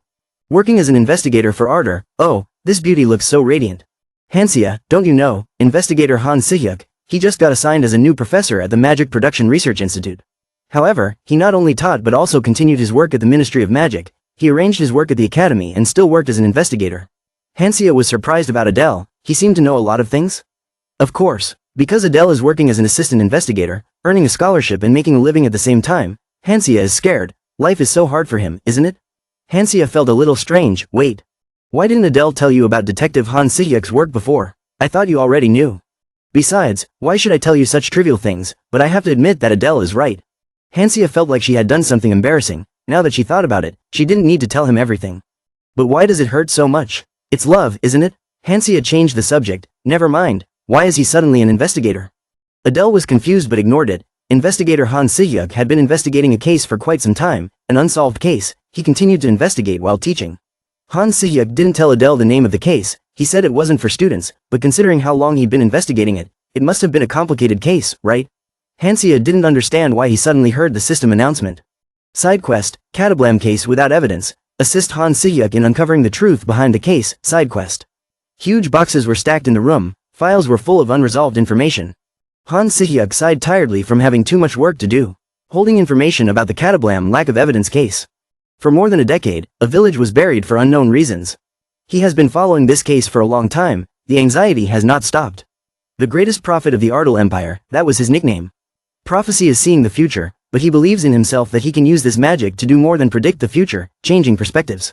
Using his prophetic magic, he can gather clues to the answers to cases in the future and easily solve them in the present.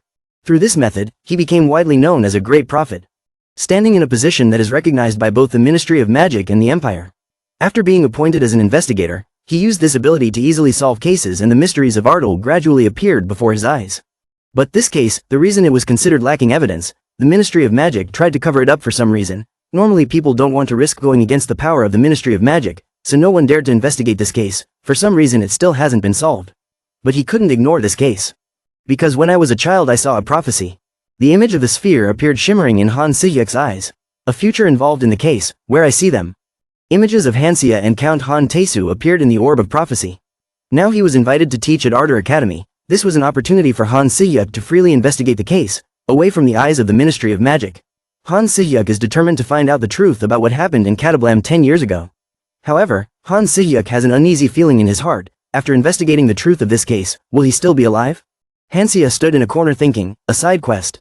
As far as Hansia remembers, the main quest follows the original story at the academy. Most of the stages involve dark magicians, along with rewards and risks. But suddenly, there had to be a side quest, about Cata-blam. It was the village Adele mentioned in the cave. Adele hated dark magicians after the Cata-blam incident 10 years ago. After taking Hansaha's life, she entered the path of dark magic at the academy. So that means, they want you to find out why Hansia was killed by the main character. Well, it was a hassle, but he was curious, plus he could share useful information with Adele, but wait. After reading it carefully, there is also a note to support Han Si-hyuk. Why are you still hanging out with him outside of class? It was already annoying when you met him last time. Suddenly a classmate's voice rang out, Hansia, investigator Han Si-hyuk is looking for you. He wants you to come to the office right away. Hansia is tired. Really, can I have a break? Han Si-hyuk was straightforward and to the point. We're going to the royal banquet. Saying that suddenly made Hansia unable to update the situation. What? At least explain. Han Si-hyuk handed Hansia the file. It was just part of the investigation. Flip through some information, so it's the Cata-blam case. Anyway, you don't need to know the details. While you're here, read the information.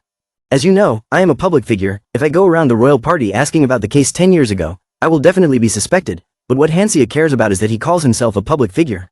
That's why I asked you to do it instead, a brave and talented student who has caught the attention of the magical world, but is still a child. Han Si-hyuk thought that this was a perfect cover that would not be suspected, because Hansia was his younger brother, so he was an ideal assistant. Hansia was also hesitant about adults like him separating work and family. Hansia also saw it, it was beneficial for him, he had to do this side quest anyway, but the banquet that Han Si-hyuk was talking about was dancing, partying, that kind of thing. Han Si-hyuk was adamant, yes, since it was a royal banquet hosted by the emperor, don't attract unnecessary glances. Han Si-hyuk reminded him in detail, and not to cause trouble, including grabbing someone's collar just because they made him angry. Hansia didn't know what he was thinking about him like this. Now he was reflecting a bit on himself, but it seemed he really deserved that reputation. And then it was time for the party. It was still the usual royal banquet, with bright lights and sparkling lights. The nobles were always gossiping about unnecessary things. A royal banquet begins. Han Si-hyuk and Hansia put on their formal attire and enter. Hansia felt this was quite exciting. It felt like he was really transported to a fantasy world. A ball of the nobles, so lavish and noble. Hansia was surprised by what he saw here, a chocolate fountain. This was no joke, after all. This was a banquet hosted by the emperor. He had thought that it would be ostentatious, but well, experiencing gatherings like this is necessary to truly understand them. Hansia stood in the middle of the hall with his arms crossed. For someone who always hangs out in the library, in his previous life, he only hung around the hospital and spent all his time studying. However, someone recognized you. You are a student at Hansia, right? It was Professor Bruce who called Hansia. He thought that since he was here, he should enjoy himself a little. Professor Bruce approached happily and greeted me. I can see everything in places like this. It's hard for an ordinary student to have the chance to visit. What are you doing here? Hansia bowed. I'm accompanying investigator Han Si-hyuk as his assistant today. I came to broaden his horizons and also assist in the investigation. Bruce was surprised. Investigation? Hansia was indeed very talented. What case were you investigating? It's the Cata-blam incident. Do you know anything about it, Professor? Bruce thought for a moment. Sorry, I don't know anything again. Hansia watched silently. If he knew anything he would have asked, but it seemed he really didn't know anything. Oh, by the way. Are you close to investigator Han Si-hyuk? Hansia was quite surprised by this question. What kind of strange question is this? Well, you don't know either, Hansia replied. I don't know if we can be called close, but I respect him and think he is someone worth learning from. I see. Bruce hesitated for a moment and then said carefully, because Hansia is an outstanding talent. I said this, you know, so-called prophets often have a dark side. It's best not to trust them too much. Hansia seemed to have never thought of this message, so he didn't know how to respond. Seeing Hansia was silent, Bruce continued, of course, it was just an old man's ramblings, just ignore it, it's okay, thanks for the advice, Professor, I'll keep it in mind. Bruce said goodbye and left, hope you enjoy your time here. Bruce left Hansia wondering why he suddenly mentioned Han Si-hyuk. But if even Professor Bruce, who is famous for his good reputation and wide connections, doesn't know about this case, then who should he get the information from? A person with an impressive appearance. This person clearly looks like he could hold a high position, but doesn't seem to have a bad personality. While Hansia was deep in thought, suddenly someone placed a hand on his shoulder. Startled, he turned around. It was a girl. It was no fun being alone in a banquet hall like this.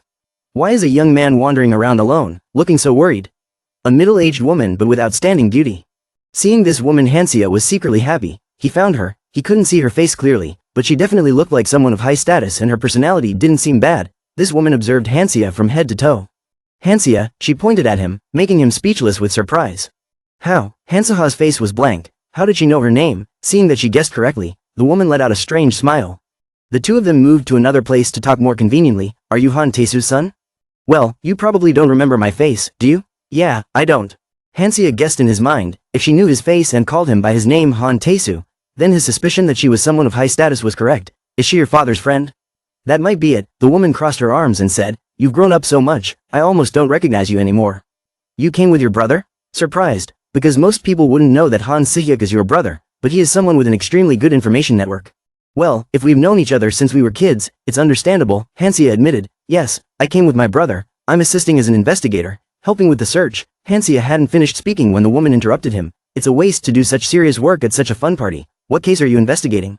I came to investigate the Cata-blam case. Hearing Hansia mention the name Cata-blam, the woman was a little stunned. Suddenly the atmosphere between the two became a bit strange. It's not as comfortable as it was before. Hansia sensed it. He asked the guy, do you know anything about that case? The woman stepped forward. Well, it's interesting that you're the one asking about it, even though no one knows anything. Hansia feels something is wrong. Oh, this. Exactly, he might not be as perceptive as Han Si-hyuk and Yoon Ha-eul. But everyone has a little intuition. That's what you mean. The look in her eyes, the tone of her voice, she couldn't say that unless she knew something, right? What does it have to do with me? She laughed and tilted her head. I really don't know. Hansia didn't give up. Please, just say it. If you know, then say it. Suddenly the woman's voice dropped. Han Taesu's son, can I ask you something? 1,000 uneducated commoners and him, who hadn't even graduated from the academy, if he could only save one of them, who would the empire choose? Hansia didn't understand why she asked such a question.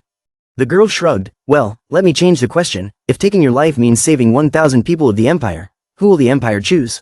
Of course they would choose those 1,000 people. She asked why Hansia thought so. Because you think one person who has no experience and hasn't even graduated from the academy compared to 1,000 people, those 1,000 people can do farming, trading or become soldiers. Obviously saving 1,000 people is the right choice, right? Instead of answering the question, is she worth 1,000 people? The girl laughed. You must still be lacking a bit, huh? Hansia did not deny this statement, but hearing it from someone he did not know made him a little uncomfortable. Hansia asked directly. He was also curious. What did she think of herself? Me and 1,000 people, right? That's too easy a question. She was arrogantly confident as if it was a matter of course. Even if you brought 10,000 people, the empire would still choose me. Hansia smiled foolishly at this statement. He was very confident indeed. Son of Han Taesu, may I give you a last word? 1,000 people means nothing. It would be better for your future if you stopped caring about that case. Hansia was puzzled. What did 1,000 people have to do with the case? Hansia suddenly remembered the information in the file. That's right. The number of people who died in the unsolved Cata-blam case was around 1,000. She even knew about that. She continued, you are not valuable enough to be saved in place of those 1,000 commoners. It's just that their lives are not worth that much. If subduing a dark mage requires sacrificing the lives of these lowly creatures, then of course the empire should do so. Only now did Hansia understand why Adele feared and loathed the nobles so much. They truly regarded human life as worth less than an ant. He had forgotten that Erdal Academy was relatively free, unfettered by social hierarchies. She kept saying, you don't deserve to pursue this investigation like your lowly brother, so instead give up and focus on your studies. Han Taesu's son. Hansia couldn't listen to another word. It was disgusting. Hansaha's words made the woman unable to believe it. What? That thought was really disgusting. I can't say I'm worth more than 1,000 lives. Where do you get the confidence to talk about human lives so easily? Hansia doesn't understand. What kind of valuable life have you lived? Suddenly a soldier appeared behind them. You are here. The soldier ran towards the woman in a hurry. How could you run away just because you felt the noble's conversation was interrupting you? Do you know how hard I worked to find you? Your Majesty, don't worry about me. I'm just having an interesting conversation for the first time, and Hansia is sweating profusely. What the hell is going on here? Is it the Emperor? The woman took off her hat. Han Taesu. Looks like he has quite an interesting child, huh? Hansia couldn't believe it when the person he just cursed straight in the face was the Emperor. Hansia still hadn't calmed down. The Emperor, the most powerful person in the Empire. Was this person the Emperor? Hansia broke out in a cold sweat, memories of just seconds ago flashing through his mind. Can you confidently say that your life is more valuable than thousands of others? What a contradiction. What the hell did he say to the Emperor? But the Emperor looked terrifyingly normal. Let me ask again, the Emperor spoke. Tens of thousands of people of the Empire and me alone, who do you think will be saved? I wonder how Hansia will respond this time. The ball was still going on, but they had moved to a quieter, less crowded place. The Emperor of an empire happily sat down on the sofa. In contrast to the Hansia brothers' attitudes, they were tense, and the older brother Han Si-hyuk had no idea what his beloved younger brother had just done. Hansia, yes, you answered very quickly. The Emperor smiled gently, but his words were like a sharp sword. I am wondering whether I should cut off your arms, legs and 2 heads, any advice? But Hansia remained calm without showing any signs of worry. The emperor observed his every move, but even after saying that, he remained calm, looking straight at him and not bowing his head.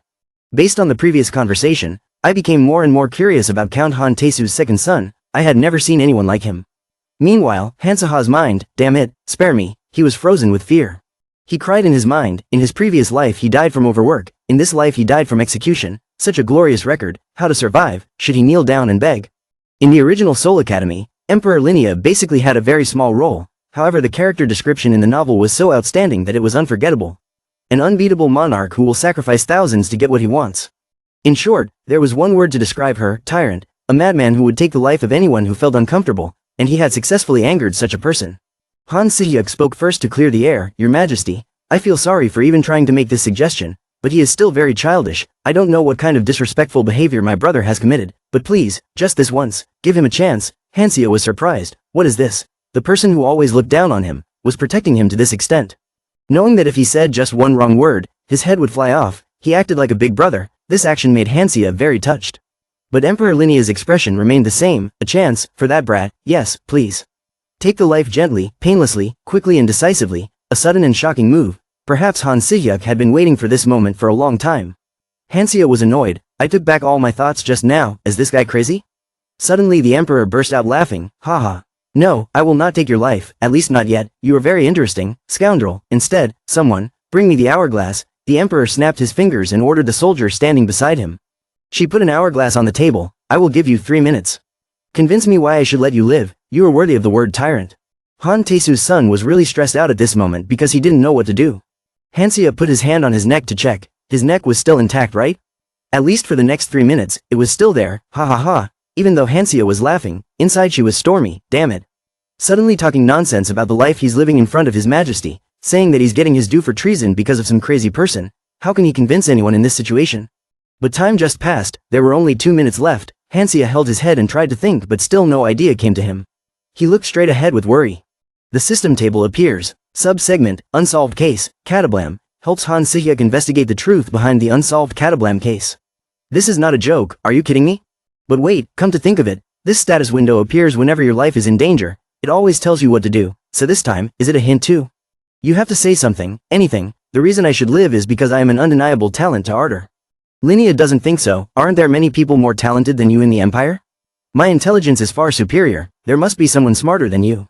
Hansaha's face turned pale as he scolded the tyrant emperor. Let me explain slowly. There are still 2 minutes left. Don't be so fussy. Both the emperor and Han Si-hyuk were stunned when they saw him scolding.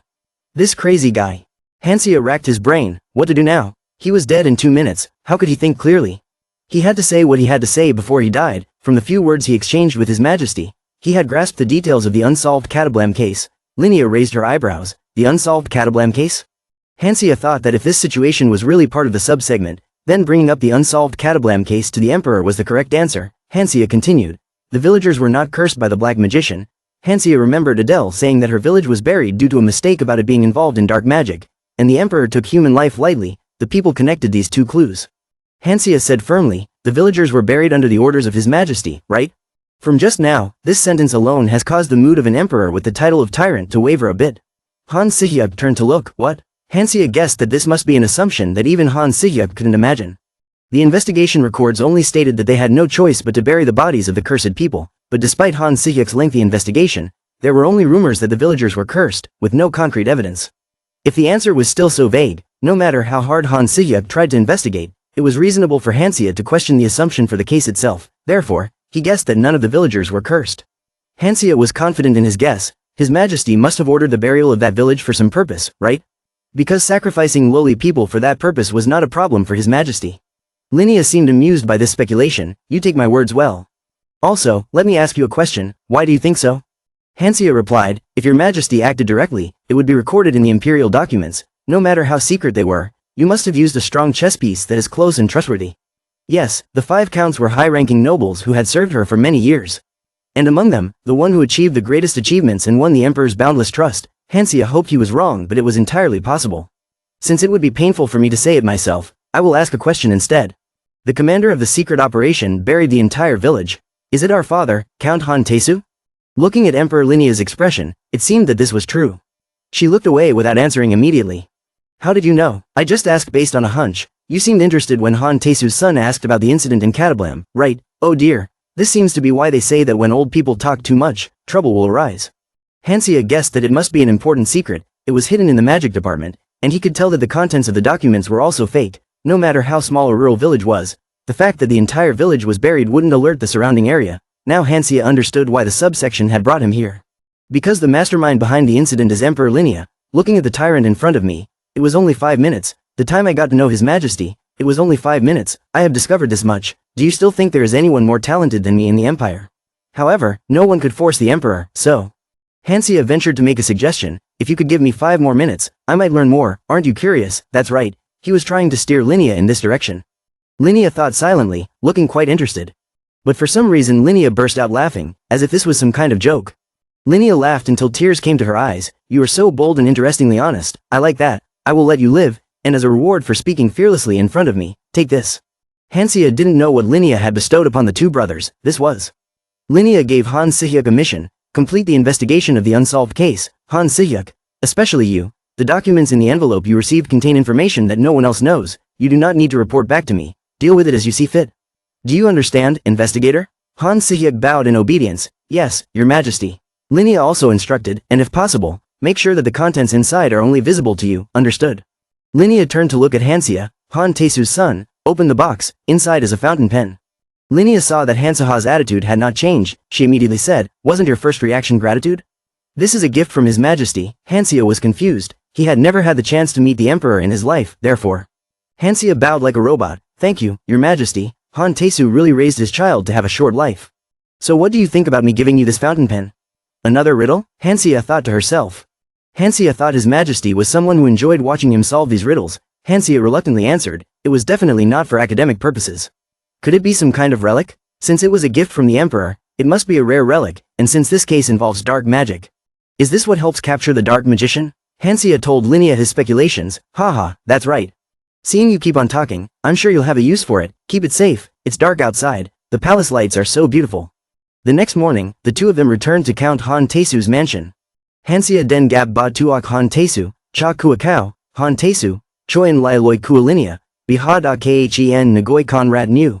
Nung rat kwak da ko choyen gi ze rave, ko ta kong fi la noi de deng khen ngoi I do, gi go kua ba tuok hon ton dung. Hansia kang thang tra loi, con den tham du boi teek de ju an tri min voi kwak du tra ma thoi. Nung con da kong nyan ra biha, va noi nong thu la fape, ninsak mat kua ba tuok, chak han ong gi vei, tai sao do kua kao van kano tren ko the kia. Ong I kong gam duok meng mo luk lao vi kong the tin duok du ma dua con triut kua min da lam. Ba tuok Han Taesu that su lo lang, ong I am lang sui gi mo hoi lao. Vei ma do con van con tren ko sao? Thay sui don kua toi dung kong? Hansia xoa do, kong hu sao con da zoe sa duok. Nyan tien ti kwak du tra I lagi? Hansia k vei vieg bon ho dang du tra vu vieg chua gi quay Cata-blam cho Han Taesu nghe. Ta hu roi, ten kung do I van con bam vio vau vuan Cata-blam ni, ki niak den noi con tri ka that su Han Taesu kwa lan lung. Nung ko veong that su quan tam den an I, ban te ong sia chad le ke gay trong te.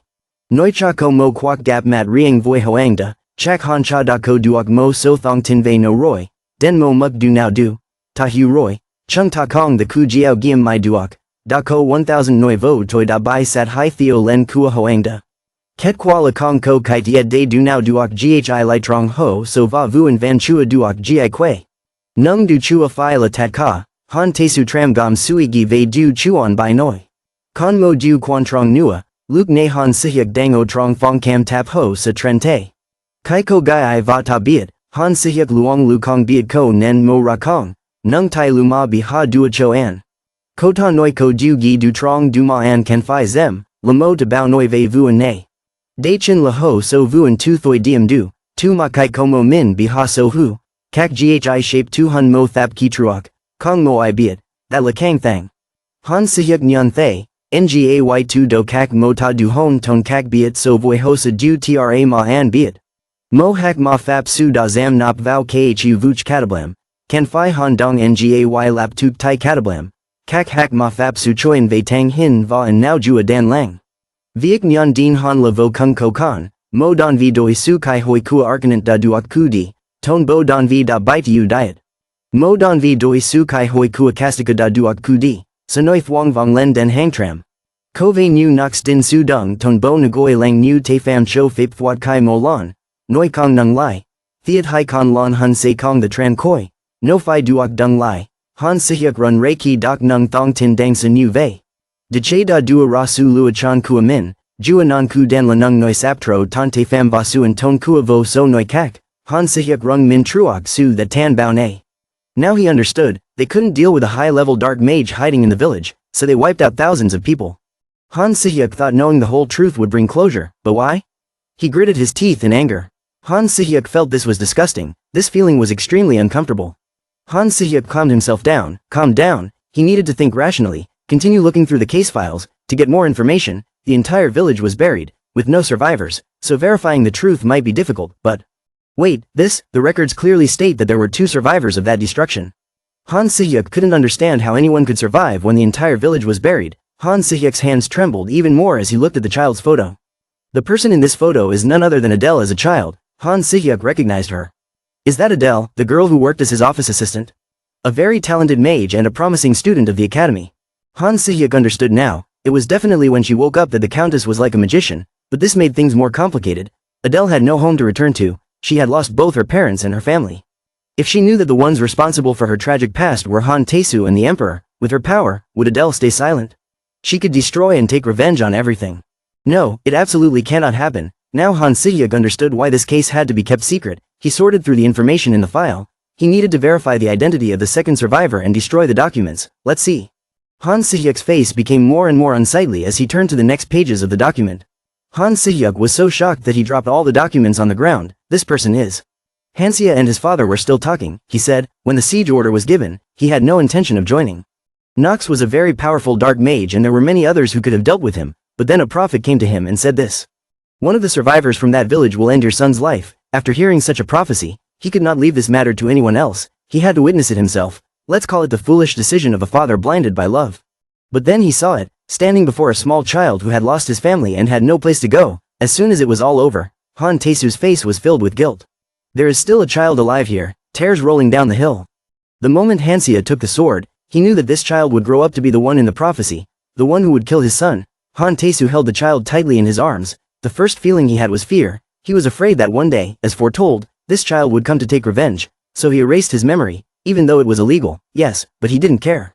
And he came up with a way to monitor that boy. The count himself adopted the child. The news was like a thunderbolt to Hansia.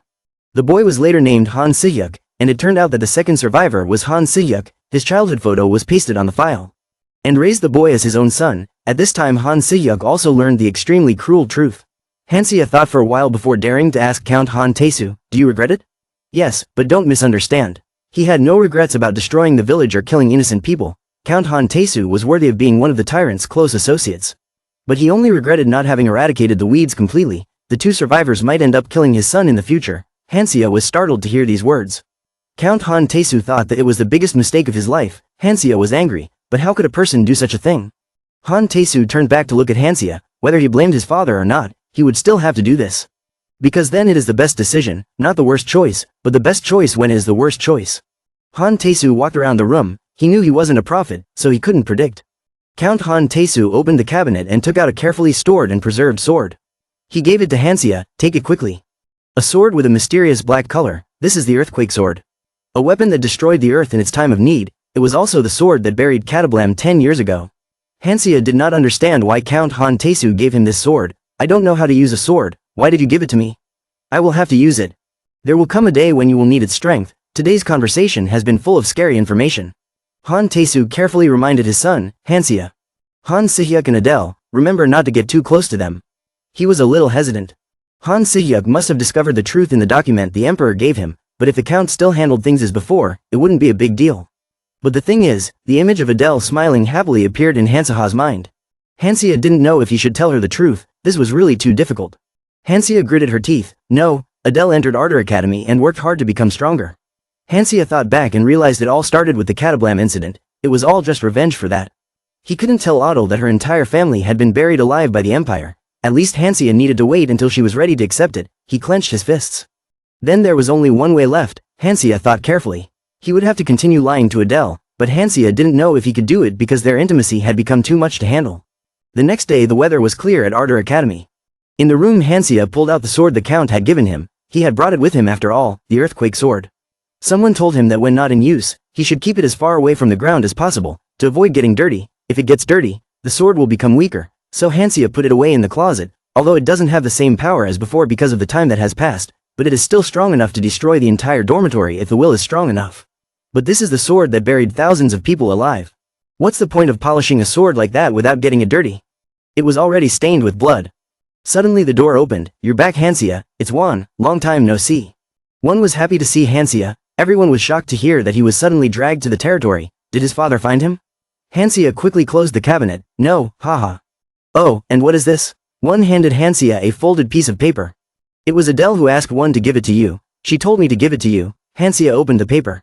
Contents of the letter. I miss Basilisk. I'll take you to the dormitory tonight. Hansia chuckled to himself. Now let's use Basilisk as an excuse. She must have missed it a lot while you were home. Basilisk sat to one side, looking at his master's foolish smile. His eyes seemed to see the mortal world. Even though it couldn't speak, it knew Hansia was going to see Adele. Hansia forced a smile and looked a little confused. Who are you? That dragon, not really. Was it really Basilisk? That night, in front of the dormitory, Hansia brought it just as Adele said. Seeing Basilisk, Adele rushed to hug the little dragon. Missing him so much, Hansia was stunned because she didn't expect Adele to really just want to see Basilisk. You've met Basilisk. I guess I'll go home now. Wait, Adele doesn't want Hansia to go home right now. I don't know why, but looking at Basilisk's face, I think something is about to happen. Even though Adele is a girl, she didn't hesitate to ask first, if you're not busy, would you like to come with me? There was a peach blossom festival or something in front of the dormitory at the square. Hansia was confused. An Asian peach blossom festival. Hansia didn't expect that there would be such a thing here. There really is. There are all kinds in this world. Surprised to see a place covered in cherry blossoms. Beautiful, right? For those who don't know where Basilisk is, it's abandoned, and yet you say you miss him. The scenery here is so beautiful. The cherry blossoms are gently blowing in the wind. Last year I couldn't come because I was busy with practice, but this year I have to go see it. Do you like all of this? No way? Adele puffed her cheeks in embarrassment. Hansia held her stomach and laughed. Okay? You thought it was like breaking branches and trees? I recommend that girls not follow Adele because she is the female lead and we are not. It actually suits Adele quite well. It's also quite cute. It's definitely love at first sight. Suddenly Hansia realized, her facial expression was so painful. Wait, cute. Hansia suddenly couldn't think of anything anymore. It seemed like he didn't know that he had been hit hard by the angel of love. Hansia thought he was crazy or that there was something wrong with his mind. He kept slapping his face to wake himself up. Adele was confused by this action. Hansia, what are you doing alone again? But the story I told you on the way must be true. If you catch a falling cherry blossom petal, your wish will come true. Oh, it's true. Haha, then I have to try too. Adele ran forward to catch a cherry blossom petal. Hansia looked at the cute girl before him, not knowing how to control his expression anymore. A girl thinks her hometown has been cursed and destroyed, that her family has been taken by a curse, then finds out that someone buried the entire village alive to destroy a dark magician. Even worse, she finds out that the one who did it was her friend's father, Count Han Taesu, who is considered a hero of the empire. She will be deeply hurt. Adele is going to collapse. She looks strong but is actually very fragile. Our male lead is really in love. Hansia thought, when Adele found out about that year's incident, instead of harming anyone, she would blame herself for not recognizing the enemy. The harmonious relationship Hansia had created to survive was now strangling them both. If Hansia was just a jerk, it would be better for Adele, then she could easily finish off the culprit and get her revenge. But now they have gone too far. While Hansia was still lost in thought, Adele happily shouted, Hansia, look, I caught the cherry blossom petal.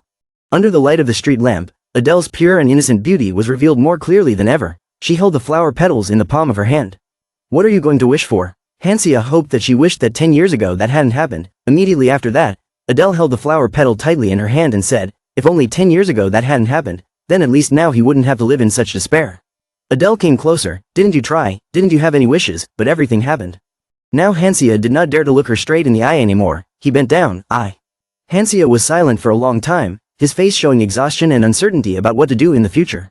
Both were silent, so one could clearly hear the sound of the wind passing through the cherry blossom petals, carrying them on their journey everywhere. After a moment of thought, Hansia spoke first. Adele. Adele's cheeks blushed as she looked at him. Perhaps she thought he was about to confess to her? I have something to tell you. Oh, this scene is so romantic. If you want to see what happens, wait for the next episode because part 1 is over.